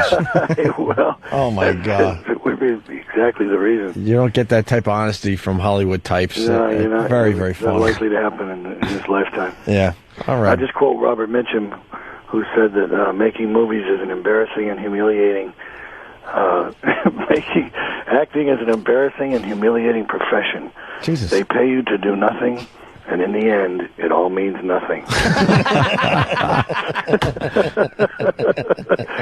Thanks for the encouragement, Bob. Yeah. Yeah, right on. Thanks. Yeah. It comes out May 9th in select theaters, but go to ViceTheMovie.com and you can check out. There's actually more theaters than I thought. It's obviously New York, Los Angeles, all the major, and even in Arkansas, there's some weird places it's coming out, so it's not just major cities. So check the site. You're kind of downplaying it. There's a lot of big cities on that list there, Michael. I'm not downplaying it. I'm just trying to.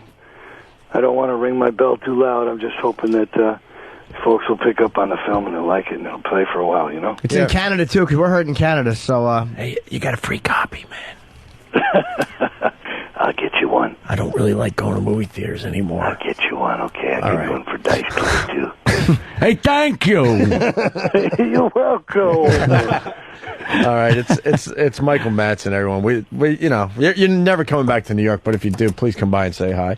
You guys are good friends. I really appreciate the time. Thanks a lot. All right. Take care, Thanks, man. Michael. Thank you. Okay. Michael Madsen, live from L.A., cleaning up dog poo in his backyard. Great. He's just a funny dude, man. Like, he's just a fucking naturally funny dude. Genuinely funny. I don't know. Does he know he's this funny? Like, as funny as he is? Is he one of those guys that knows? Or he just, I don't know. I can't he's figure it just out. himself and it's funny? I don't know. I'm afraid to talk to him because everything I said, I could picture his eyebrow raised and just going, "Shut up, you little piece of shit." Yes. He's I was hoping great. he'd recognize me. No. This is Jim Norton, and then the pause. I love the pause. Yes, Michael, this is Jim Norton. I didn't think so. Jim Norton, the comedian? That's what Never. you expect here. Jim Norton, wait, you had that show Lucky Louie, you were on that. Yeah. Jim Norton, the HBO special, I saw that. We got to ask Jimmy about the Penn Jillette compliment. That was nice. That was really All nice, right. right? Yeah. Because it came out of nowhere. Yeah, it was surprising. He came over to me, because even after we argued on the first show, I mean, I like the guy's work and I like what he does. So it wasn't like, oh, Penn sucks. Mm-hmm. But he came over before we went on the air. He's like, I really just happened to catch your thing. And he's like, it was really smart. It was really good. I mean, he was really, it was nice to hear, obviously. Jimmy, I don't know who to believe. Do I believe Penn Jillette or Maxwell? I don't know. Not funny. Maxwell says your HBO thing was not funny. And Penn Jillette's saying it was brilliant and it's right up there with like George Carlin stuff. So I don't know You're which one to believe. paraphrasing, he did like it. Paraphrasing. I'm happy you are. But, yeah, well, Maxwell, look, Maxwell's a fucking, come on. He's shit. For real. I mean, I'm not even saying like he's like, you can't even really, shit, you can't even really do a bit with him. It's just like, ugh, go Penn away. was gushing over you. Yeah, he really was, He's giving you a nice. good compliment. He's very nice. All right, we're going to It's take a nice quick to break. hear. I'll be lying if I said it didn't make me feel great. Of course Yeah. it did. Yeah, man. Yeah. Guy's fucking been around for many years. He's seen every comic. And then how he feels talks good. about, he's probably so blown out and sick of seeing comics that he doesn't watch them on TV. He sees Jimmy and couldn't turn it off. That was funny. Oh, he didn't say this on the air, but he goes off the air. He goes, but then again, I haven't seen a lot of comics, so you could just be like really average. And there's a lot of good ones I haven't there's seen. a lot better ones that I just haven't seen. All right, quick break. Saddam was scared of getting AIDS while he was in what? Jail. Or whatever. From what? We'll do that, line of the day, and some more mopping up after this. It's an Opie and Anthony Show Entertainment News Minute with Hollywood actor Michael Madsen. What was the biggest piece of shit you were involved with? This show. Oh, damn! It's the Opie and Anthony Show.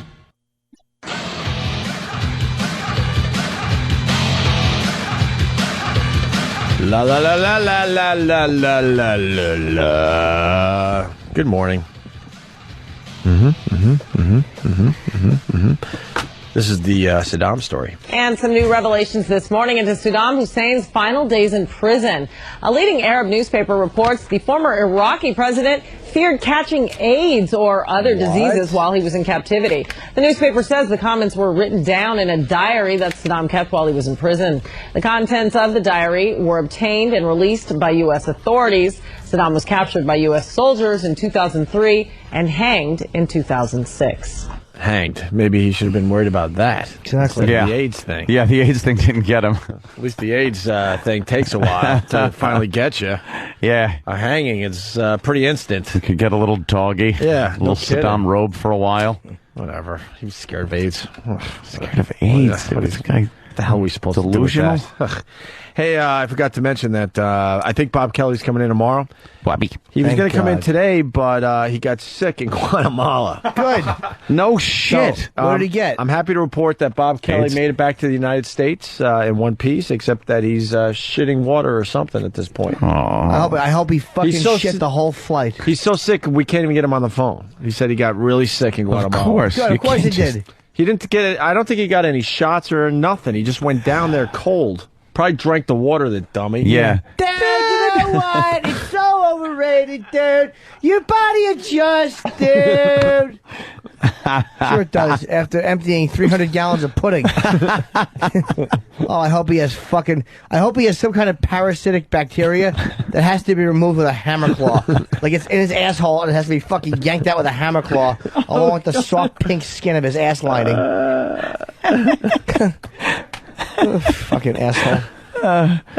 Dude. I hope his first class trip was ruined. That's great. Your body adjusts. The bottled water's just as bad. You know, dude, what do you think? They bottle it in Europe and ship it? No, dude. They bottle it right there. It's the same stuff, dude. Just drinking fucking water that's Yeah. sewage. It's got fucking spiders in it. Bob's a horse's patoot. He certainly is. Oh, is he puking too, the poor bastard? I don't know. We just can't even get him on the phone. He's so sick, but he's going to come in no matter what tomorrow to talk about Guatemala as he was relic hunting. I bet his toilet. I bet if you looked at the side of his toilet, you'd see tears coming down the side of it. The toilet's tears. Wow, I was just hoping that one was a clarity issue. Nope. Good golly. Fucking Jimmy is just killing me today. At 9 o'clock, they just think the show disappears into thin air. Yes. They're on from 6 to 9, and then they sleep. But they're adding 2 more hours over there, I just heard. That is good news. Yeah, they're doing a 5 to 6 warm-up hour, and then 9 to... That's great. 9 best to of. 10 best of over there. So, Absolutely. So they got some faith in what we're doing. Okay. Does XM? I hope so. I think so. Yeah, I think so. Yeah, why not? All right, one more story before we get to line of the day. This is Line of the day. This is just terrific. Well, a disturbing scene at a Sacramento home. Hundreds of dead cats have been found inside. And that's only the beginning of this story. That's only the beginning of this story. And that's only the beginning of this story. Right. You sound like Jodie Foster going into that thing. Let him know I'm here. How is that the beginning of the story? The beginning. 300 dead cats, and that's the beginning? That's the beginning. All right, let's see. What happened? Well, a disturbing scene at a Sacramento home. Hundreds of dead cats have been found inside. Why? I know we do this all the time, same shit every different day, whatever, but why can't they just be human beings? Yeah. Instead of the news voice and everything. Wow. Blah, blah, blah, blah. Wouldn't you be like, just the beginning. You're not going to believe this one. Oh, my God. Just be human. Right. That's only the beginning of this story. Laura Cole. I can't get past that part now. That's There's a dipsy doodle in that word there, Ed. In the story. Laura Cole is at 18th Street near Meadowview to explain how they were discovered this morning. Bizarre story here, Laura. Long story here, Ron, but Ron and Chris, I can still smell the stench of feces and urine coming from the home that no one's living in now. It's Now not part of the story. What? What you smell is not part of the story. Get to the story, whore. How your cunt is not much better. that no one's living in now. Now, this all started as a 911 checkup call. Someone called 911 from this residence, hung up the phone. Officers came out, and a 46-year-old man, Michael Parnell, answered the door. They asked, can we come in and check around? He said no. They pushed their way in, saw his 84-year-old mother sitting on the couch, appeared to be just fine. This stupid mother just sitting there has no clue. No clue. She's living in a house of horror. Her house fucking, of shit, dead cats, her and fucking serial killer, wannabe is killing cats in the neighborhood and freezing them in fucking freezers. What the hell? And she's watching Jeopardy as all this is going on around her. Feet propped up in 2 cat slippers. Right. Old fucking bad. She's wearing a cat hat. She doesn't even know. My hat has a tail. My hat has maggots in it. I wish a Negro would punch it off. She's got a comforter made of cat fur. She has no clue. It's just actually a bunch of cats that piled on her when she sleeps. Right. She sleeps and he throws them on like hard discs of pizza. And they land on her. Thank you. one side looks like a cat, the other side's just perfectly flat. It's been laying on the floor for so long. Yeah. Coagulated blood in the side of its little fat face. She's probably just petting dead cats, just assuming they're taking a little nap. Yeah. The cat just staring at it with those glazed over dead eyes. And she just keeps asking over and over again, what do you want? What do you want? What do you want? Are you hungry? Why won't you answer me? This one loves me. He never leaves my lap. Look, the skeletal one in my lap loves me. He just sits here and dry rots. Fucking old bag. Hung up the phone. Officers came out, and a 46-year-old man, Michael Parnell, answered the door. They asked, can we come in and check around? He said no. They pushed their way in, saw his 84-year-old mother sitting on the couch, appeared to be just fine, but when they got inside, that smell of urine and stench just got worse. They found 30 cats inside the home, alive. That's when they called animal control in, and when animal control got out here, they found 3 freezers full of dead cats. We're talking 300 dead cats right now, and animal control says this is going to be a lengthy investigation. Jimmy, I'm a little confused. You think, I don't know, you think this 46-year-old likes cats? I don't think this guy likes cats. I think he loves them. Whoa. He does he? I say, Didn't see that coming. No way. I'm old Curveball Norton. That's my new nickname. That's all. Curveball Norton. Curveball Norton. It's a swish. It's Jim Norton catchphrase day. That's right. He did wizardry. Wizardry. Murder. He said murder. And now you did your loveth. That's what these cats are. They're implemented in wizardry. You swing a dead cat over your head. It will rain. I just find the black humor in this. The fucking mother is just living among this, clueless. There was probably a time she was like, baking the birthday cake for her son and everything was relatively normal in the house. And fast forward a few decades, and she's living in a house of horrors. House of horrors. Because her stupid son hasn't gotten laid yet. Lost his mind. It's a serial killer in training. Yeah, his son's a shitbag. Mm-hmm. He puts him in the freezer. What are you going to do with him? What do you do after that, Jimmy? Why wouldn't you just bury him or something? Exactly. What are you saving him for? When do you thaw them out? When do you go, time to thaw out number 216? When does that happen? What occasion calls for thawing one of the animals out? Yeah, why freeze them if you're never going to thaw them out? He just doesn't want to throw them out. He loves them. You know how cat lovers. You know how that's older cute, women, kind of soccer moms, they have their collections. I don't know, they might collect pigs or penguins, and the whole house is filled with unicorns. You think he plays with the cats? He breaks them out of the freezer and lines them up and stuff. Yeah, and admires his collection. It's like rubbing a hamburger with freezer burn on it. He gets a little white stuff under his fingernail. It's like from a freezer, and then he puts them back. Do you know how many fleas they must have in that fucking house? Oh, yeah. It must be infested with fleas. You think he has to push a lot of dead cats away just to get to the milk or the frozen food? Yeah, let me see what's in here. Dead cats, dead cats. I imagine he didn't save mustard. a freezer for regular food. It's all probably in this. Look at Jimmy's It's like disturbing. I don't know, why would he do this? Let's see if we can find out more. There was an excessive amount of animals in this one particular house. It was not in the best of shapes. It was in pretty bad shape. There was a strong stench of strong odor of feces and urine. Now, Michael Parnell is charged with resisting arrest at this point. Animal cruelty charges could be coming once this investigation concludes. At this point, he doesn't face charges, but they've got to determine how these 300 cats died, whether or not he killed them, whether or not someone else killed them, or whether or not they just died of natural causes, and he froze them in the freezer. So a very disturbing and weird story. Yeah, that is very bizarre. Also, where did they come from?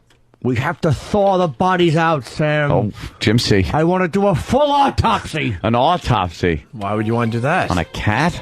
Yeah. The cause of death. They were drinking the water. It was contaminated, Sam. I could only talk to her, old Colonel of Corn Teeth. So now Nice teeth, shit dick. So he's gonna go to the live stage show of cats and try to get up on stage so he could talk to the crowd. There's a young girl. I understand she wants to sleep with an older man in a members-only jacket. On a boat? On a boat. I have an Asian friend whose face is as flat as these cats. Sam, the flat... Sometimes I don't talk too good when I'm trying to make fun of Sam's fat face. Flat? Yes. What's flatter? The bottom of the dead cat, Sam's face, or your girlfriend's ass? I don't want to feed into that type of talk. There's a girl. There's a girl. I just want to talk to her. If I could only talk to them. There's a girl. Yeah. A beautiful girl. We're going to help her. She's innocent, but she's in danger. Is she? Hey, we're just an scapegoat. That was very well written. Very organic teenage dialogue. No catchphrase. No. Yeah, that's right. So keep waiting out there for the catchphrase. The fucking giant crowd outside wants fucking the catchphrase. It's not going to happen. Yeah, I'm sorry. No. Sorry, folks. Yeah, I'm not predictable. It was me. Whoa, there Never they say go. no to you Oh, they're people. applauding, all Never three of say them. no to you people. Nothing makes you feel good about your radio show than seeing that 3 people showed up for the show. That's true. Could be worse. by 3. Oh shit! Check it, text. Let's go to Mark in Tennessee. Mark. Hey, when is Foundry going to have the video uploaded of Remove Your Cat? Remove your cat. Oh boy. Oh, crap. You'll never be able to find it. It's behind Cam Girl number 1406. That's right. Win a Foundry logo pair of underpants. Let's not forget his new name is his new title is Super Duper Executive Producer. That's cool. Yes, we like that. That's right.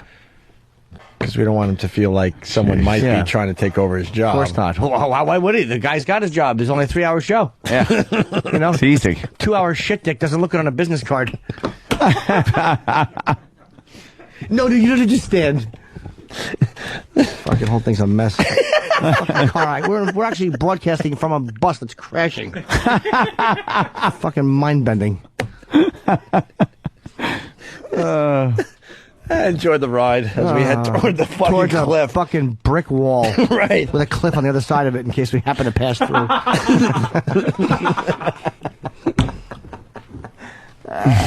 Fucking Jim, man. All right. You want to do one more or you want to do line of the day? What time is it? I don't look at the clock. Me ever. neither. I'm having so much fun. I never look at the clock. I don't. It's 10:54. Line of the day. Line of the day. This is how you know you're anxious to get out. Like if someone talking about something, and then someone just asks you what time it is. Like, yeah, I thought it was a good movie. Yeah, it was a good movie. What time is it? 10:54. Only 5 minutes to go. 6. Oh yeah. I round it off because it's like 10:54 and 40 I have 10:53 on the old iPhone, and the iPhone don't lie. That means we got 7 more minutes to go. Just like Shakira's hips. Actually, this is a really good story. Let's.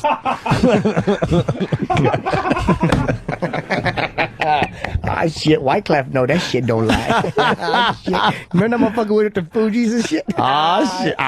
Shit. Oh, shit. Is this Insomniac Jimmy? Yeah, I'm making an tired. appearance? I only got a couple hours. I'm in such a depression. I only got a couple hours. Aww. I'm gonna go home and just flick my dick. Right now it's so small, it looks like the tail of a piglet. But dirtier. More curls in this.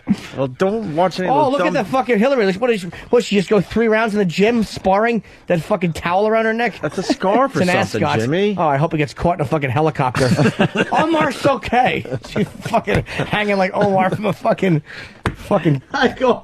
stupid mullet blowing in the breeze. Omar. You expect me to believe that Hillary was a lesbian because everyone says so? I like how after Omar was long gone and they're talking about him, Tony just kind of points at the sky when he was talking about him. Omar. And he kind of points up. Like you remember last time we saw him bloody and hanging out of the copter a couple of seconds ago. I love what he says. Omar's okay. You know, he hates him. Yeah. $5,000. All right, we got another cute news story, and then we're going to do one of the day. Yes, Tony. We'll make this quick and painless. Here we go. A man's arms were pinned in machinery. Amazingly, he managed to dial 911 on his cell phone with his toes. Why is that amazing? Because most people have on shoes and would dial 9-pound 123 Why is that amazing? It might not have been the first attempt either. Absolutely. He might have called a few other people first, checked his messages. That would be amazing. Yeah, that's amazing. And the motherfucker sent a text message.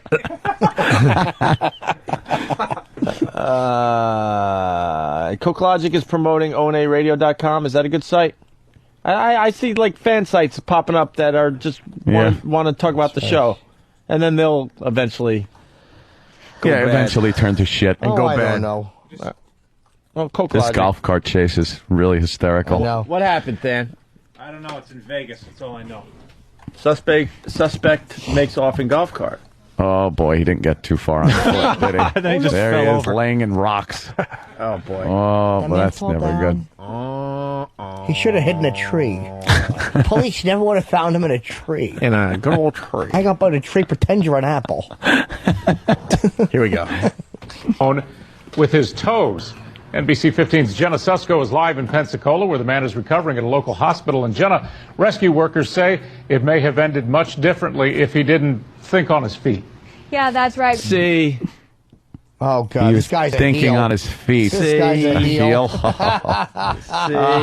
But he had to arch from one part of the story to the Well, next. You know. Oh, this little piggy went to market. Get it? If he didn't think on his feet. Yeah, that's right, Greg. He would have That's all been he had stuck for at left. least several more Was it hours. an ambulance or a waiting for tow the truck? morning- Russian debate footage. Whoa, hey, Paula. Sorry, guys. Whoa, thank God we got a delay. They can't figure it out if they start flipping channels. At least several more hours waiting for the morning crews to arrive. Now, What? Am I tired? onaradio.com is K-Rock, Opie. Home of the show rundown. Oh, wow. Yeah, you Jesus. kind of said. Wow. You don't know that was a shit-talking site? Yeah, Wow. fuck them. All right, listen. We had a corporate event last night we had to deal with. Wow. waiting for the morning crews to arrive. Now, officials can't release his name to us, but they do tell us doctors were able to Why? save both of his arms, all because he was able to dial his cell phone using his feet. What kind of machine was it? Yeah, they don't even go into detail. The call came from inside DRS Technologies at 2 a.m. Thursday morning. I'm calling from my cell phone. I'm stuck in a piece of machinery. I'm the only one in the building. I would have said, what's a cell phone? Yes. Just really fucking the guy. Like, what? You calling from your cell phone? I'm Where stuck is in that? a piece of machinery. But he got the message out quick. He didn't bullshit. No. Good thing he doesn't have a fucking iPhone. Hello? Hello? Hello? Hello? Call failed. Hello? Hello? Hello? Oh, look! Little finger! Ha! Ha! Ha! Move your finger lightly along the glass. Ha! Fucking asshole Steve Jobs. Can I take a picture of my cock and send it? No! Send it to a little website, and it comes up the size of a postage stamp. Thank God, I made this guy at Verizon. Wait, you can't email pictures with the iPhone, right? No, you can email him, but you can't just like text him. Yeah. Let's say I took a That's picture. what I meant. Like, No, you can't why- send me a picture that way right now? I No, didn't know I that. get a Not thing through that says- text. No, it says you have a message. You I have to go thought to you got the BlackBerry. Oh, you have to go to the fucking web, YouMyMessage.com. It and you can fucking see it the stinks. size of a postage stamp. Yeah, it's awful. And then what happens? And then what happens? Then you click on it, and then you No, get to it see doesn't get bigger when you click on it. No. All right, back to the It's story. shit. I got to hear self-flown again. Morning. I'm calling from my cell phone. I'm stuck in a piece of machinery. I'm the only one in the building. Okay, what are you stuck in? What type of machinery? Like it Both matters. my arms. I can't get out. How about the address, asshole? How are you calling me? How are you calling me? Oh my God, this guy's just like, look, just send someone. Maybe someone was there and dialed the phone for him, you idiot. How are you calling me? You're full of shit. How are you calling me? I'm calling you on my cell phone. Okay, but you're pinned? I am pinned, right. He had to move his hip to knock his phone off of his belt and then remove his shoes with his feet and dial 911 with his toes. Very smart. Yeah. Good luck with the iPhone. You'd have to fucking put your big toe on that little arrow and try to scoop it to the left. Scoop it with your toe. Your toes have to dance lithely along the glass. We got more of the 911 call. It was his only option. His arms were being crushed by a press-like machine, and no one would be in until the morning. Are we going to be able to get in the building? I don't know. They're on the way right now, okay? With his arms pinned, he was able to tell crews how to find him.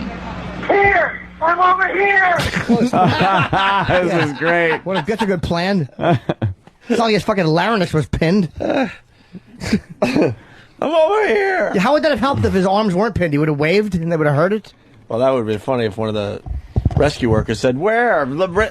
Wave your hand. I can't see you. I can't. They're in a machine. Stop ironing your arms, sir. There's a problem here. What kind of fucking press was this asshole caught in? I don't know. Here! I'm over here! Do you hear them? Yeah. I'm here! They were able to go outside of the facility and shut down a compressor that controlled the unit. And by doing that, they could take a halogen pry bar that we have on the trucks, lift the press unit up to free his arms, secure it in place, and extricate the patient. It's amazing. He's a lucky man, smart man. We did contact DRS Technologies for comment about how the accident happened. They told me it's still under investigation. But guys, you know what? This really is truly an amazing story. I was looking at my phone. I'm guessing that it probably wasn't a flip phone. But if it was, I'm sure he probably could have figured that out Probably. also with... Why don't you just look at his phone, stupid? Why speculate? He's not in the ocean dead. Why are you speculating? Fucking asshole. How did he get his hands caught in the fucking... They're the same in I every know. city He and was- every town. He said, "You're terminated, fucker," and the machine came down on his arms. You're trying to clip his nails with a fucking meat grinder. What a douche. Stephen S. from Bayshore writes, rumor has it the guy was actually trapped in the FoundryMusic.com website. That's right. I was shaving my arms and a machine fell on them because they're very hairy. Get it? Yes. And that's how you dial a phone with your feet. I have another meeting with Stunt Brain. Yes, let me call Stunt Brain. I'm See trying what to help he would him. do in this situation. Would I rather talk to Stunt Brain or stick both arms in this machine? Hey, I'm over here. Yes. I'm over here. It's stunt arms. I got my arms stuck in a press. in a fucking I said I'm tired in a fucking where they get the fucking honey. Oh, fucking bear in a tree. beehive. Thank you. What the fuck's wrong with me? Help me. I'm stuck in a beehive. Right. I'm That's the dialing with line. my rear claws, and I just shit on my phone. Yes, and it's caught in my ass hair. It's old printer press arms. I was trying to print a newspaper on my hands and arms. Distribution one. Fucking. Thank you. Fucking Dickie Punchcock. He had another weird line name. that I didn't get to use, but this one from Whackbag, he writes, smart man. If he was smart, he wouldn't have tried to get a manicure from a meat grinder. Yeah, that's what I said. Yeah. Oh, you He's did? clipping his nails with a meat grinder. I didn't hear you, Dan. That If he was happens. fucking smart, he wouldn't have tried to paint his nails with a meat grinder. I'll do it too. That's funny. Why does it all go back to Steve? I don't know why. Yes. We're obsessed with him. What the hell is that? Sorry. You fart? I've had mayo farts all morning. Just disgusting. He's getting heavy. What happened? He's getting what? Nothing, listen.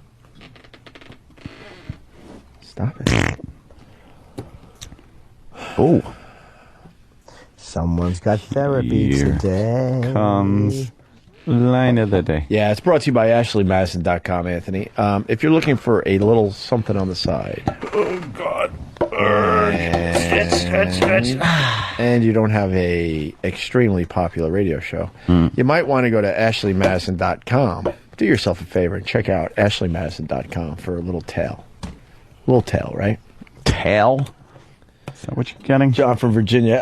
I got to work on my Steve voice because I really want to be part of this. Yes. With you guys. He writes them. Just sound like an ass. My arms are stuck in my Prius and it's flying away. Help me. I'm over here. I didn't realize it said press. I thought it said Prius, a printing Prius. I was going to take a photo of the car. Please, just look where nobody's working. Yeah. I was trying to upload something and my arms got crushed. Get me stunt brain.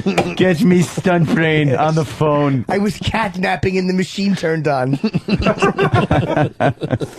What a fool. I was trying to fax myself to XM to get there quicker.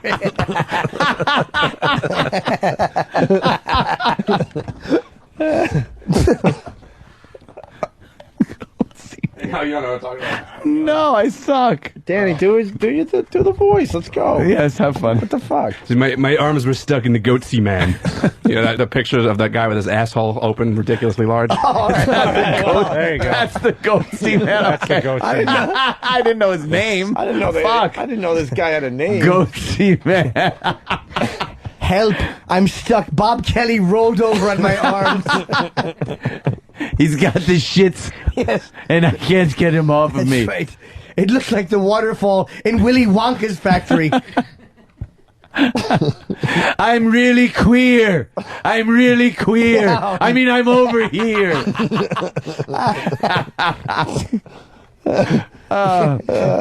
Sir, what is trapping you? What's on your arms? Cock meat. Nothing but cock meat. That much cock meat? We'll send people right away, sir.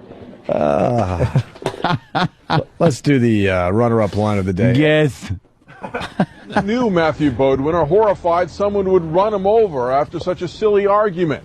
But they say his actions speak louder than... Who isn't going to be... Like, a couple of people who knew him said they always expected him to be mowed down intentionally by a drunk driver. That seems like yesterday's show at this point. Well, it was. Another runner-up line of the day. You know, I did the toothpick thing one time at a party where I've kept all the meat in the deli sandwich from tipping over. Let me tell you something. Toothpick tricks. Wow. So do toothpick trick jokes. Granted. You weren't kidding. You weren't whistling Dixie on that one. Oh boy, swinging a miss. The final runner-up line of the day. They weren't like retarded kids or anything, were they? Nah, they were regular. Just regular That kids. could be understandable. Three of them jumped out the window. I got a call. Toothpick. The wizardry story was a hit today.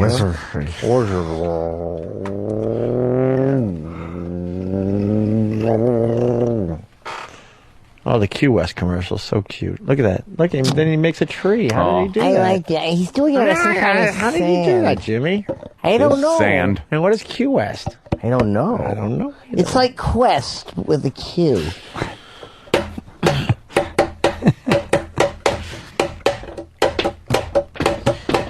All right, we can all do Casey and the Sunshine Band beats, or we can fucking do line of the day, and I can get out of here and take a nice piss and shit. Let's go. Let's have a jam session. All right. Nah.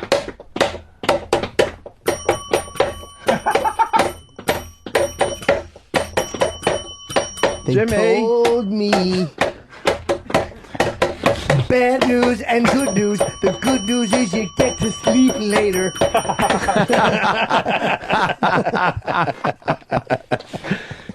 Here is your line of the day. Here comes line of the day. Line of the day.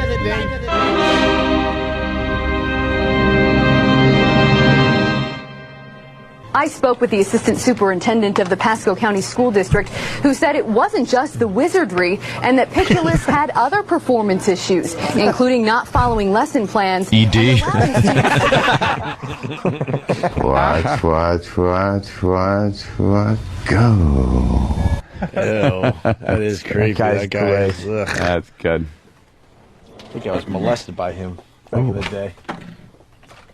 So, that was a joke. Don't look at me like that. I don't know. All right, I guess that's it. Yep. Come on, Jimmy. No. I got the beat going. Let's go. I don't have any songs. No? Maybe. What's the beat? I don't know. Oh, stunt brain. Oh, wow, that's a good one. Likes to bowl a turkey or two. Yeah, this bus is heading toward the cliff. And no one can stop it. The brakes have failed. Right. There's a brick wall with a cliff behind it. And fucking, it's on fire. Yeah. We're headed towards it with our fucking dumb chins out. We're hoping it'll all work out. We're hoping that someone's going to paint like a tunnel entrance, like in the cartoons, and we're going to be okay. That's two different companies, the merging when we last here, two different shows, best of, competing against ourselves. It's a fucking abomination. There's no way to spin it. They don't want to work with each other. We're everywhere and nowhere at the same time. They love you in the U.S. and Canada, but not Philadelphia, not Las Vegas. All right, good. We'll take you off here. We believe in you here. We don't like you here. But you're killing in the Arbitron ratings here. But all the PPM's really good here. Not particularly good there. Well, internal stuff says that you did really good. You never had on XM. Arbitron said no one's listening to you. They're all listening to Howard. It's a fucking nightmare. It's so complicated.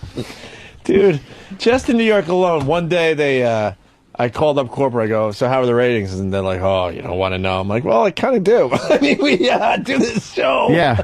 Kind of do. Well, they weren't that good. And so then Aunt and I were depressed for a day, and then the PPMs came out, and all of a sudden they're calling our phones and ringing off the hook. We have great news for you Great guys. news. Ratings ruled. What the fuck does that mean? Help me out here And and one tell me rating what's... system that, thank God, is going away in, I think, 3 months. Not so good in New York. But the new ratings that don't start until November, real good. Yeah. With the same shitty rating system going away here, says, hey, you guys are terrific in Boston, so we buy it. Right. No good here, good there. The fucking whole life just sucks. We got 2 executive producers now that are now going to have like a chemistry problem. They're going to be fighting it out, wondering who the top dog is. It's fucking awful. That's smart. There's going to be a fucking red line, and like Stunt Brand's going to hand papers over it to Steve. No one's going to cross that red line. Yeah, it's like fucking North Korea, South Korea. They got to kind of communicate in some sort of way. Some capacity. Barely, I understand. That's why I picked Korea. Not stupid. Here's the phone call we're going to get sometime next week. Hello. My CBS ID is not working. I can't seem to get in the building. I'm over here. Open the door. The beauty of this whole thing is Steve has no idea that the writing's on the wall. No, it's not that I don't know. I'm just get all my ducks in a row. There you. By the way, because I don't want to deal with the phone call after the show. That was purely for joke purposes, Steve. Exactly. Writing yes. blood. Oh, fucking God. What? Yeah, and then the company says, "Yeah, you're not good in this city, but you're really good in this city." How does that? fucking why? make sense? Why? You can't feel comfortable and then anywhere. And then the shows they replaced us in some of these markets are doing way worse than we ever did. But I'll tell you what it is. They're paying them way less. Worse. They're I paying know, them way that's less. the problem. And also, they could get them to go do the local shit. We all know that. I mean, it's like, you know. Right. They're probably still saving money because they're paying them nothing. And people will still advertise shit, whatever. So we'll just enjoy this until they say, you know what? How's Lopeweiser's show doing in West Palm? Awful. Good. The show in Dallas that took over our hours, awful. Is it bad? I thought they were like a local show. The Philly station in general, because I don't know how well Kid Chris is doing. I really don't. Yeah. But I know the station lost 40% of their cume since we left Philly. 40%. 40%. 40 fucking %. And there's some markets. And especially with Philly, man, that was a slow one, man. I'm not gonna lie to you. We killed the first time Philly, and it was a tough sell. But we were turning it around when they got rid of us, and that's why that one is so fucking It's because of frustrating. fucking XM's competition at times makes it difficult. I mean, there had to be a way to work those two things. Because, look, XM is... I did Minneapolis. I did 1,000 people in Minneapolis. And we've never been on there. regular radio. That's never. all XM, man. I just did... They're HBO fans, though, Jimmy. Nah, it's mostly Opie and Anthony. When Stupid Kenny walks on stage, they all cheer. Really? They all saw the special, but it's from the show. I'd say 75 to 80% of people that come to see me know me specifically from this show. A couple know me from fucking whether it's Tough Crowd or this, but it's almost maybe even 85% know me from the O&A show. Right. I mean, ooh, dude, you might have to check. You might have to check that one. No, but that was a fucking warm, bubbly one. Oh, isn't that nice? And it goes down your leg a little bit, but just the warmness. Nothing else? Nothing came out. I like when you get a little shot of warm air and you know there's nothing else going on. Just a little shot of. I hope right now warm air. I hope Bob is on the toilet. His feet are black because he's been leaning on his legs so long. I hope his feet are like two of those frozen cats. You got to put him down. How bad? People got to come up and put a tent around him and shoot him. Over here, dude. How bad do you guys want to talk to Bob Kelly? Like in person. Unbelievable. Let's go over to his house and just like fucking bother him. I want to push him off the toilet. Yeah. And just watch him tumble onto his side and just with shit coming out. Yeah. We came here to see. We came here to see your relics. Where are they? I hope it's fucking. I hope it's like the fucking Taboo from fucking the Brady Bunch. I hope he wipes out on his surfboard. Right. Fucking a thing falls off a bed, almost hits him. Dude. What relics he brought back in his intestines? Fucking mud. Yeah, no kidding. He brought back some mud. What an ass. I hope whatever he was confiscated at the airport and they broke it. Dude, it's a little plastic lizard. Can't bring that into the country, idiot. Yeah, they might have fleas. I gotta piss again. Well, guys, I guess we'll see you tomorrow morning. I mean, you know. Fuck it. We have, The last 10 minutes would have been good on the radio. Oh, I thought we were on the radio. Oh, look at that. I'm off the air. We're not on the radio, Jimmy. We haven't been in a long time. Alrighty. Someone's got a wee-wee. I